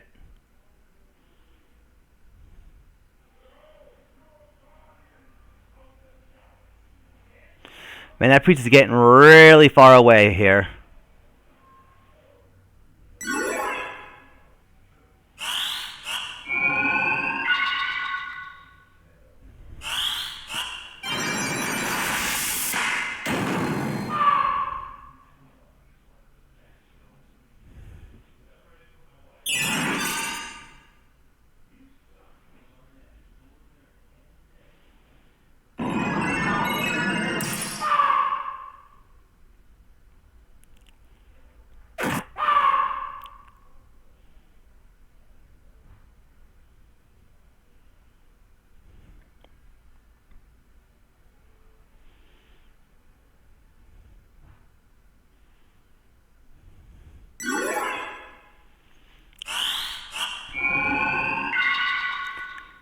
Raise goes off.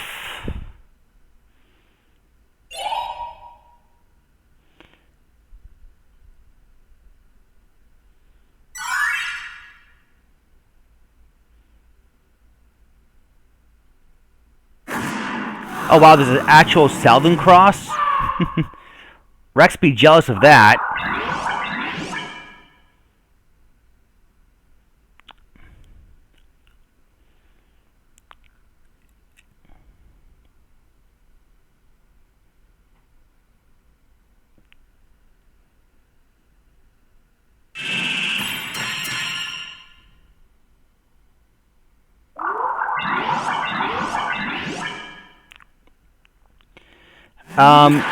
Does the Lancer have no way of directly damaging the priest?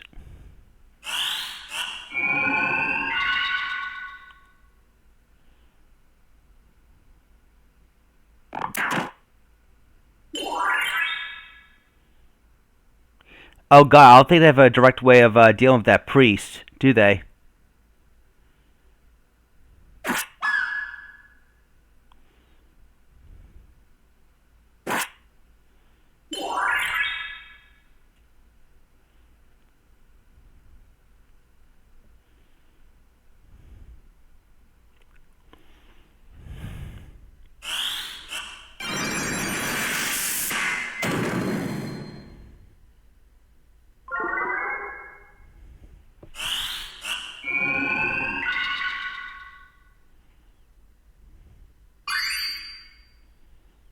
Uh,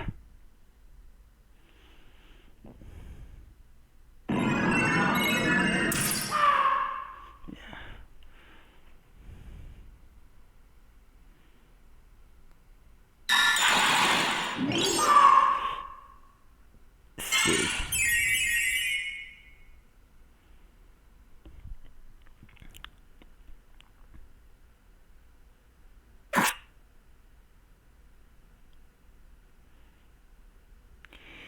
Yeah,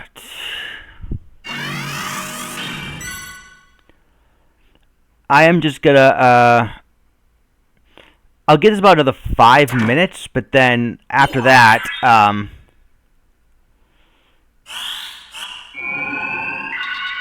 I think we know, I don't even know if we really need to give it 5 minutes, right? Because we can kind of already see what's happening.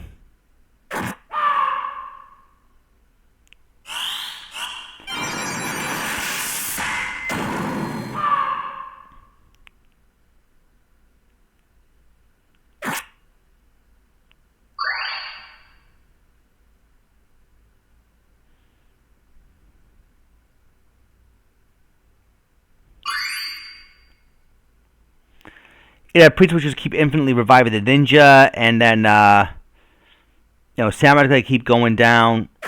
Well, not quite, but I am just gonna go ahead and I forgot to put the stopwatch on. That's my fault, but I think honestly, with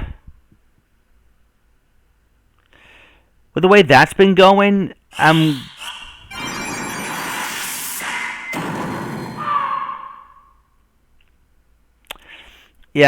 just probably have to give this to White Knight here, and we just can go on to the tiebreaker.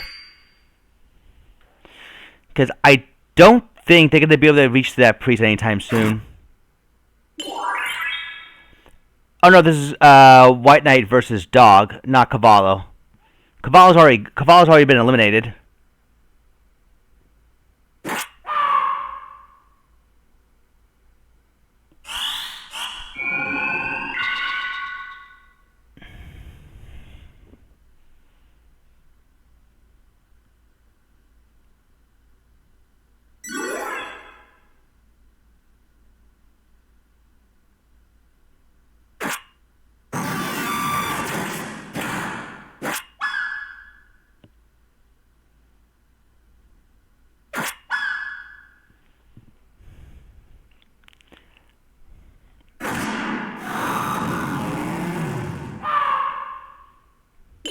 Hold on, wait. I just looked down and wait a second. The Priest went down.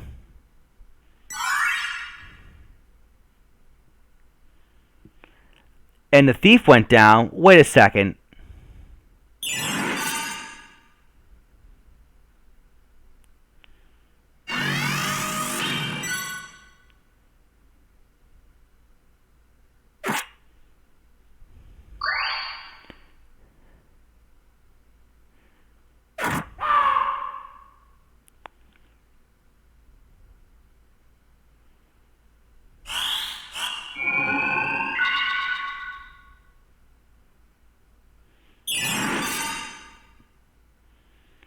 Okay, the Priest is now back up.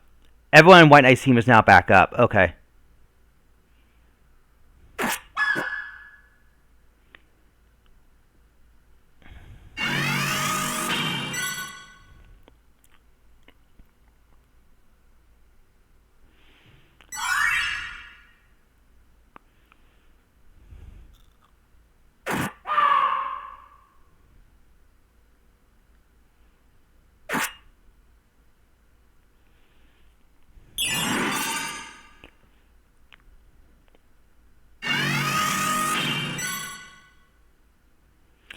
Diva's a MP now, too. Uh-oh.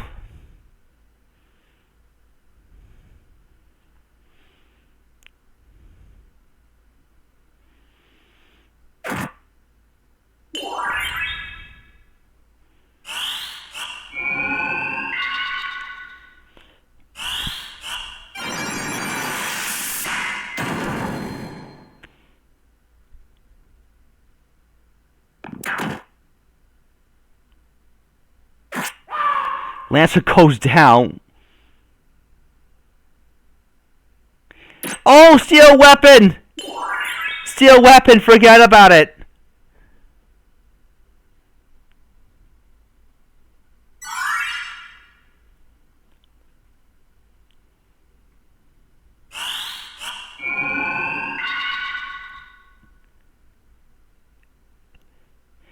The one hidden ace up the sleeve.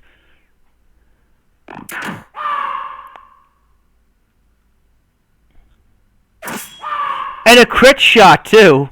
And now the Samurai's not even nowhere near as threatening. Oh crap.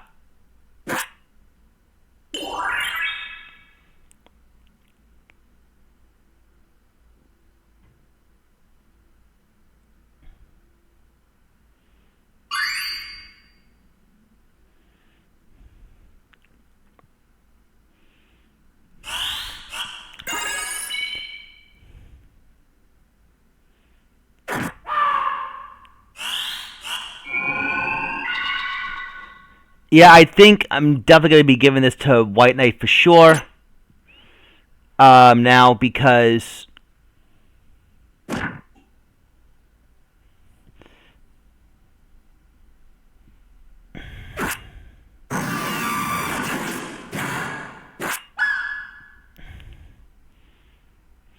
Yeah, because they just got... White Knight still got plenty of revive left on his side right now. Yeah, I'm just going to call it here. Because I don't think at this point we need to see this go on.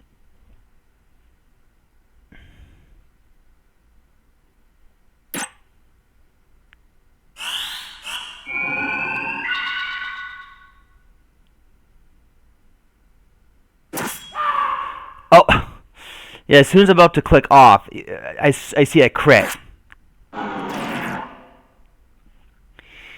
But yeah, definitely gonna have to call this one right now. Okay, so on to round 3.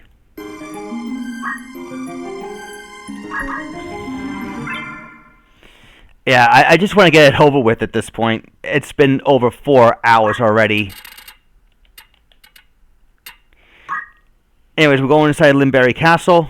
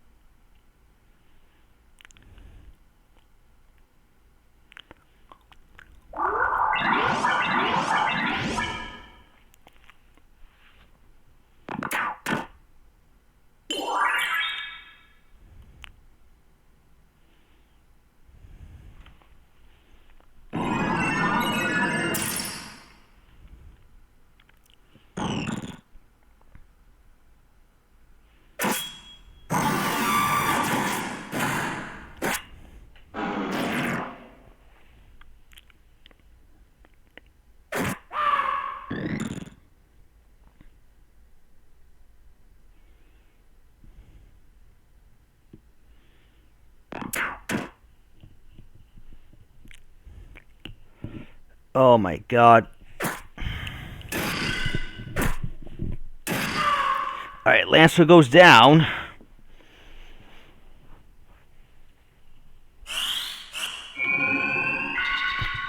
Hold on, I'll be right back, guys.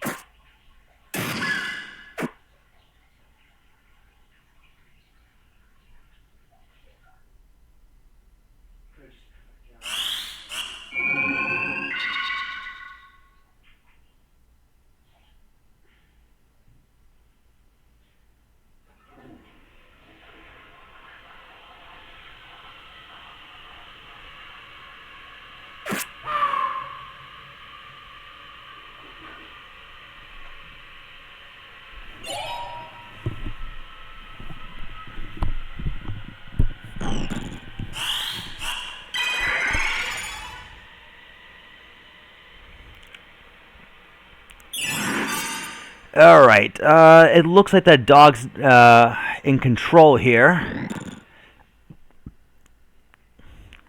Oh, but there's a charm on that samurai, though. I think.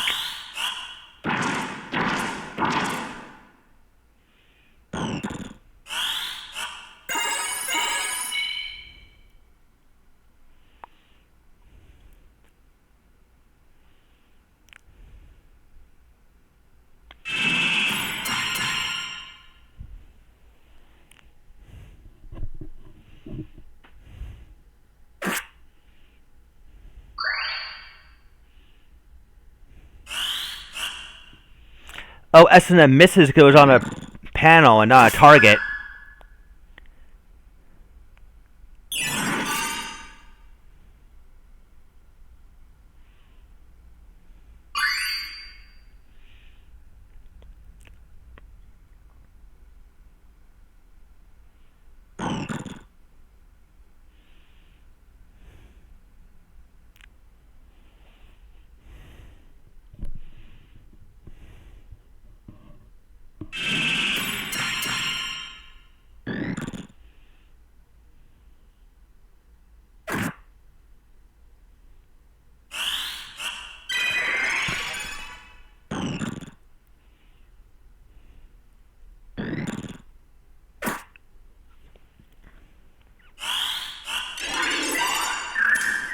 Not sure why you do shell there, but I guess whatever.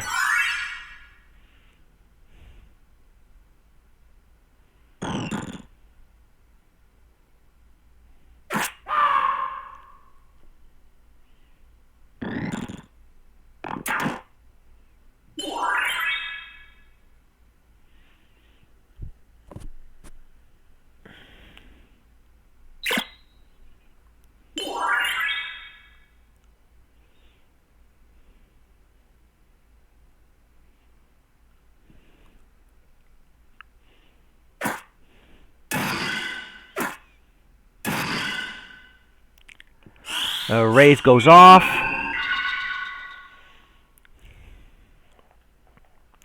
Let's see. Lancer goes down.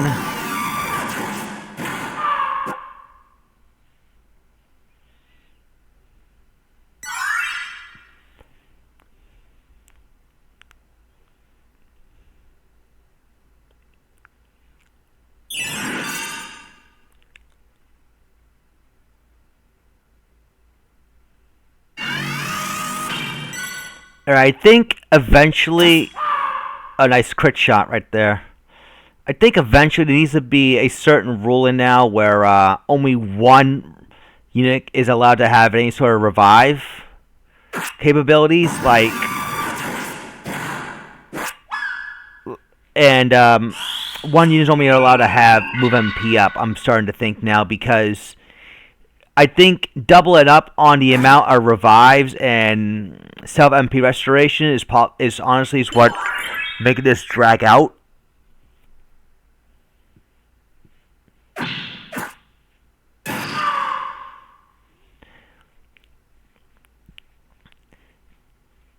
Like you should only allowed to have one reviver and one unit with move MP up, I think.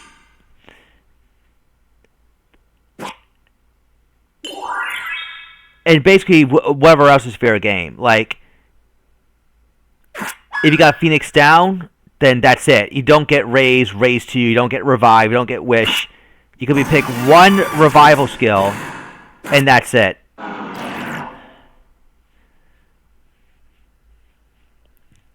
That's what I'm starting to think now.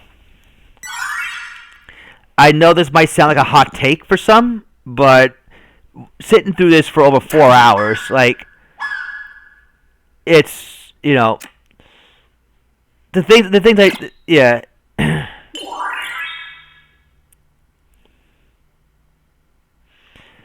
Yeah, I think it will add a new dimension of challenge there. But okay. Dog takes this one. GG.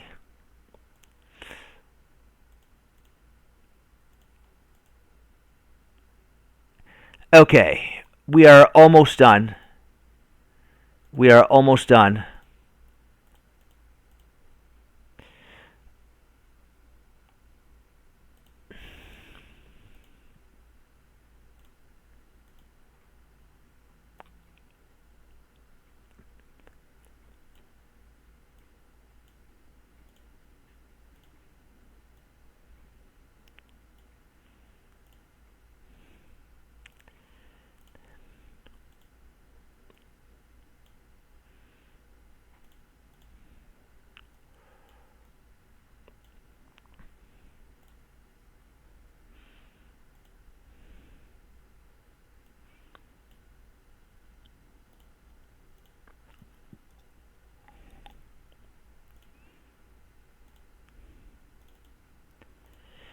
Yeah, what I'm gonna do now, actually, for the losers finals and the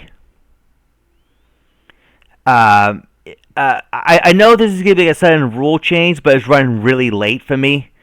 So what I'm gonna do is let this be a sudden death, sort of losers finals and grand finals here, because I think at this point, whoops,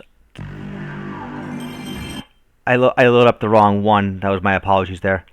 I think at this point, I'm just so tired, legit, and I'm already so close. So I'm gonna let this be the one fall, like the one round for losers finals and grand finals, because it's running really late. I know this is kind of like a last minute thing,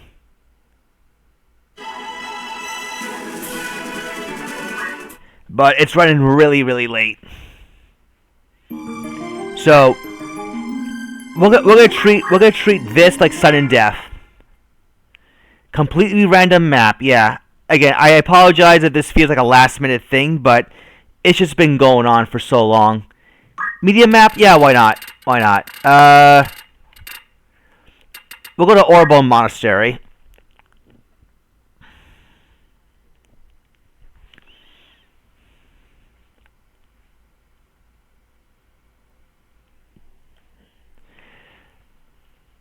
I mean, I appreciate everyone's understanding. I just don't like to bait and switch people, but it's just running really late. I've been pretty faithful up until now.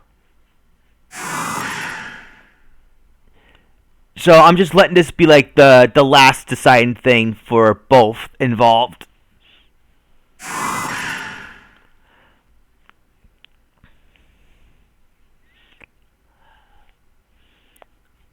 Maybe that could also be another new gimmick change too.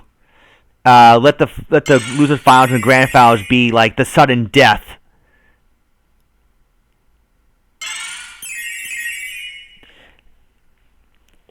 Maybe that could be a new thing now.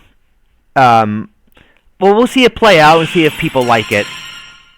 That the very end is basically sudden death. Like the losers finals and grand finals will be treated like sudden death. I'll see what people think of it as it plays out.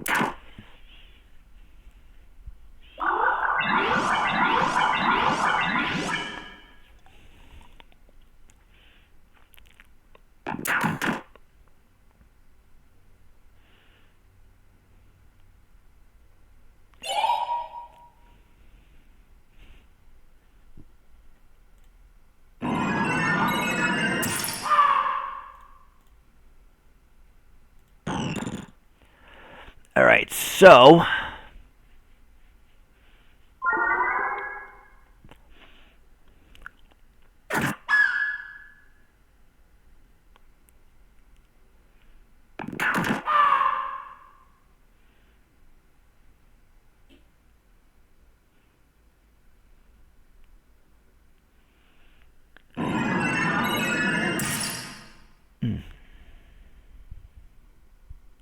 no, I'm not doing the bracket reset this time around. And it's a good thing I'm not.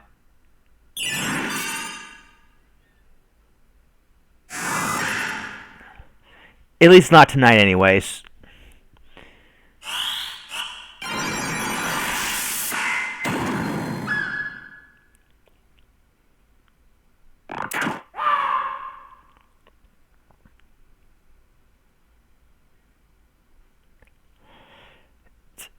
CO accessory, because why not?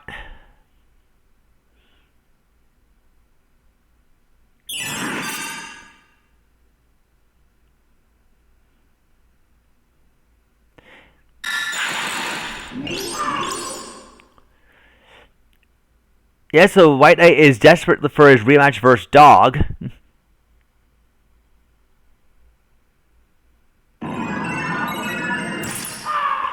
Okay. All right.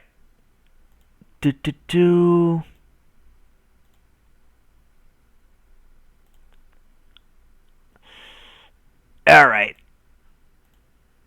So we're finally here for the grand final sudden death.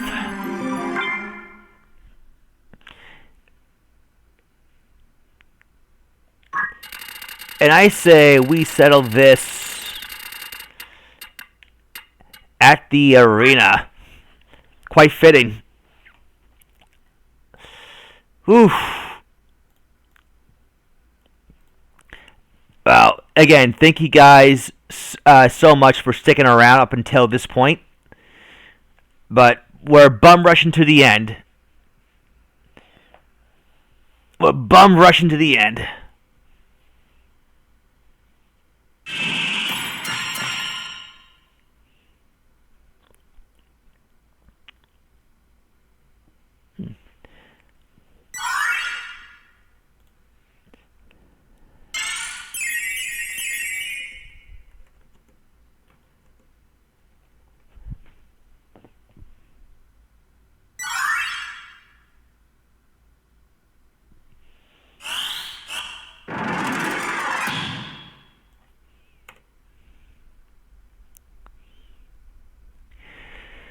Oh boy. Oh my god.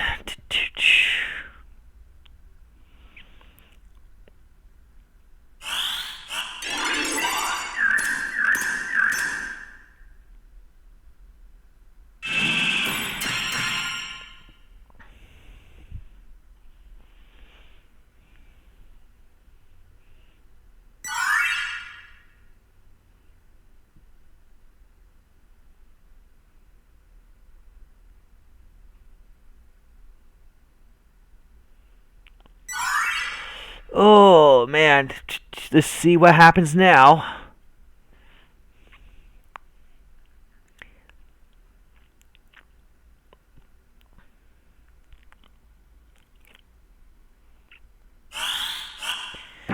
Poison for everybody. Spreading diseases. Magic Twister, because hey, why not? Prism Swarm. No Dragon Spirit, though. The Samurai's about to go down with no re-raise intact.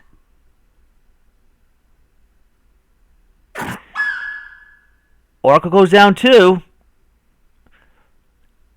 They both got to play Revival duty at the minute.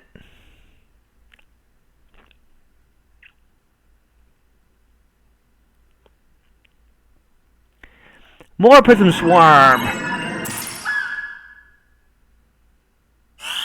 Raid goes off, but nothing that the Lancer shouldn't be able to handle. No, what are you doing, Archer? What are you doing? No.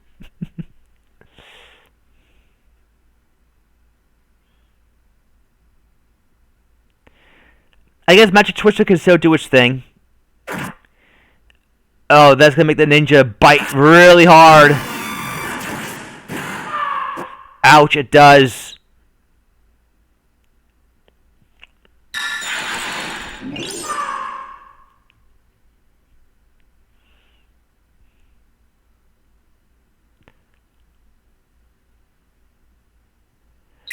Seal Accessory misses. That Samurai can just... Well, I guess he can't really do much of anything anyways. Okay, that Archer has just enough damage for him to go right back down. But they definitely need to bring back that Lancer.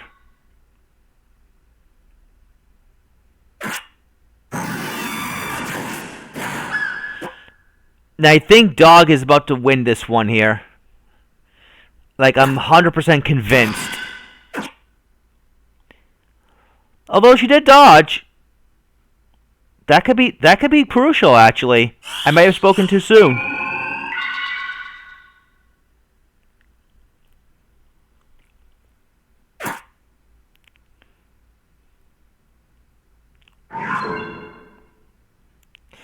Well, now the Lancer's going to have to pick and choose. Or actually, no. The Ninja's going to choose form.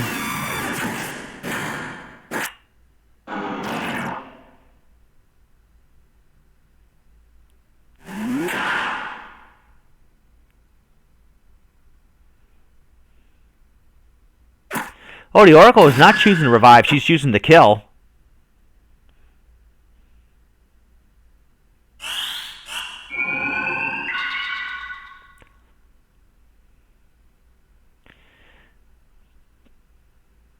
Priest on the other hand can revive.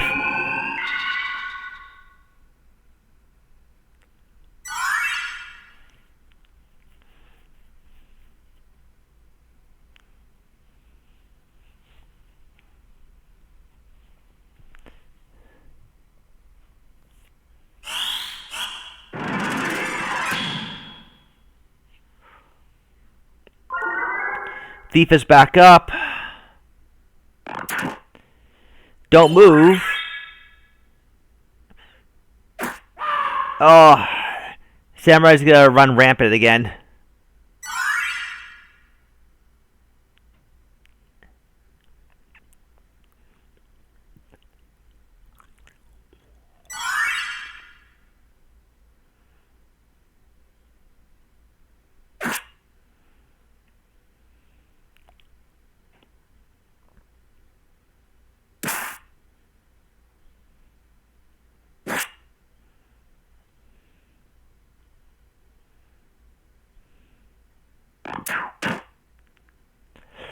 Oh my god.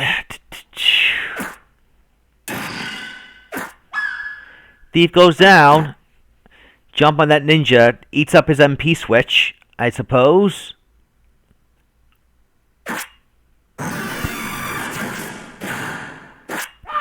Lancer goes down.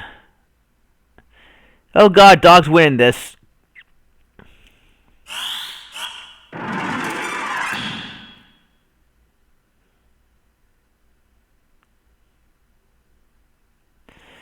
Why is the Samurai's killing the archer? That's fair.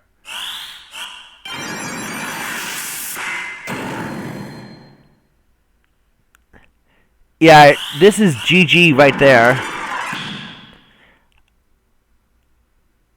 Yeah, that priest ain't gonna do much by herself.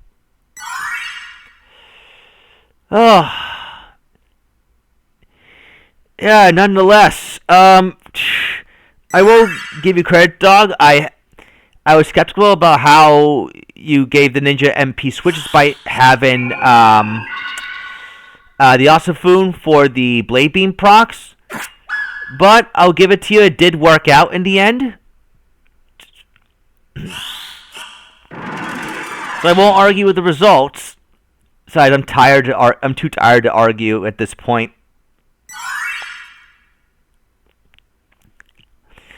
Nonetheless, congratulations to Dog. You've won this Christmas tournament. This has been well over 4.5 hours. Appreciate you guys sticking with me up until the very end. Again, I know I had to speed things up.